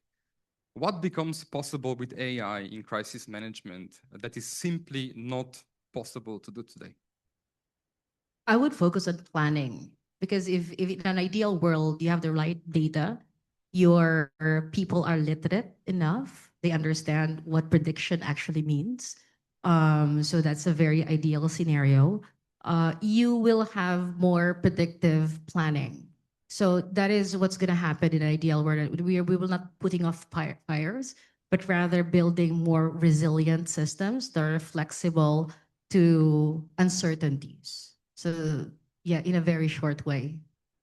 And once you have that, what's next? Life will be boring, I think. So let's go one step back. We don't want that. We don't want that. And we can focus on much more creative things, I think. Let's do that. Can you tell me one or two? What are the most creative things you can come up with? I'm a physicist. I'll be a bit more personal. I actually want to go into painting and just into the creative arts, for example. Just channeling my very soul and human, before like building all of these AI models. Okay, thank you. And that's AI future proof. Miss Maria, you're next. So if you build on that, we have predictability, right? We have an ideal system working. How should data and large-scale monitoring capabilities support decision-making in real time in your case? Well, jumping off Erica's vision and dream for an ideal world, I think that since we will be eliminating the people barrier, there is lesser uncertainty in our actions. So because the uncertainty factor is really what brings challenges on the table, because there's no the projections or the predictive analytics that would really lessen the impacts to the greater population would really be affected. I envision that this if we we have lesser uncertainty. There'll be greater development, more economic progress for cities, faster progress for innovative programs. We could build more on the human on our population. Of course, the dream would be there with zero poverty. So there is lots of opportunity to improve in our population should we be able to bridge the gap between uncertainties and more data that can be generated through AI. So let's say you have a magic wand and you can create such a system, right? You have it. So where would that make the biggest impact for your city? One or two things. Well, there would be zero casualty truly in all of the emergencies that we would have. So we would no longer have emergency calls. People would already be capacitated immediately when there is uncertainty in individuals. We already, for example, illnesses, we can already project where the highest risk for uncertain illnesses can occur, like dengue or vehicular accidents. We can already anticipate where they can already happen. There will be no deaths at all. So, that's where really challenges arise when there are uncertainties in emergencies where we can no longer predict what's going to happen. So, if that vision becomes reality, there will be zero deaths at all and zero emergency. Perfect. I think that's the goal why we're designing such systems, right? Ms. Maria, continuing with you and Copernicus, right? What would be your ideal scenario for the future? What would you like to see happen in the future if you had unlimited resources? If we had unlimited resources, I would like that all the departments at national and the LGU level use Copernicus, that they have, the skills, they can use it, is available. There's no connectivity issues. Also that the youth is very much involved, that they also know how to do it. So not just the departments and the government, but the people. Then we would have reached a level of awareness that would be completely optimal and over the moon. And I think it's always also good to continue, to know how to promote also science and science tools, in everywhere. So I would say that.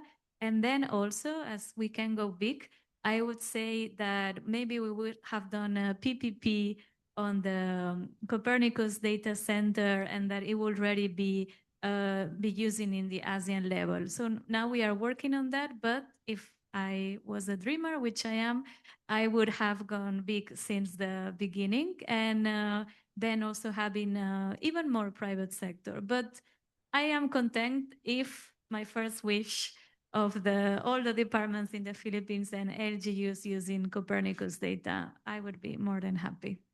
Perfect, thank you. Mr. Alan, I'll continue with you. Based on your experience, if we have multiple data sources and systems, what does it take in practice to integrate them into one coherent system that supports real-time decisions? Your wildest dream, how would that look like? So in an ideal world, the system would be autonomous. So it will just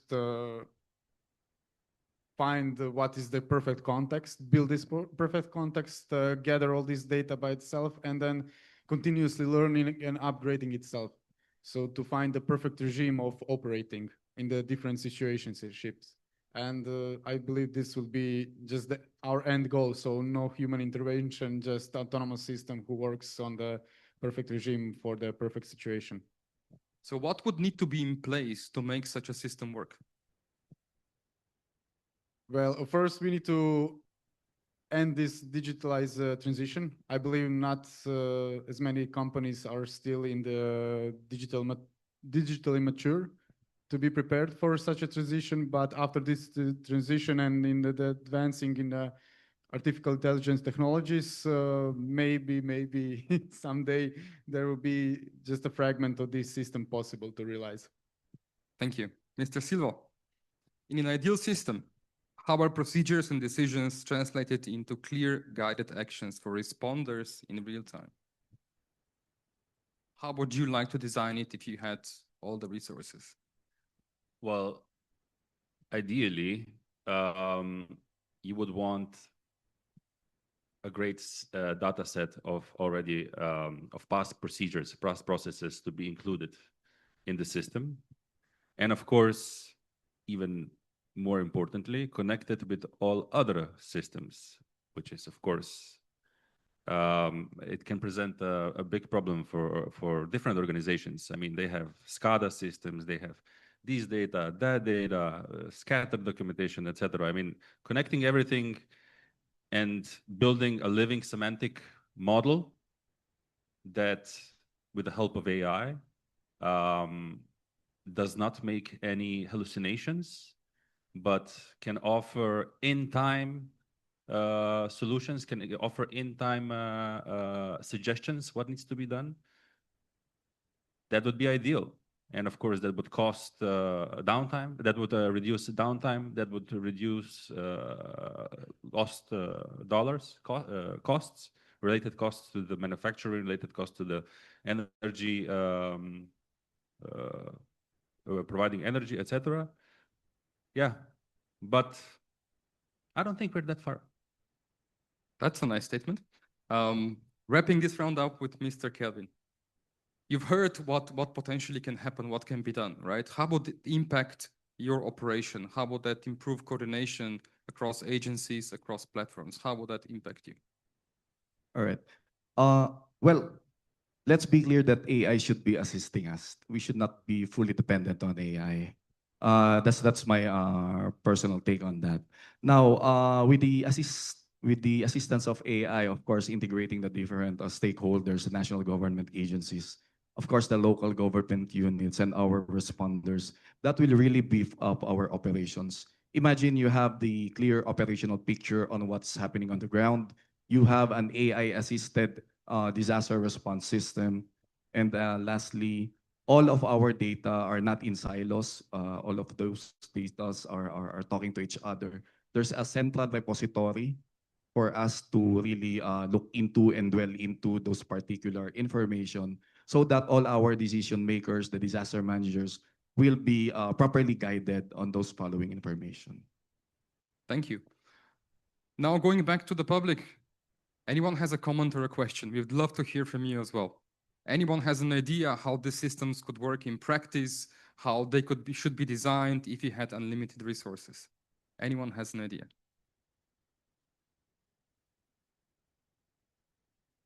There we have one. Perfect. Thank you, sir. Hi, good afternoon. I'm Sam Jacobo from the ASEAN Japan Cybersecurity Community Alliance. Just a comment, you mentioned if we imagine something, right, without regard for money. I'm looking at a solution where you involve citizens directly. You don't just like to be a number. Like, for example, if I were an entrepreneur and my business was hit, what is the government's plan to help me bounce back? Or if I lose a loved one during the disaster, immediately there will be like a care team who will help me overcome the trauma, pay for the funeral of my loved ones. So if a system like that can be developed, it really be serving the citizens. Okay, I'm hearing right now it's pure system ecosystem. There's no treatment of the citizen personally. So just my comment. Thank you. Perfect. Thank you so much for the question. So how do we put that into the context of AI, digitalization in emergency response? Is that something that we should look at, or because no one actually mentioned it? We never talk about the people perspective in this. So maybe, yeah. Yeah. This is very important and significant in local government operations. So in Quezon City, our Mayor Joyce advocacy really is on digitalization and make sure that decision-making tools are made available to, of course, the city government so that we can make use of the wealth of information that we have already generated from digitalization. So right now, because of our programs on Quezon City ID, we already have more than half of our population who already have identification cards for Quezon City. So in a perfect world wherein we can utilize AI, then and there's no barriers on resources and all of our residents and the entire population of Quezon City can already we already have data on the entire population of Quezon City. We have information on your families, on your of course on your addresses, your capacities, on income. In a perfect world, we can utilize AI to anticipate losses during calamities. We can already prioritize investments and programs for the people. We know where we can allot, but where can we allot our resources when it comes to assisting affected individuals in calamities. Um, the response would be faster also because everything is digitalized. There's no red tape for getting information from each family. We know already exactly what resources you would need. You would not need to ask from it. Assistance would be ready, and there would be no backlog. So if AI can be utilized in that way, wherein services can be delivered immediately and more efficiently to our residents, that is our vision. But that, of course, we have to make sure that the data is there, that the digitalization systems are there, that our resources, our people are capacitated to use that data and AI and to use AI for service delivery. That is the vision. Thank you so much. Let's move into the next round of questions. So now we switch the focus. We're no longer dreaming about the future. Let's look at it from the critical perspective, right? So let's think about potential issues, potential problems, if your dream scenario actually starts to come true, right? And I would like to start with you, Mr. Calvin. Looking at, you said AI to assist, it's everywhere, it's doing all the predictive analytics, and we know a lot. Where do you see the biggest risks of actually going for that type of future?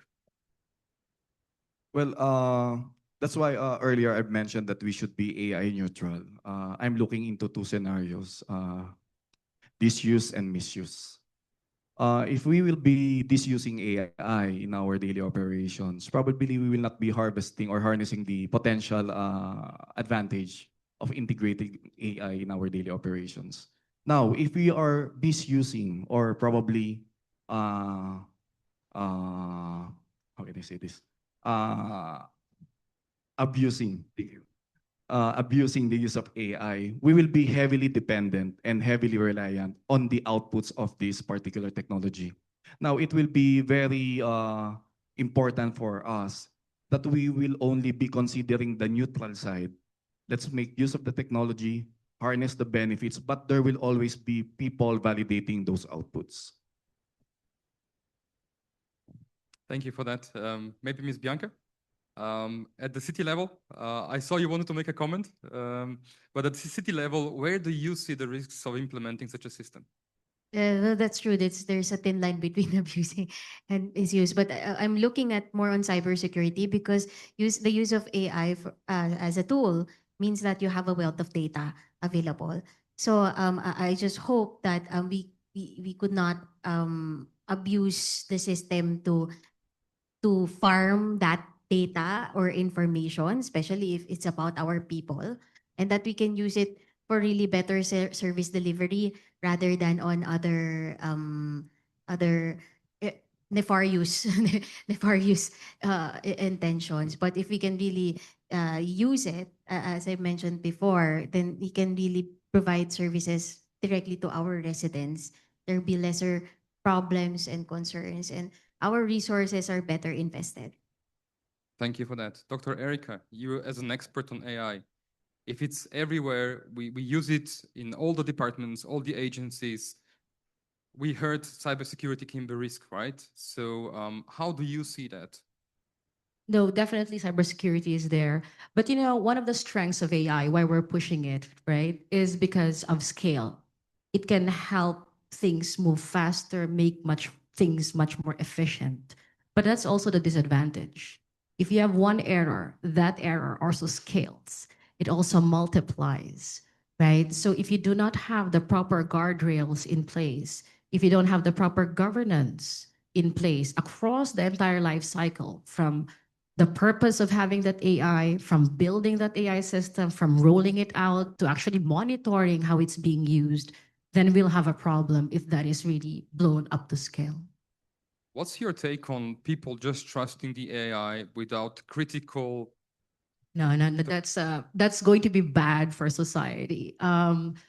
Even within the Department of Education, every time we roll out a system, we make sure that we have the proper artifacts. So we don't just say responsible AI building, but actually have the artifacts, documents to prove that it's actually working. Document for the leadership, document for the end user at the end of the day. That is the only way, because over reliance, like what Kevin mentioned earlier, is very dangerous, because there is what we call, I'll be a bit technical about this, model drift, wherein your model is accurate today, but next year it might not be accurate anymore because of certain changes like the pandemic, but you still keep on using it and keep on relying on it. So that would be a terrible, terrible scenario. Thank you. Mr. Allen, where's the line between trusting the AI and then having a critical view on it? So where do we draw the line? What's the... Yeah, that's a good question, because I believe we all are asking ourselves this, because now the problem one is people will start blindly follow the AI decision. We can see when we ourselves are using LLM agents like ChatGPT, people don't make anymore the critical opinion about the prompt, is just following. So this is also the challenge. When I'm talking about the ideally autonomous system, this will be also one of the challenge. And I will also add, not only to follow the blindly, but how long we can keep with the pace of the AI. Because if I'm also saying about this ideal autonomous system, it will always constantly upgrading its knowledge. And how can we keep with this knowledge? This is also a challenge. So where should we keep the line? Yeah, this is what I'm seeing, that we are still not seeing that AI will replace the humans, but it will serve as a tool where you can it can help you to make some decisions, to understand your context better. But on the end, you want to have a human who is responsible for the system, because even if you get the full responsibility to the AI system, it can confidently make things even worse and make even bigger disaster. So if we look at a disaster scenario, right, in a critical situation, AI fails, and you have a power plant to fix somewhere on the island, or a water treatment facility to fix somewhere remotely, we at the end still depend on people, right? Mr. Silva? Yeah. Definitely. So that's why it's important not to only guide them correctly through different digital tools, through their regular routine checkups, maintenance, etc., but also to provide them onboarding and training, immersive onboarding and training situations when such tragedy strikes, that they are prepared, that they can also not rely on those backup systems. And training takes time, onboarding takes time. And well, the teams that we work with the critical infrastructure, sometimes even 3 years before they are even allowed to do anything on site. And, new generations are coming, and they don't learn through reading, they learn through observing, supposedly, that's their words. They come and go, and, that's where the gap presents itself. But before it's what I'm trying to say, before tragedy strikes, it's really important that they are trained and prepared for those rare occasions. Unfortunately, not so rare in the Philippines, as we've heard at the beginning. So training, preparation, predictive analytics, and having the information available is of critical importance. Miss Maria, you told me you're a dreamer, right? We are in the critic stage. So what could potentially go wrong? What could be the issues with your dream future scenario? I think what could go wrong is the capacity that is needed in terms of energy and connectivity needs to have Copernicus, where we already have, of course, the AI models. I think this can be also an external dependency, right? So we do also, so a bit cross-sectoral, connectivity, energy, and cybersecurity. We are tackling them, but sometimes we should go a bit faster than our internal process, be it in terms of, let's say, protocols, but also in terms of when we need to sign a contract, it can usually take more time, with a company than we would like to, because we are also speaking in different languages. So there's still also this human component. But I would say, especially on Copernicus or on AI data centers, the energy link and what we were discussing today in the securities is quite an important concern that would be tackled. And especially now in the dream scenario, but also partially reality, that we are expanding Copernicus to ASEAN, we do need to increase the capacity. So we are working on that, and to make it, to make it a reality, but that is operational and it can also sustain the ages and so on. But I think it's crucial that we never just think in one way or in one sector, but that we really have more a holistic way. We do have, the trainings and the policy angle that we are also working on, but we also have to link it to other areas of, in this case, in the EU cooperation that we have on energy, on green economy, and on cybersecurity with the Philippines government. Thank you. Before we continue with the next round, is there a critical mind in the public who would like to contribute? Where do you see issues with implementing AI, digitalization, having it deployed over departments, over agencies, everywhere? Where do you see the issues?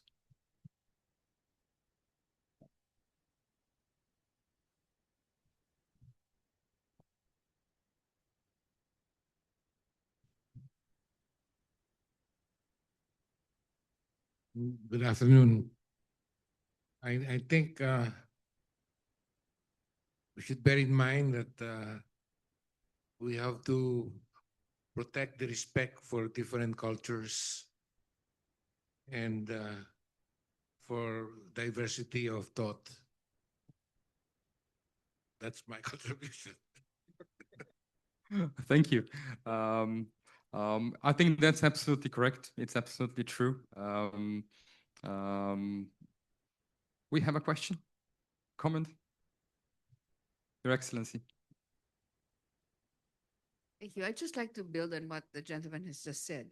We are talking here about data and how fantastic processes can actually allow us to support decisions that are both urgent as well as long term. But context is very important.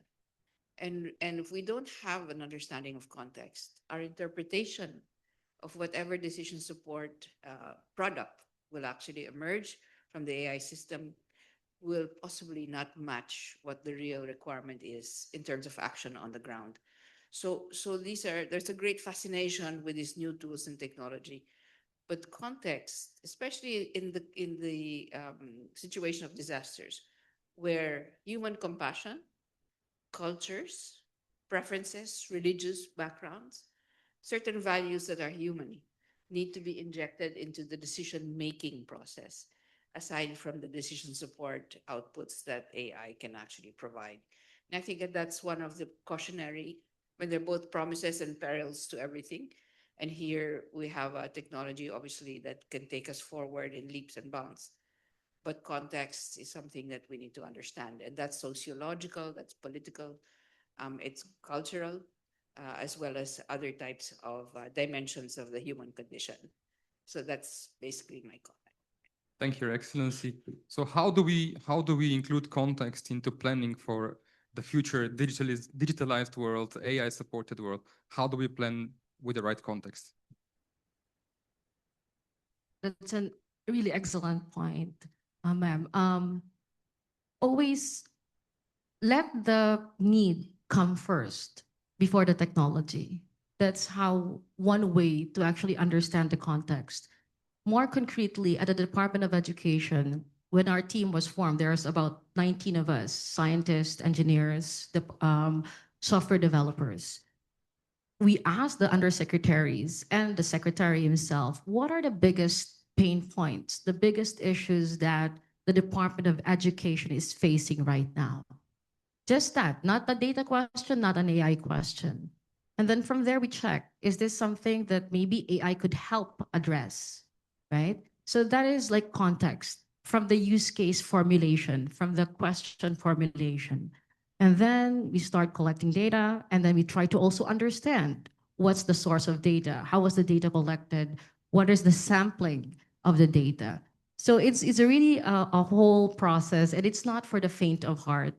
Because sometimes people think that because we have an AI solution, we can just roll it out, throw data in. But I really believe with what Her Excellency emphasized on the context, and that's something that we emphasize as well in our team, especially if you build responsible, trustworthy AI systems.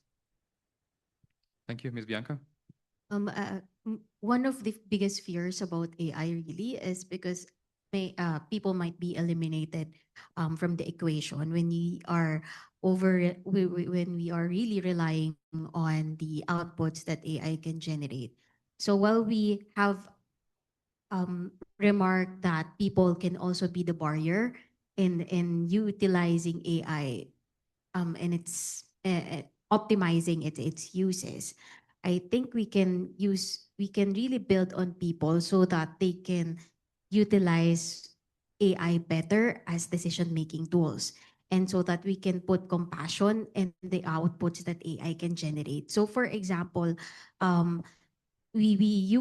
I rise up and our systems for reporting for emergencies, the QC122, can already automate, or at least we're piloting automation of reports that from the callers, we can already get keywords that can immediately translate to emergency incidents that we can dispatch people to. But if we totally eliminate the person factor, there might be a chance that the report cannot be discerned that it's really an emergency, and that the AI model can generate the report as otherwise. It can be seen as a non-emergency call when all the cues that the AI cannot yet understand, the human person or the human counterpart can see. So there is still that gap wherein only a person can really see and understand what, of course, another human can report in. And I think that we can build on addressing that gap by building on our people, that instead of truly eliminating people and individuals from the equation, instead of just really relying on the outputs of AI, we can really build on our people so that they can utilize it better, and we can build our own guardrails so that we cannot abuse the system. So I think that's how we can, at least in the local level, how we can maximize AI. Thank you, Ms. Maria. Yeah, just to add on this is what I think in the EU and in the Philippines we call the human-centric AI, the ethical AI. In the European AI Act, that is the centerpiece of all the legislation. So this means that most of the actions have to comply with that, right? So they need to be integrated in the frameworks, roadmaps, and regulations. And in the Philippines national AI strategy, they are also working on that. We also supported the UNESCO Readiness AI assessment here in the Philippines and also in other ASEAN countries, but this was one of the main outcomes of it, because they analyze like from infrastructure to skills and everything, but including this human perspective. If we just leave it to AI, it will not happen, or it can inherit biases that we as humans can have. But as Secretary was saying, there is a tangible, intangible, and tangible at the same time, human compassion, connection, and human rights principles. So the frameworks, the safeguards have to be in the policy, in the legislation, in the roadmaps, and take it from there. Of course, always leaving room for innovation. That's why we have the sandboxes as well. But it's crucial that it's embedded since the beginning, that is clear, and that there is limitations to the tool, because otherwise it can create a lot of problems. And from the European Union, we're really following this perspective and sharing with partners that we can work with, such as the Philippines. Thank you so much. So from your question, Ms. Secretary, it keeps me thinking. So we came from Slovenia, right? The companies here want to create value for the Philippines through the solutions they offer. And my question is, how do we account for the local context, the cultural context, the political context, the religious context? So how do we make sure solutions we bring to you or offer to you have that integrated? How do we do that? Or anyone in the room? It's something we've been dealing with since December when we started preparing this event, and I'm always asking myself, so how do we connect with our friends in the Philippines? How do we make sure we connect with the local context? And if someone can maybe give us 2-3 pointers, we will be super happy before we wrap this up. But just to these sort of events, I think, are very critical in really trying to understand the dynamics of the markets, for example, the demands of government, and whether you're at multi-level from national to local, or you're looking at industry across. These sort of events, I think, are very critical. So I think StratBase is the right partner. But I think you also have an ambassador that is embedded here in the Philippines. And I think that the staff and Madam Ambassador really have a great understanding of the local context. And I think that this is very critical. And then there is a Philippine ambassador, I would imagine, to several countries in the EU together. So that person would, and that delegation, that legation, should also be consulted.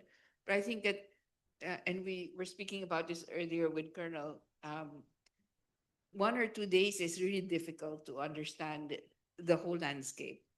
And I think that if there was enough time and maybe some kind of strategic placement of individuals in the different communities and end users, there would be a greater understanding of the need, and therefore reverse engineer the solutions, just as Dr. Legara has said.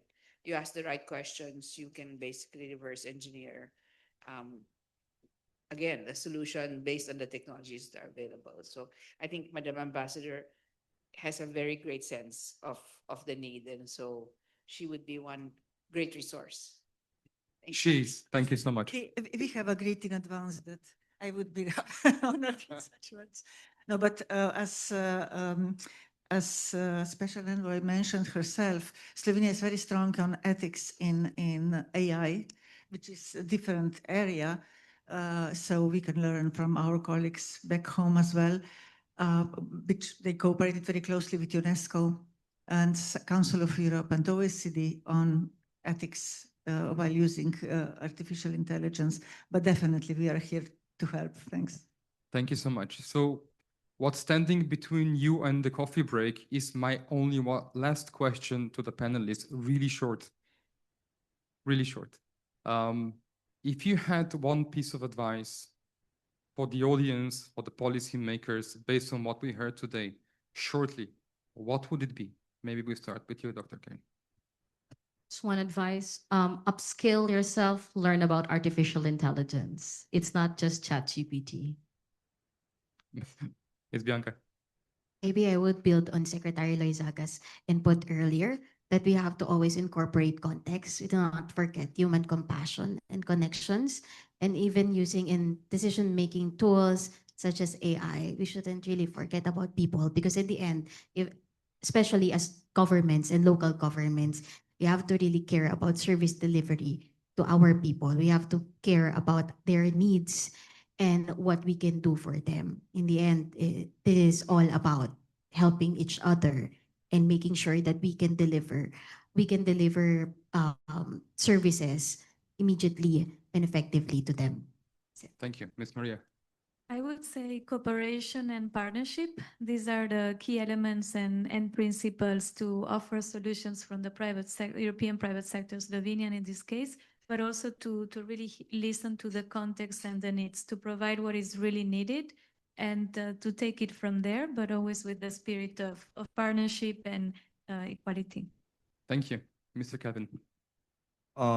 Taking off from the discussion earlier, we were made known that the national AI strategy is already out there. The DICT is working on the national AI policy. But again, taking from the inputs of Secretary Tony Loizaga, the better approach for us to really include context and the need of every government agencies here is for us to develop our sovereign AI.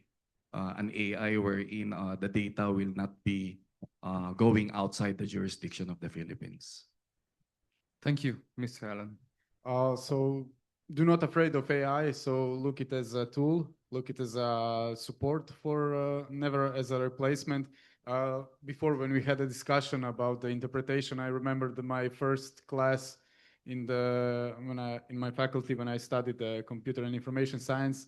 And in the subject of probability and statistics, my professor told us on the first class, there are three lies in this world. There are lies, there are even bigger and worse lies, and there is a statistic. Because even if you have a right data, even if you apply the right method, it's still important how you interpret your result. So yeah, on the end, you still need a human. So AI is support to the human, not the replacement for the human. Thank you, Mr. Silva.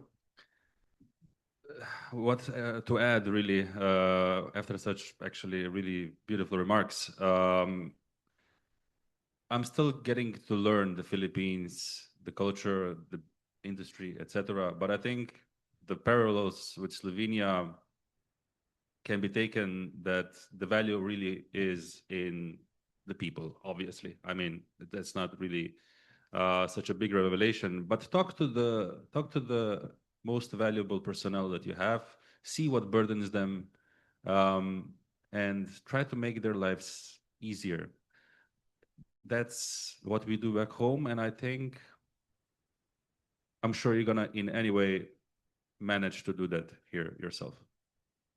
So with that, I would like to thank you, my panelists. I think what we've heard is people are central to everything, right? We are central to implementing AI or stopping it from being implemented. We are central to controlling it. And we also need to make sure that the local context and people context are accounted for when we design and use our AIs. So with that, I would like to thank you very much for listening to our panel. And thank you, my panelists. Thank you so much. Thank you so much, Mr. Toms, for that fantastic and deeply insightful panel. This time around, for the photo, I'd like to invite Mr. Matej Geiser, Managing Director of TETSAS, and the Deputy Head of Mission for the Embassy of Slovenia, Mr. Dragan Barbutovsky. By the way, Mr. Dragan was my secret weapon for the names. He gave me a crash course before the event. So if you guys are all pleased that I'm not butchering anyone's name, we have Mr. Dragan to thank for that. Okay, fantastic panel. The common message that I took away from all of you is that technology alone is not the answer. The answer lies with the people still. And what's going to make a difference this time around is if there's strong partnerships between government, the private sector, and the academe. So fantastic job, Mr. Toms, for synthesizing all of the key messages on the panel.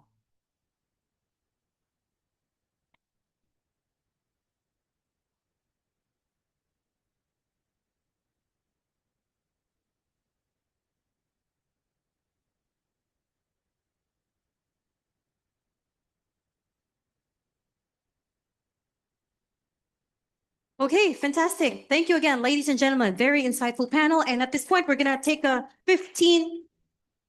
less than 15-minute break. I need you guys back here, 3:20 on the dot, so we could kick off the final panel. Thank you so much.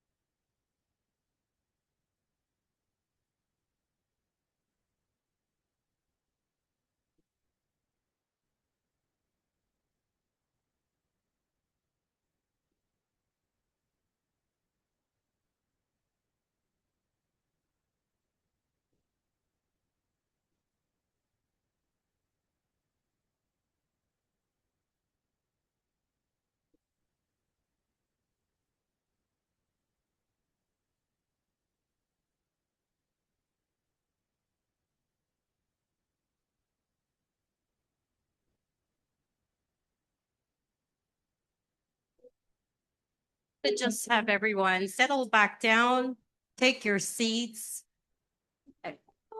hand those business cards over, and let's all get settled in for the final panel for today.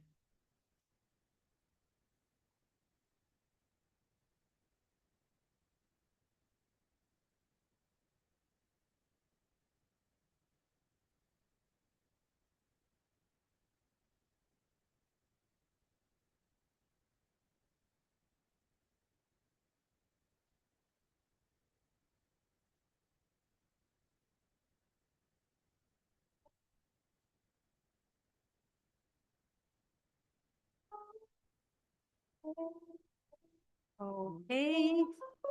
All right. Settle down. Let's get ready to kick off our final session.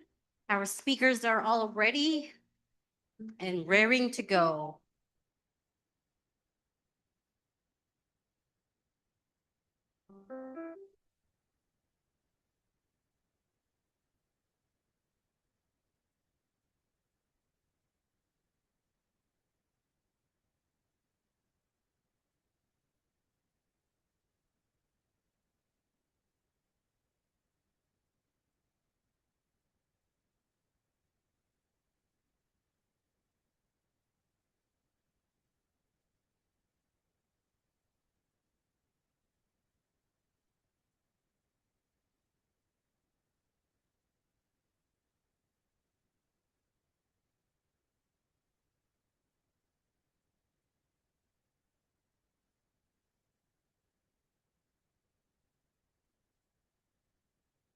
All right. Getting ready to settle back into our seats so we could start the final session.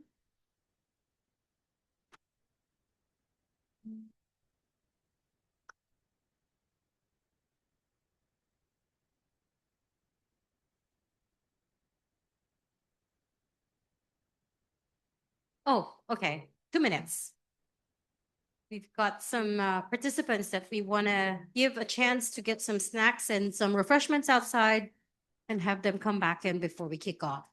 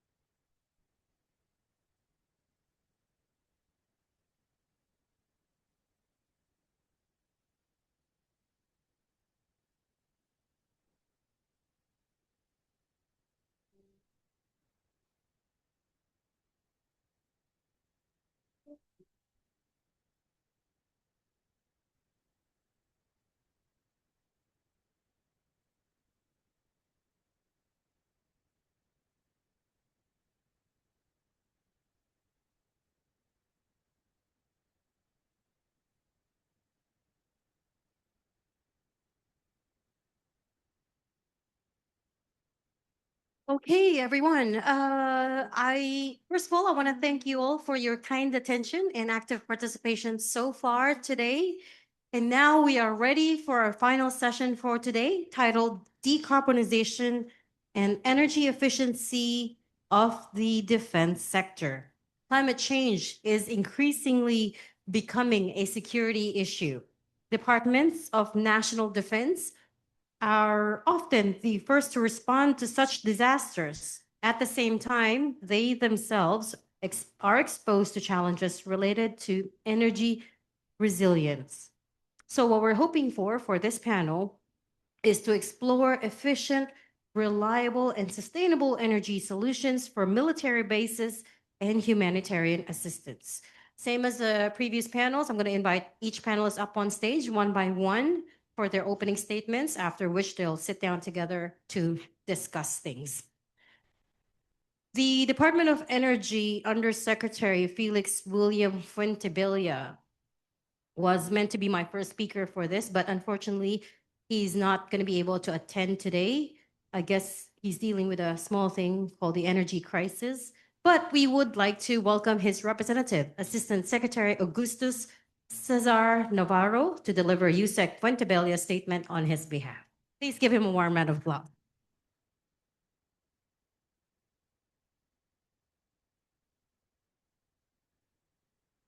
Distinguished representatives of the government of Slovenia, esteemed colleagues from the Philippine government, fellow panelists, partners from industry and the research community, ladies and gentlemen, good afternoon. On behalf of the Department of Energy, it is my pleasure to join this distinguished panel and to contribute to this important discussion on decarbonization and energy efficiency of the defense sector. Let me begin by commending the Embassy of Slovenia and the Strat-based Institute for organizing this platform. It is both timely and strategic as it brings together science, innovation, and business to address one of the most pressing challenges of our time: the intersection of energy resilience and national security is operational and immediate. The Philippines, as among the most climate vulnerable countries in the world, experiences stronger and more unpredictable typhoons each year, which test not only our infrastructure, but also the responsiveness and endurance of our institutions, particularly our defense sector. The Armed Forces of the Philippines and our disaster response agencies are consistently at the front lines, often operating in conditions where energy supply is constrained, disrupted, or entirely unavailable. At the same time, global energy uncertainties continue to expose the risk of fuel dependence and supply volatility. These realities compel us to rethink how energy is produced, delivered, and utilized, especially within critical sectors such as national defense. From a policy standpoint, the Department of Energy views the decarbonization and energy efficiency of the defense sector as a strategic priority anchored on resilience, reliability, and sustainability. Allow me to highlight three directions we are advancing. First, we are institutionalizing resilient energy systems in defense infrastructure. We are promoting the integration of renewable energy and hybrid systems in government facilities, including military installations. Technologies such as solar PV, battery energy storage, and microgrids are essential in enabling self-sufficient and island-able operations, particularly during grid outages and disaster scenarios. Second, we are evaluating energy efficiency as a core operational principle. Energy efficiency is not merely a cost-saving measure, but a force multiplier. Reducing energy demand through efficient buildings, equipment, and systems enhances operational flexibility, reduces logistical vulnerabilities, and allows defense resources to be optimized for mission-critical functions. Third, we are strengthening partnerships to to accelerate innovation and employment. We recognize that government alone cannot drive this transition. Platforms such as this highlight the value of collaboration with international partners like Slovenia, with the private sector, and with research institutions. We are particularly encouraged by Slovenia's experience in fostering closer cooperation between its Ministry of Defense, research community, and industry. This model offers valuable insights for the Philippines as we continue to strengthen our own innovation ecosystem and facilitate the transfer of research and development into real-world applications. Importantly, many of these technologies have dual-use applications, supporting not only defense operations, but also humanitarian assistance and disaster response. In a country like the Philippines, this duality is critical. Energy systems that power military bases can also serve as lifelines for surrounding communities during emergencies. Ultimately, advancing decarbonization and energy efficiency in the defense sector is about ensuring that our institutions remain mission-ready under all conditions, while contributing to our broader climate and sustainability goals. It is about transforming energy from a point of vulnerability into a pillar of strategic advantage. As we move forward, the Department of Energy remains committed to working closely with our defense counterparts, development partners, and stakeholders to translate these priorities into concrete actions and investments. With that, we look forward to the insights of our fellow panelists and to a productive and forward-looking discussion. Thank you very much, and mabuhay. Thank you so much, Assistant Secretary Navarro. We also look forward to hearing more about how Slovenia's defense industry partnered with the private sector. Next up, we are joined by the Energy Efficiency and Green Transition Division Head from the Ministry of Defense, Slovenia. Let's give a, wait, okay. Normally I would pronounce this Robert, right? It's a very Anglo pronunciation, but I was told I have to roll my R, so, and I don't want to get it wrong because he's a colonel.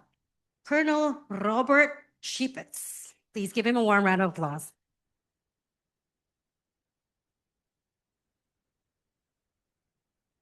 Thank you. Excellent. I was just saying before that not many European nations are able to pronounce my name correctly. So excellent. Let me stress for the beginning that the Ministry of Defense of the Republic of Slovenia is responsible for the Slovene Armed Forces and also for the civil protection and disaster relief. So, Excellency, ladies and gentlemen, and a special salute to my colleagues in uniforms. I'll be much better be in uniform than in this clothing, but that's the fact. Maybe next time I'll come in my beautiful uniform as well. So, for the beginning, I would say, or let's say, very easy statement. Diesel and aviation fuel can do everything. Dot, and I can go home. That was the answer several years ago. And we, military, would not talk about any other options. But, next slide, please. As my predecessor said, there are so many vulnerabilities in supply chains. Defense is too much dependent on the fossil fuels, and the supply chain is really vulnerable and can be interrupted very fast. And then we are without energy. There is no defense system, no material that runs without energy. So we stop operating. We are dependent on the energy. And it became a strategic critical strategic variable, not anymore supporting action or function. So some pictures from some crisis operation, more intensive military operations. There are situations when 10 liters of fuel was needed to supply 1 liter of fuel on base, to the base, and 70% of that liter of fuel was wasted because of not proper efficiency of the systems. So huge waste. And not just this, according to the US government statistics, from 2003 to 2009, 3,000 soldiers were killed just on the supply chain of the fuel to the base to protect and deliver the fuel. So when you are improving the efficiency, not that you are only saving money, but you are also saving lives. Next, please. So all these questions regarding the energy efficiency and so on, we described in our long-term guidelines for increasing climate resilience. It is for us strategy how to come to the better results, to the better efficiency. So what we do the advanced modernization of the infrastructure, not just thermal, but also advanced digitalization to the infrastructure. We are introducing the renewable sources to our fixed bases. So there are batteries, there are photovoltaics, all kind of stuff. And we are transition to alternative fuels. We are not using only diesel. We are using also other fuels. We are making transportation more sustainable. We have contract with a private-owned company for car sharing. So instead of using our own wide fleet of cars, we are just taking the car from the street and going there for the meeting. We are using hydrogen already since 2010 in our operational forces. And we are strengthening research and development activities. Our R&D money, R&D budget increased a lot in recent years. And 20% of that budget is dedicated to the energy efficiency and green transition projects, all kind of. Not just that, we asked outside independent organization, civil organization, how we manage the energy. And they said, yes, you are very good. And we got ISO 50001 certificate for the good practices and good management of the energy. And now the next, we are just getting the new certificate is 14,001, that is the environmental management. So we are very proud, and it's a next step also to be better. It is show that we are good, but the part of that ISO qualification is also we need to prove that we are every year better. Next slide. First of all, we need to know how much we use energy and what quality of energy is that, what kind of energy we are using. And therefore, we are calculating CO2 emissions. That's a kind of very nice indication, what kind of energy, how we are doing, and so on. And we are looking every year, actually the civil, or let's say the university in Ljubljana is doing that calculation every year for us since 2018. And we can see, and we would like to see the trend going to the greenhouse emission zero by 2050. That was actually agreed within Europe among all the countries, that the defense is not anymore excluded from the environmental goals. So 2050 to be emission neutral is also a task for the defense in Europe. And based on this calculation, we just put the straight line down to zero, and we are following how we are actually going in that direction. This red line or red arrow here is showing very simple activity. We just out-contract green electricity. So not anymore national mix, but we ask only for the green electricity to be delivered to our barracks. And immediately we can see the drop. And we presented that also in the COP29 in Azerbaijan. Next, please. I need to go faster. Yes, the deployable camps. This is when we need to be deployed outside or during the natural disasters and so on. We need to erect very fast military bases and we need to operate that. So what will be the future camps, what it means for the, let's say, Europe-wide community. So we need to operate and we need to be ready to operate in all geographical regions. And there will be much influence by climate change to that operations or that camps. We need to reduce the environmental impact. Also, we would like to be greenhouse gas emissions neutral by 2050, also in such cases. And there will be multinational cooperation. So that would mean we need to be interoperable among nations so that we can do plug and play of all the systems and not just among nations, also among services and so on. And we are facing new threats, especially the Ukraine war is showing us these kamikaze drones that really disconnect the logistics from far away to the going to the base. Next, please. What is the energy there?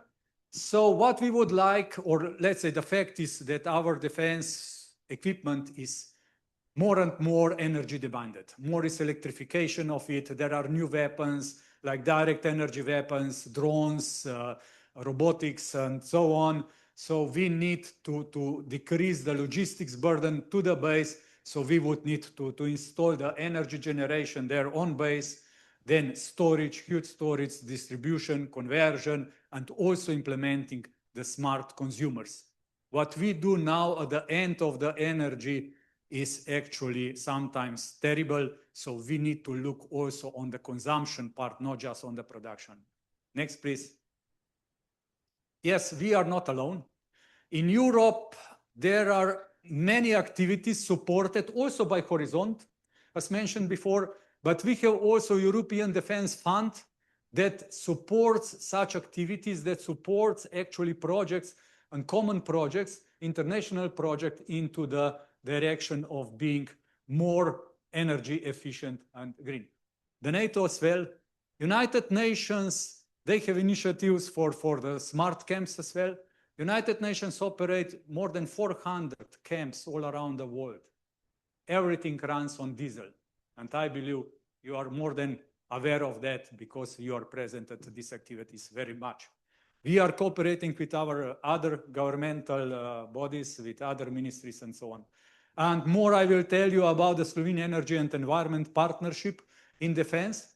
Next slide. So before was mentioned triple helix. Just wait. Okay, that's okay. And classical support of the government to the industry and research organizations. They are giving some money, they then industry and science, they cooperate or they do some science. Please, scientists, don't listen me correctly or sometimes at the end, nobody is checking what was delivered, but how many hours were actually spent on that one, but not exactly what was done. Here, what we changed to the quadruple helix is we added end user to that equation. So who's the end user? Soldiers. Soldiers from the field, soldiers from the tactical level, from the operational level, from the strategic level, because everybody's important in such projects and they would somehow know what are their needs. It's so difficult sometimes to say what will be the needs in 20 years or in 10 years. But here, the industry and research organizations, they would say, in 2 years, such technology is available. In 5 years, such technology is available. In 10 years, this can be done. So can you now imagine how you can use this technology? And then soldier translate it to usable products. And everything is coordinated and run through the Slovene Energy and Environment projects because the defense industry has only one customer, defense forces. Dual use has multiple customers, but one is most important, defense forces again. So if you put together those guys, customers and producers, the seller actually, into one community, you can deliver very fast and good product and can be immediately in the field. Before in the morning, we were talking about, or there were discussions about the demo sites, demonstration, and so on. We would not finance those projects if we don't see industrialization, not the demo. You know what is demo good for? Only for defining the state-of-the-art technical requirements for the acquisition. At the end, I need acquisition. And I need to bring the procurement guys here into the equation. And then my soldier has the best state-of-the-art equipment. Next.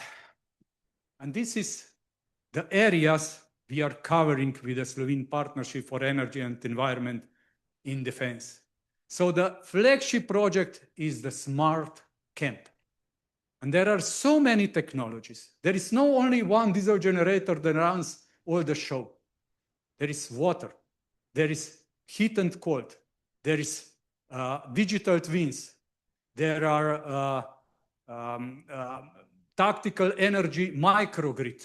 There is advanced digitalization, alternative fuels, hydrogen, solar panels, batteries, I don't know what, advanced building materials, interior.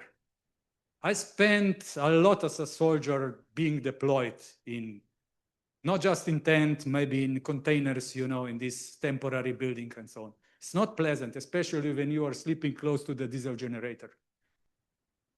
Yeah, for a long time. For 1 week, that's okay, but not longer.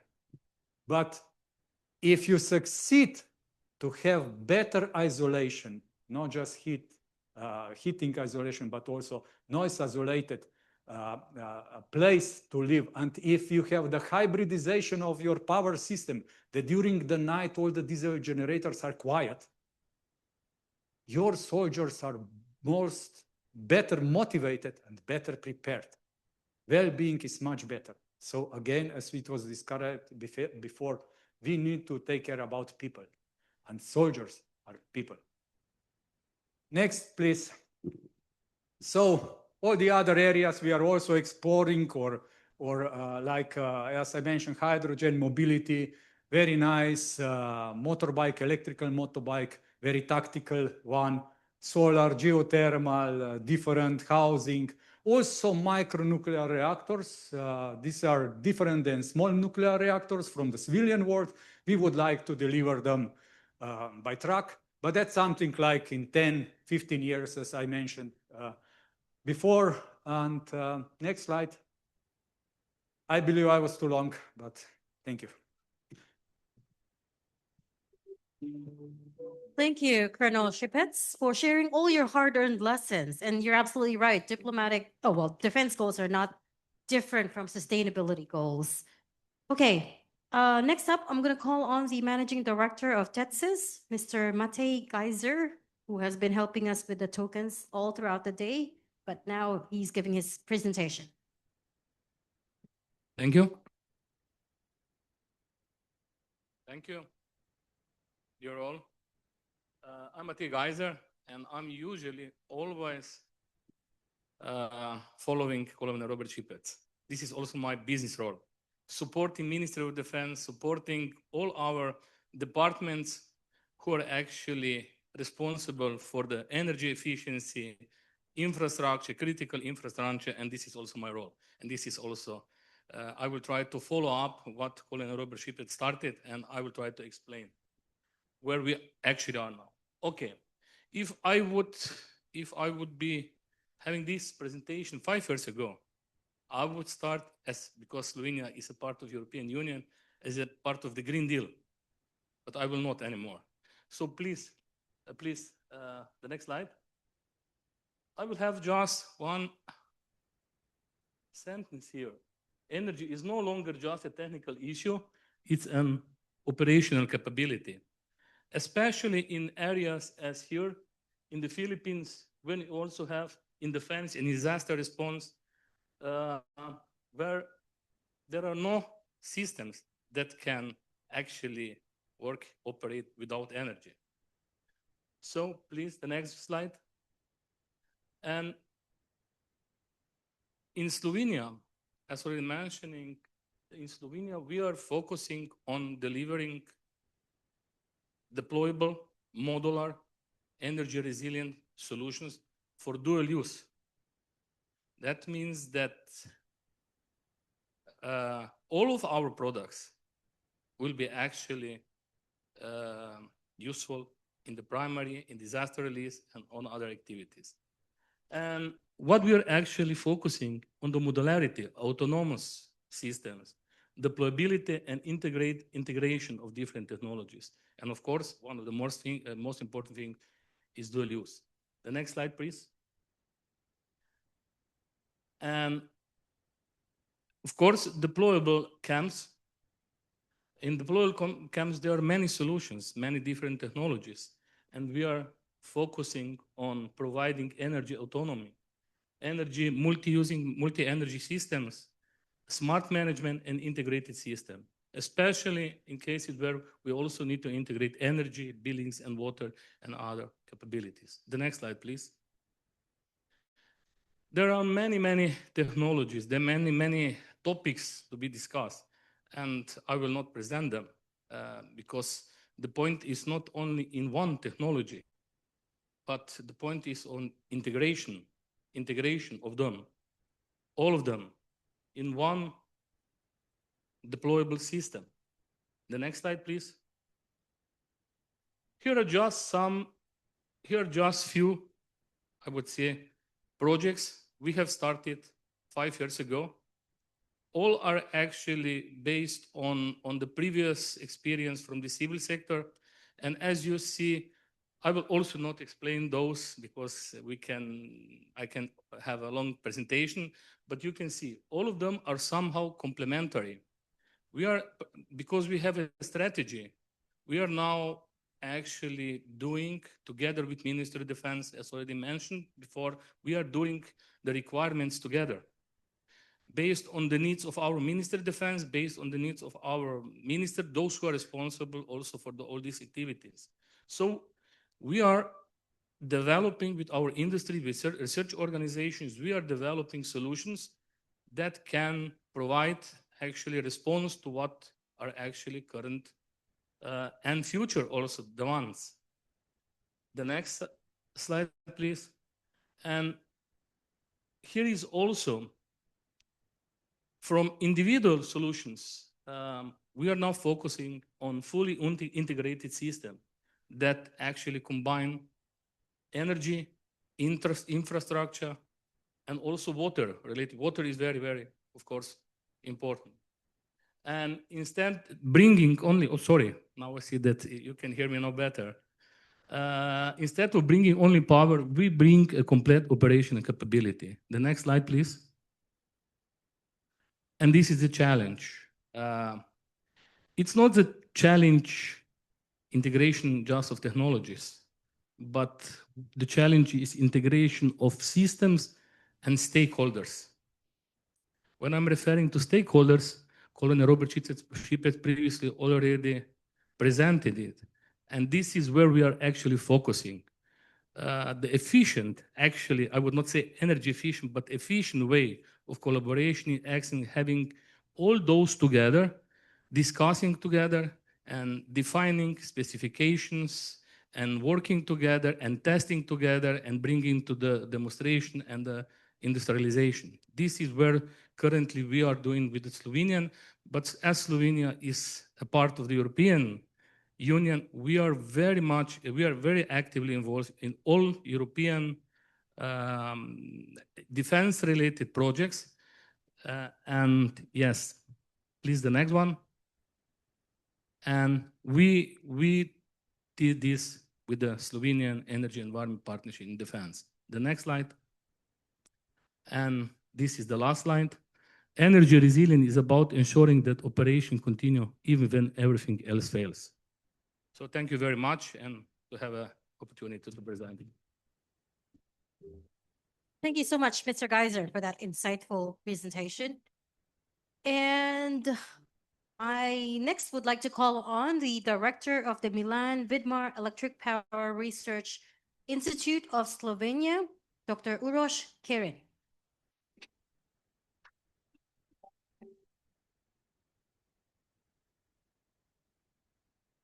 Thank you very much. So I see we both have a lot in common. So we enjoy long breaks. We like good food. I also heard that you like to sing a lot. We also, after a good wine. And at the end of the day, we also share security concerns, either energy security concerns or some other security concerns. Next slide, please. So similar as the Philippines, also Slovenia is very limited when it comes to natural resources.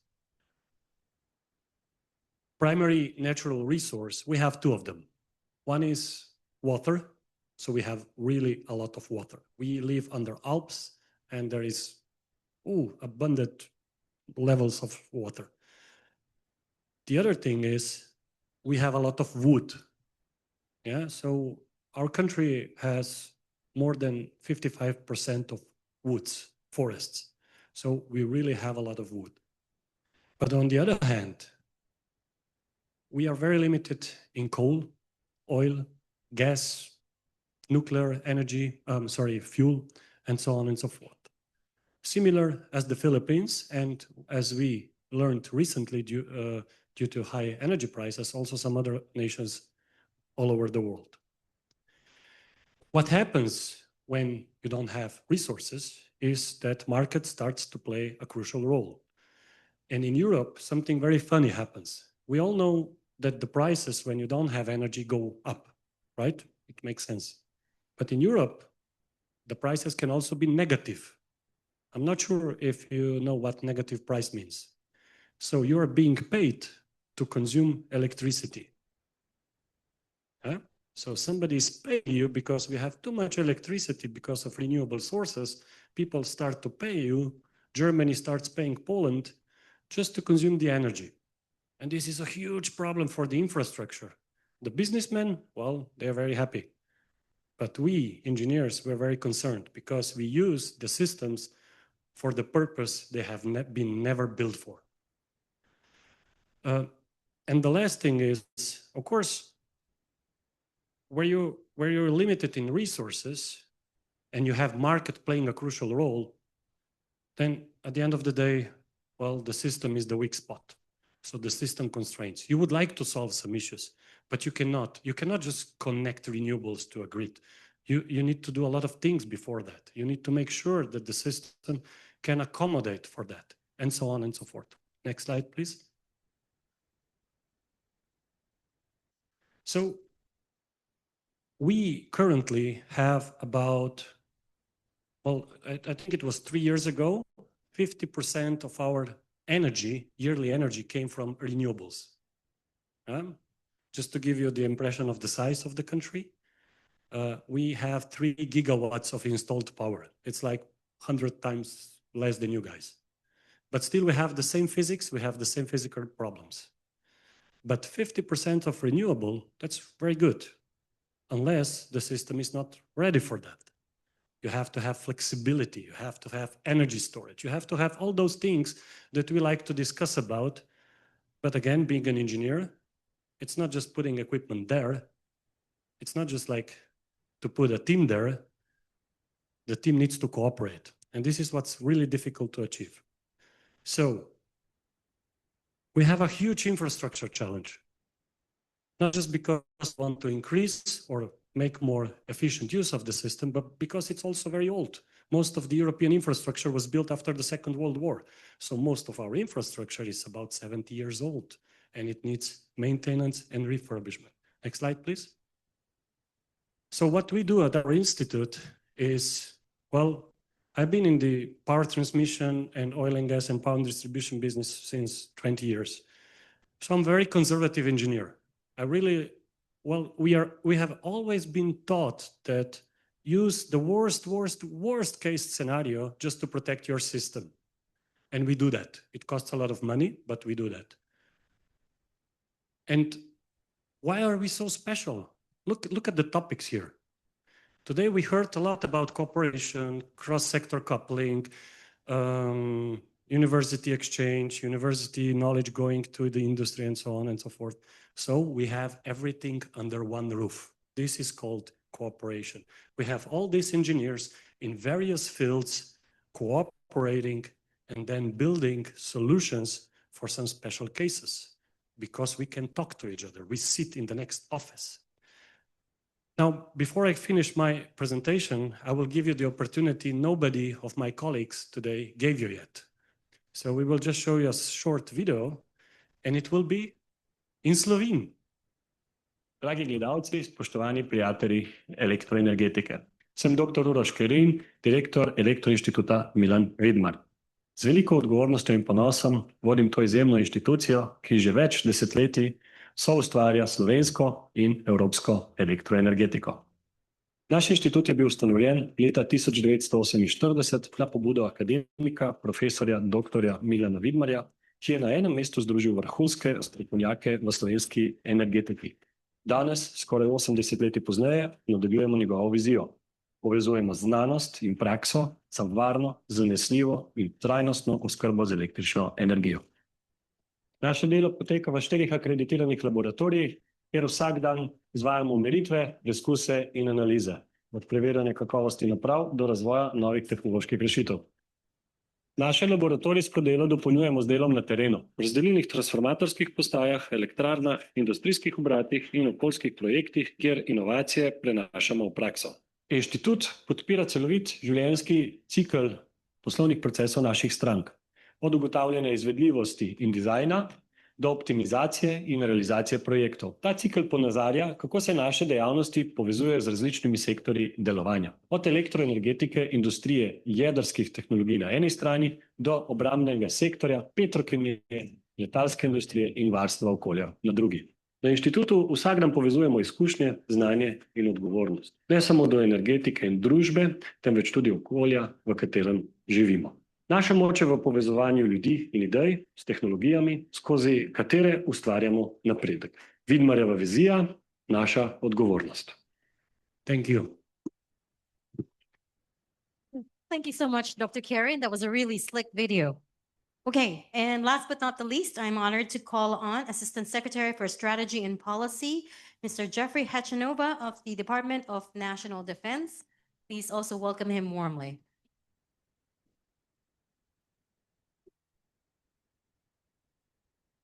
Good afternoon. Your Excellency, Smiliana Kines. I hope I pronounced your name right.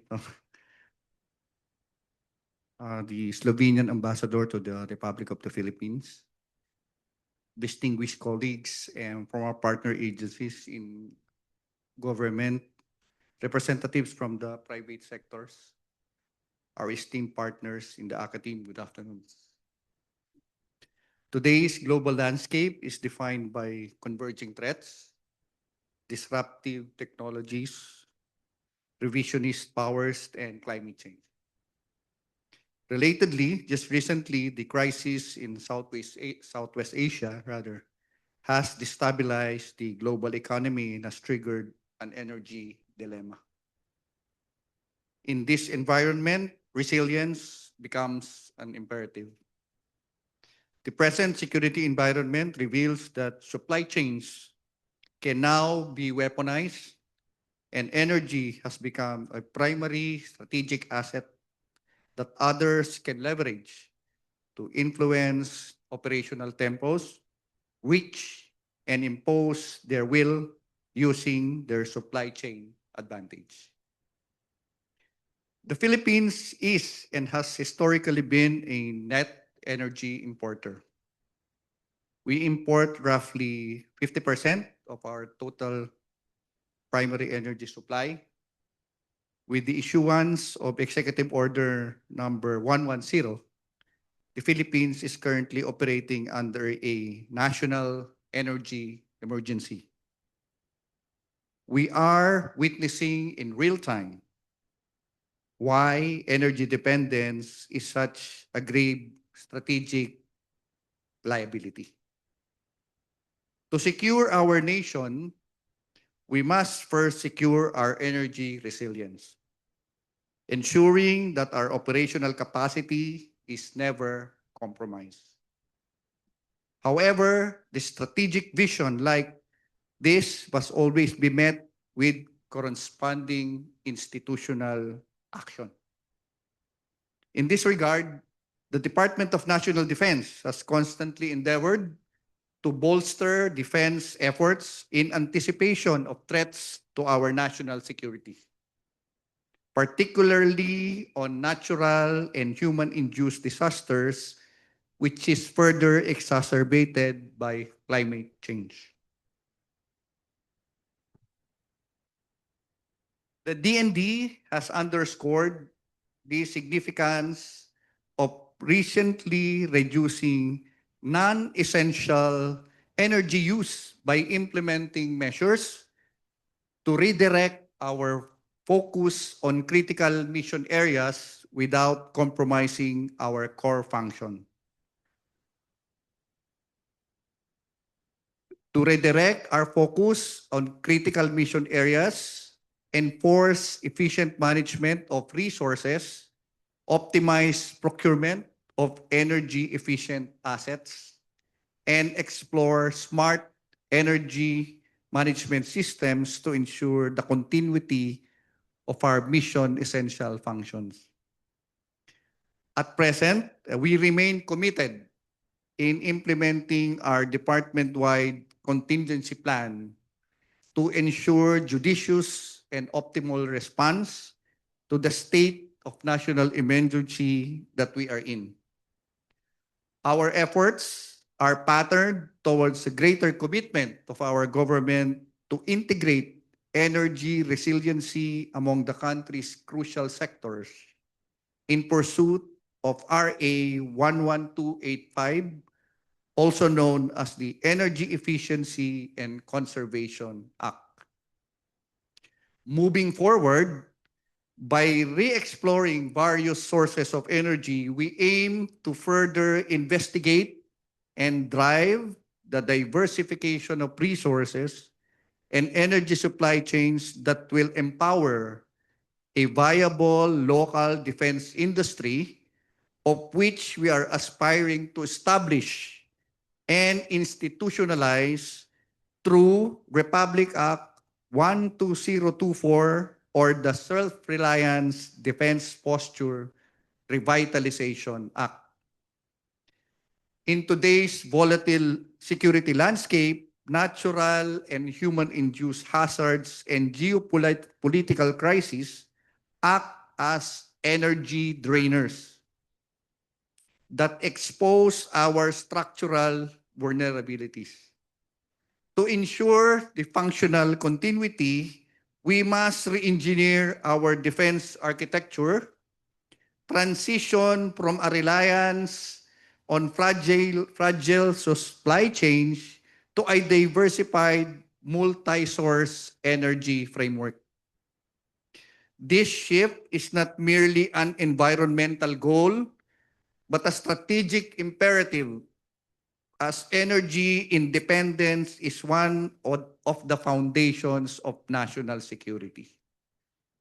By treating energy as a vital strategic asset rather than a commodity, we secure the strategic autonomy of our country, which is necessary to maintain deterrence and resilience in a fragile and a unpredictable strategic security environment.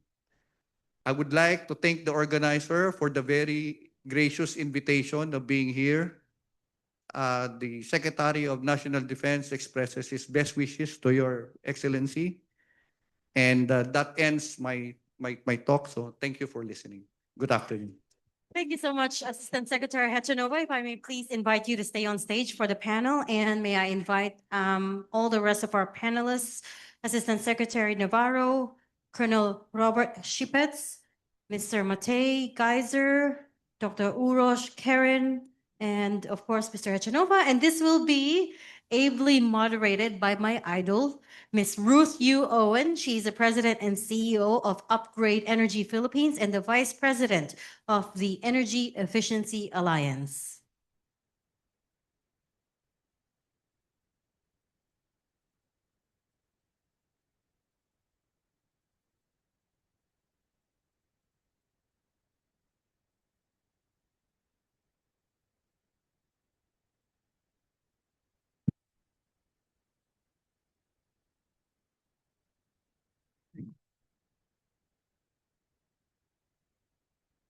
Hello, are we still here?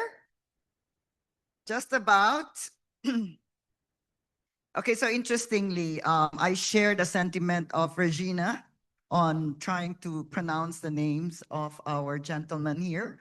I feel like I'm surrounded by men. But the last panel, Ambassador, was quite diverse. It's a good effort. All right. So,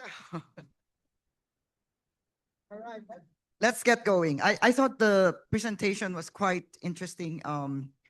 Knowing what Slovenia is doing and how the Philippines can actually learn, share the benefits of this R&Ds and all those things that you were doing.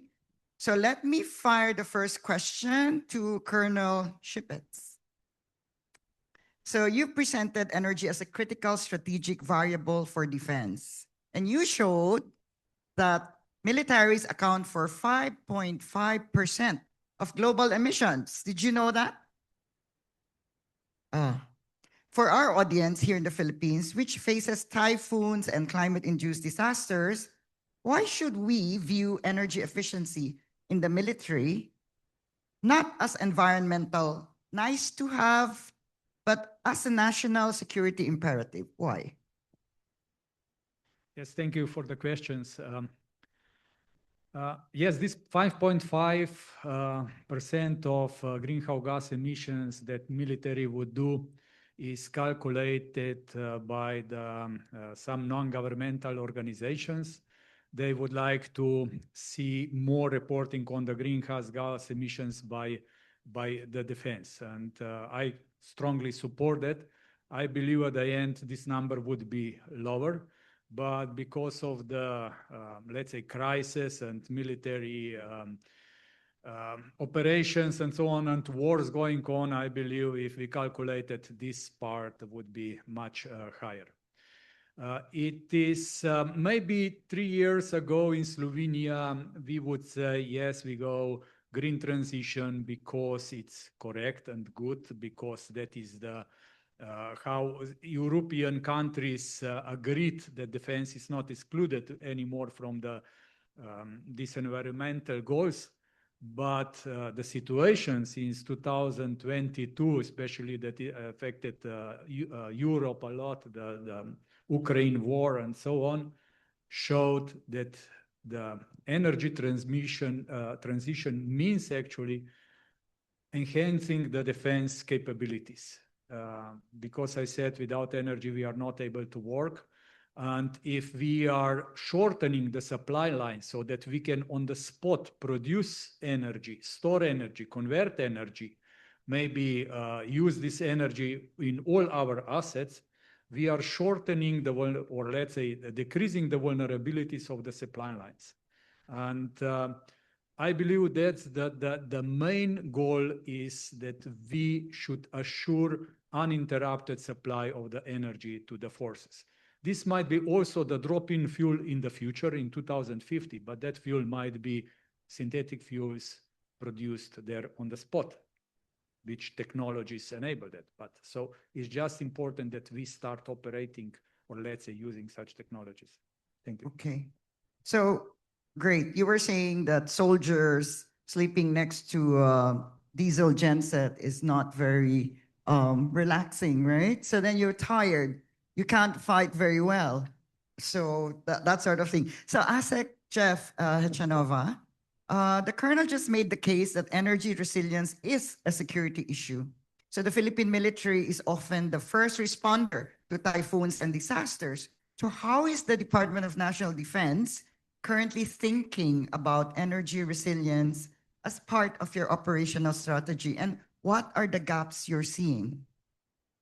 Well, right now, ma'am, what happened in the Middle East actually exposed a lot of vulnerabilities, not only of the Philippine armed forces, but perhaps most armed forces in the world because of our over reliance to diesel fossil fuels. So right now, there are a lot of equipment in the armed forces that are actually operating on fossil fuels, such as our airplanes, all our vehicles and everything. So when this happened, we actually had to redo or rework what we have in terms of the response capabilities that we need to prepare for because the monsoon months are incoming. So as you very well know, the armed forces are being tasked to as responders in cases of calamities and disasters. So what we are doing right now is to secure our requirements in terms of fuel, especially the aviation fuels that we have. Because you very well know that the Philippines is an archipelago. So that's the problem with us. We have to extend our reach to our islands. So we have to secure fuel for our helicopters, fuel for our C-130s, and fuel also for our generators, which are unfortunately runs on diesel fuel. So that is why the incident right now has actually drove not only the armed forces but actually the entire bureaucracy of the government to rethink the way we power our camps and bases and perhaps our offices to go into areas which we have abundance of. We don't have much oil or liquid petroleum gas, but we have a lot of sun, a lot of wind, we have a lot of volcanoes, and we have a lot of rivers and streams. So we make some investments in geothermal, in wind energy, in sun energy. So these are the opportunities actually that were created because of this vulnerability that was given to us with the situation in the Middle East. So there's an opportunity in every adversity. So I think that's the way to go for everybody to think of other ways other than just staying on the way we used to do things. So Yeah. it actually gives birth to some ingenuity or So opportunities on our urgency part. on having energy security, Yes. right? You know, the Philippines is known to, or maybe it's human nature, wherein if there's a crisis, everybody panics. During the Ukraine and Russia war, what did people do? They're like, oh my God, my electricity bill is up, I want solar. And then when that war subsided, the price went down and there was no urgency. I fear that this could be something that would be similar that will happen again, right? If tomorrow the Strait of Hormuz opens up for good, right? And then people goes back to business as usual. That could be it's rather unfortunate. Do not let a good crisis go to waste. Yeah. So sorry. I thought I'd put that in. Okay, so let me go to ASEC Cesar, right? We've heard from the defense side about their energy resilience needs. And from the Department of Energy's perspective, how are we aligning national energy policy with defense sector requirements? The DOE recently turned over solar mobile systems to the AFP. Can you tell us about that initiative and how it fits into a broader strategy? Well, the Department of Energy deployed not only solar, but it's a multi-energy system to the Department of National Defense, recognizing that they have dual roles, defense and disaster response. It has been tested in the Philippines that the first thing that we need to do in terms of disaster is to create command and control. And the basic need of a command and control center is power source. We have experienced that in different disasters in the Philippines. Like the first thing a person or Filipino usually thinks about is the problem of charging their mobile phones. We experienced that in certain disasters that we cannot even get money from an ATM machine because there is no power. So everything is on standstill without power.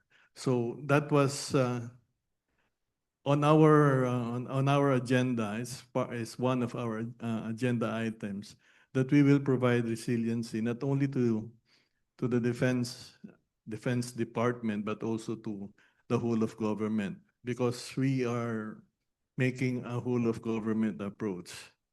We are trying to identify areas that are off-grid areas that needs these mobile energy systems because they are vulnerable, as mentioned by ASEC. We are vulnerable to logistical nightmares.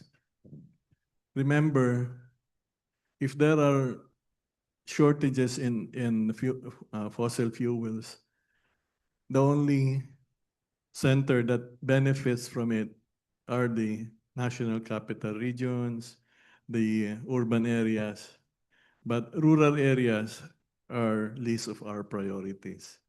First of all, logistical costs are really high during scarcity. It's really difficult because we don't have enough storage capacities as of the moment, and this has been felt during this energy emergency. So we are addressing those kind of realities that we discover during this emergency. Thank you. Yeah, that's interesting to look at renewable energy or mobile solar system as a disaster, like a first response. But shouldn't we look at it in a bigger way?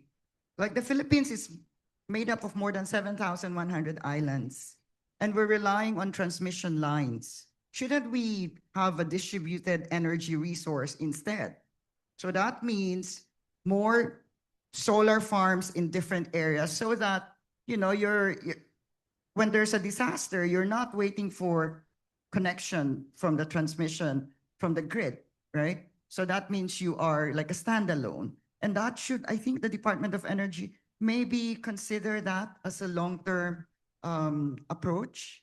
Yeah, in fact, that was already in place, I think, 10 or 10 or 15 years ago. We have microgrid systems already introduced.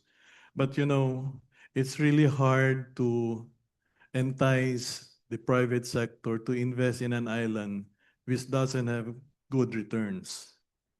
This is always business. Yes. Okay, but that's a different discussion. Let me go to Urosh here. So Dr. Urosh Karin. Hi. I just want to practice my Slovenian pronunciation, which I think is horrible. Always call me. Oh. So from your research at the Milan Vidmar Institute, when we talk about integrating renewable energy into military bases and deployable camps, what are the critical technical challenges? Particularly, how do we ensure grid stability and reliability when you have high renewable penetration environments where power interruption is not an option? Before you answer that, great video, by the way. Thank you. Okay. That was a very technical question. Go on. So you allow for a bit of storytelling, right? So we take this actually very seriously. So we gained our independence in 91. And at that point, the adversary Well, they were trying to exercise soft tactical power, basically. And you know what they did? They did not attack the army locations or convoys. They sent forward operating demolition groups to destroy the power lines. It's very simple.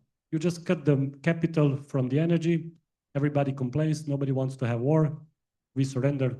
Give me back my mobile. Yeah? So it was very, I mean, for me, it was very logical. I would do the same, to be honest. And we saw the same during the Balkan Wars, when NATO was basically bombing Belgrade. It's again, how to exercise soft power in order to send a message. And in 2017, we got a call from Ukraine, from their engineers, and they were complaining about Russian engineers telling the Russian army how to demolish the infrastructure, not with expensive bombs. No, you just have to know which screw to unscrew, and everything falls down. It's very easy, actually, if you have experts. Yeah, and that's why, well, engineers are very valuable in those times. But on the other hand, to me, it doesn't matter. Is it a bomb or a rocket? It might be snow or ice storm. The result is the same. I lose my infrastructure. I lose my power. And in Slovenia, we have, despite, in addition to all these events in the 90s, well, in 2014, the nation we almost had a nationwide blackout just because of snow. We have a lot of power lines, high voltage, right? And we are one of the most interconnected countries in Europe. We have 13 interconnections. It means we are interconnecting our system with the neighboring systems. Germany has 15, and it's like 80 million, and we are 2. Yeah, just to get an impression. But because of snow, we were happy. Kids were happy. Whoa! And choof, the system has collapsed. There was only one power line holding the entire capital alive. Only one power line. And it was built 2 years ago. Yeah? So it was pure luck. And why am I telling you this? Because there were many villages, like here, without electricity for a week. You know what happened? Friends became enemies. Neighbors. They said, well, I will not share my food with you because I do not know when the power will come back. This was a serious problem that nobody is talking about. And it was like 20 kilometers away from the capital, but it was impossible to get there because there was no equipment. The helicopters were like not too many.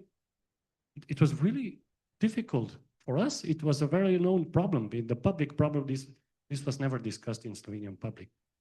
But at that point, we learned, so we have to change something. We need to change the philosophy. We have the technology, we have solar panels, we have diesel aggregators, gensets, we have batteries, we have everything. And now I'm coming to your answer, to your question. So we said, well, okay, if we learn from all these tactical or civil situations, well, let's start making systems that can help. But it doesn't matter what they're used for. They just need to help provide the energy in critical situations. And it's very difficult, actually, what you asked. It's not easy to integrate renewables because just imagine today, military or a base has a one genset. Yeah, so it only needs diesel and maybe 5 spare parts because the engine of the genset, it's very similar to the engine of the car. And you can fix it very easily. Can you introduce solar panels, wind, batteries, and so on, controllers, power electronics? Well, you need 5 engineers just to maintain that. And imagine during crisis situation. So basically, and not forget the spare parts. Yeah. So if everything goes well, so basically you have to be very, very smart how to do that. And I think this is the whole idea of the projects we are doing together with the military in Slovenia. Because if it would be so easy, everybody would already have done it. And it's not. And if you also combine that with hydrogen, well, it gets even more complex. But there are also benefits. So that's why I was trying to tell you about the Institute. It's not because I like to speak of it, but because it's very important that you combine different knowledges, combine different competencies, you know, not just electricity, but also like machine engineering and so on and so forth, to have a solution at the end. Okay, that was interesting. A bit of history as well. Okay, so Mate. TESIS has been very successful in developing dual-use energy solutions that apply to both military and civilian contexts. So Colonel Shipet showed us the portfolio of technologies Slovenia is developing: hydrogen, e-fuel, smart comms, etc. Can you give us a concrete example of a technology or solution that TESIS has developed that could directly address the energy resilience challenges we've heard about from the Philippines defense and energy sectors? Is there one word for that? First, thank you for giving me a word. And thank you for excellent pronouncement of my name. I would, if the first, I would like just comment it. The projects, products that have been developed together with Slovenian industry, together with the research organization, mostly supported by the Slovenian MOD, have not been developed by TETIS, but under the umbrella of TETIS and the Slovenian Energy Environment Partnership.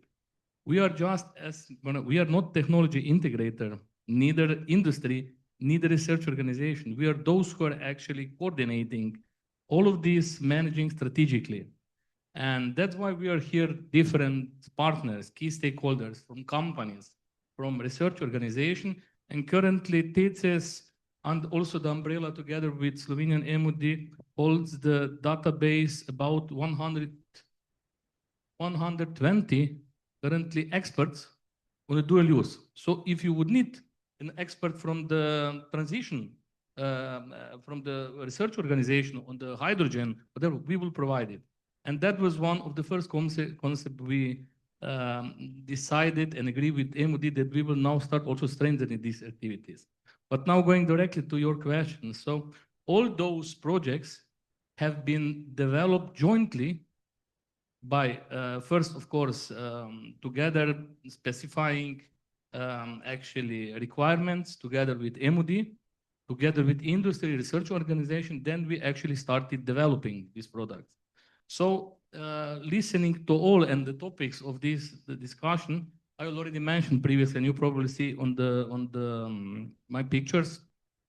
For sure, one of the first project we actually started 3 years ago, 4 years ago, was, we call it Hybrom. Hybrom, it's actually hybrid deployable microgrid.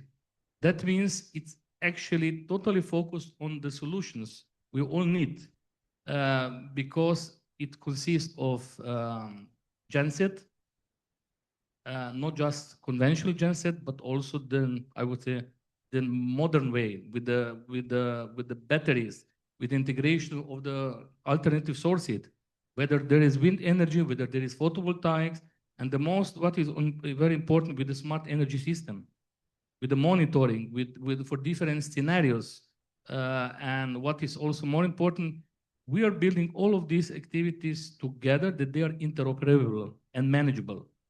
That would be the first one, because you can also scale it, you can test it, you can scale it. The next one, for sure, is also because you mentioned also that the command center. We are also have already another, it's called Alenos, is actually directly targeting those activities. It's an improved version of Hybrid, and with all these different power supplies and tactical communication, ensuring technical communication. And then we also have, I would say, those infrastructure, modular buildings, and so on. So I believe this is the most case ensuring and providing energy, because this is probably the priority. So that would be probably the first one. Okay, thanks. I think we'll open the floor for Q&A. Any questions? I have a question. Do you want to go home? Okay. So let's continue if there are no questions. I think I want to ask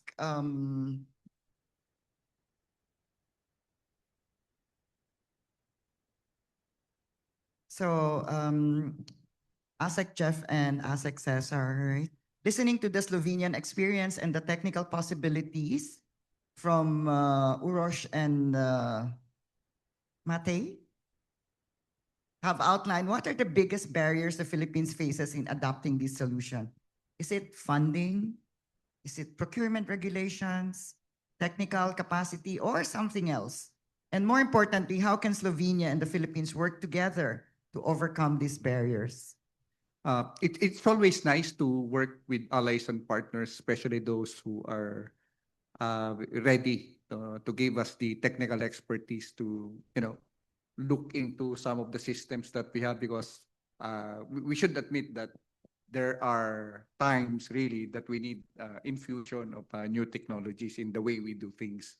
So in this particular case, we thank our allies and partners, Slovenia and all other countries who are helping us in most of the things that we are doing right now, especially in our modernization program that we are implementing. In the energy program that we are also trying to do in order to ensure resilience. So there are challenges. The challenges are, as what you have said, outlays, funds, for this, because these are new things for us. And the procurement is another thing.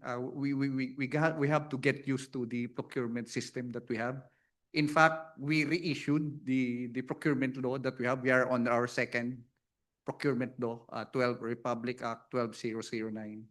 We have to learn the ropes again to make sure that we are buying the things that we want in accordance with the existing rules and regulations that we have, because we want to avoid problems. As you very well know, right now, there are things that are being highlighted in the halls of the Senate and the Congress, which I don't want to, to talk about, but we want to make sure that all the funds that are in government are being spent for its intended purpose. So again, I would like to say that the things that that Slovenia has presented this afternoon is highly applicable to us. Although there are some things that we need to readjust, primarily because one, Slovenia is a contiguous country, like the Philippines is an archipelagic country. So the thing that you said, ma'am, a while ago about having power with different areas because of the distributed power is something that we should really look into. Not only to ensure that we power the islands, but to also to address the problems as far as investors, which our ASEC from the DOE has candidly, said a while ago, that we are really in need of people who would invest, because people will not invest in an island with only 50 people. But we have to use these new technologies that we learned, such as solar or wind, because at the end of the day, if you only have 50 people at the island, then the concerns of probably those 50 people are just for charging their cell phones every day and everything, just to make sure that they get updated on things that are going around. So what I'm hearing is funding. We need funding. Do we have funding, Slovenia? Thank you. As successor. The only thing that I learned this morning is we need results. It's more on results-based approach. So what can we maybe request is, if we have a venture, a joint venture with the government of Slovenia, is to have a microgrid pilot program. Maybe we choose one island, see what goes, see what's applicable, and from there we can work on or scale it up. Because as mentioned earlier, when there are results, it's easy to scale up. Yeah, get a pilot. Okay, good. So I think we're running out of time, but can I have the last question, but briefly answer it in less than a minute? So if we were to launch a pilot project, say a military base or disaster response facility powered by renewable energy with advanced energy management, what would be the one critical success factor? Colonel Shipets, start with you. The success factor would be actually that I can run all the base without any delivered energy to the base, and that everybody would be satisfied and the military is operating as usual. Yeah. And how? How is that? That's like a Christmas wish list. Yeah. It's, yeah. How is that? There are. It's not so easy question. It's quite tricky question. When we are coming and facing, there was many times mentioned today funding and so on.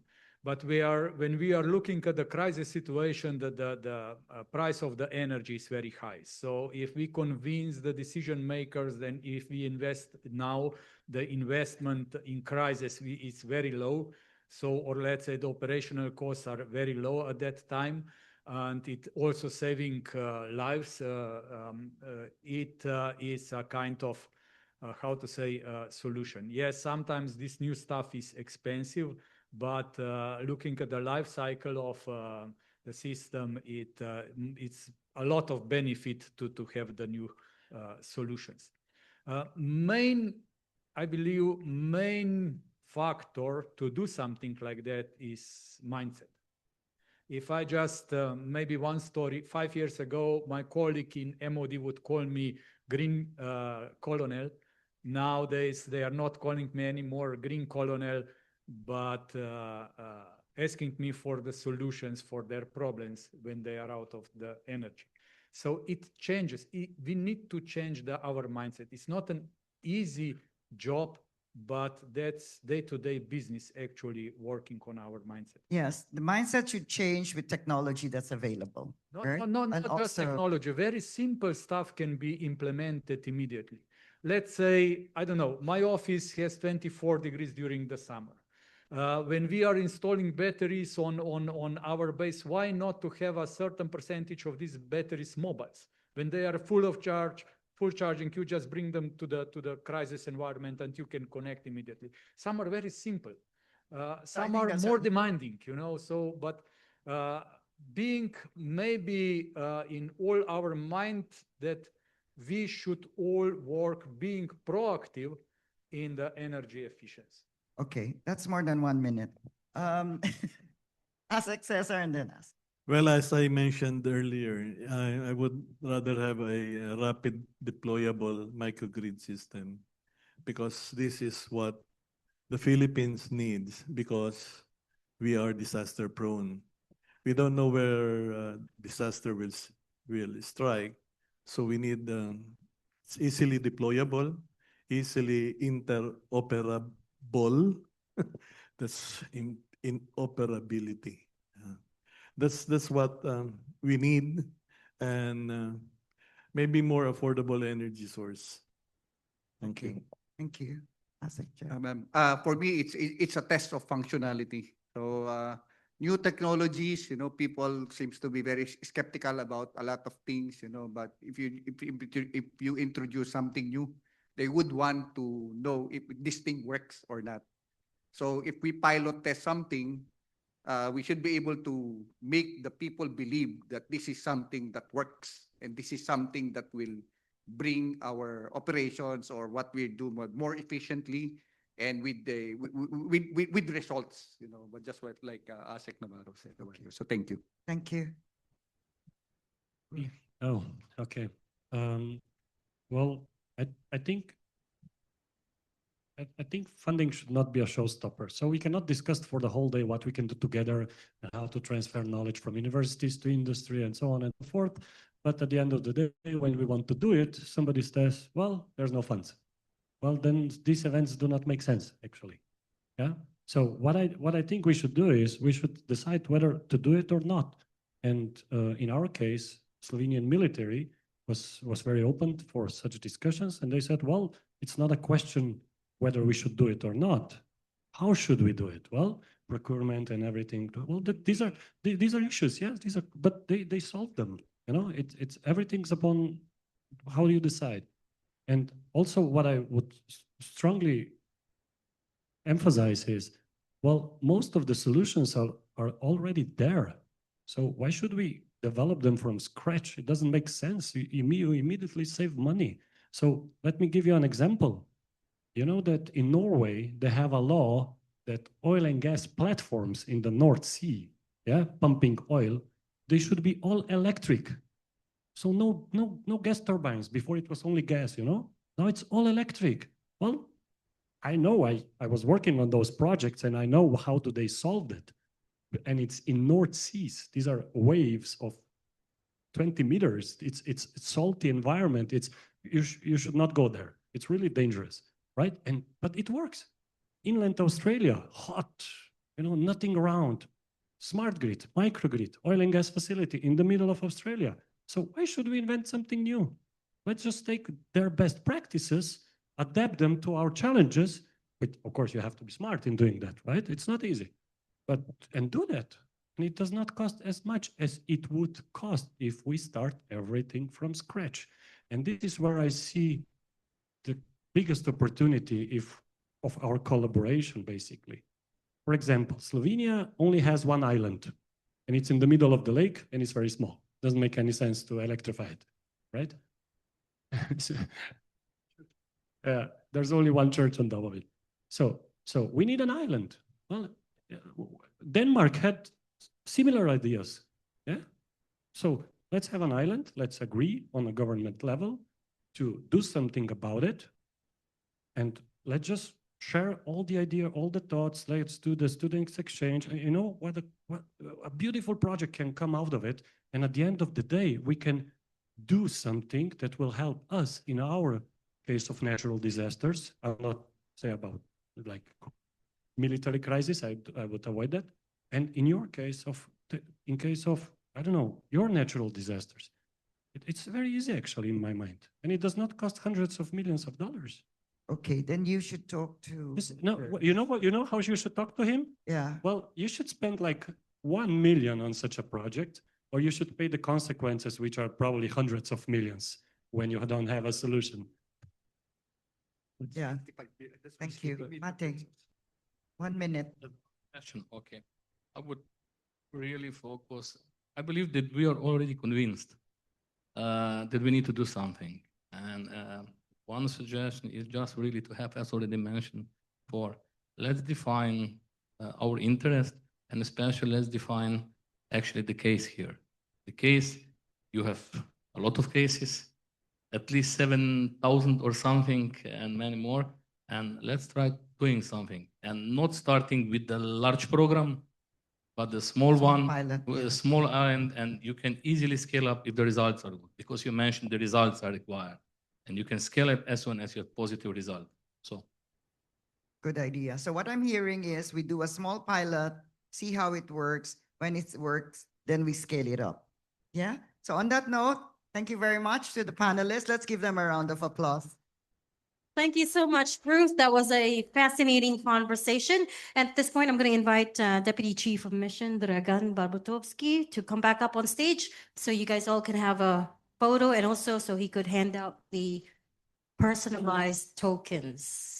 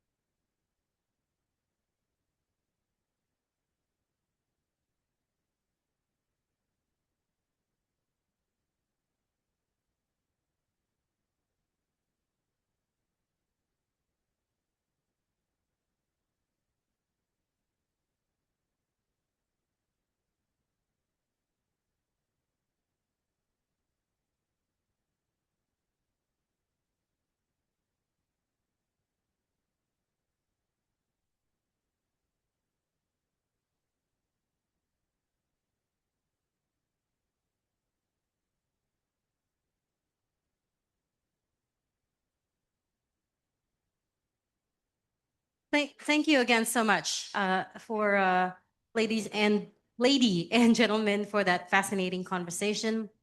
Um, Throughout today's discussions, we have explored deepening ties among researchers, innovators, and businesses.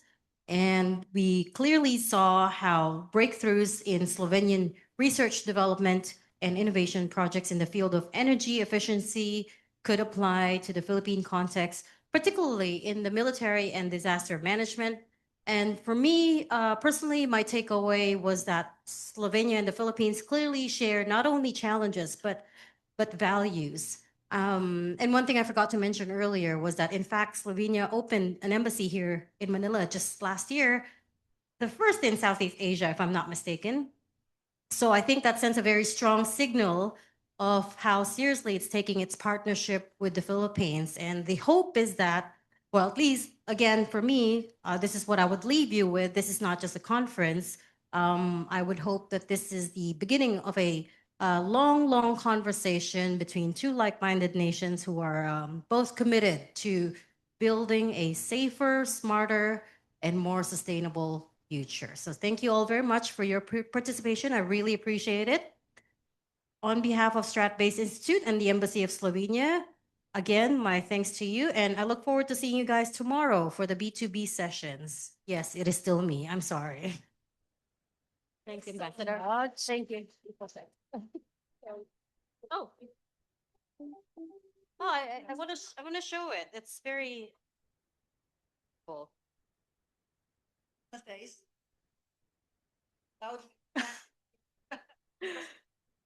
Strengthening energy resilience. Look, it's a symbol.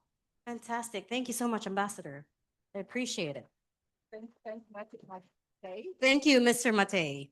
And somebody talked about the church on Lake Bled. I know I want to get to it someday. Thank you, everyone. All right, you're free. Go. No, I think there's a networking session, right? I think.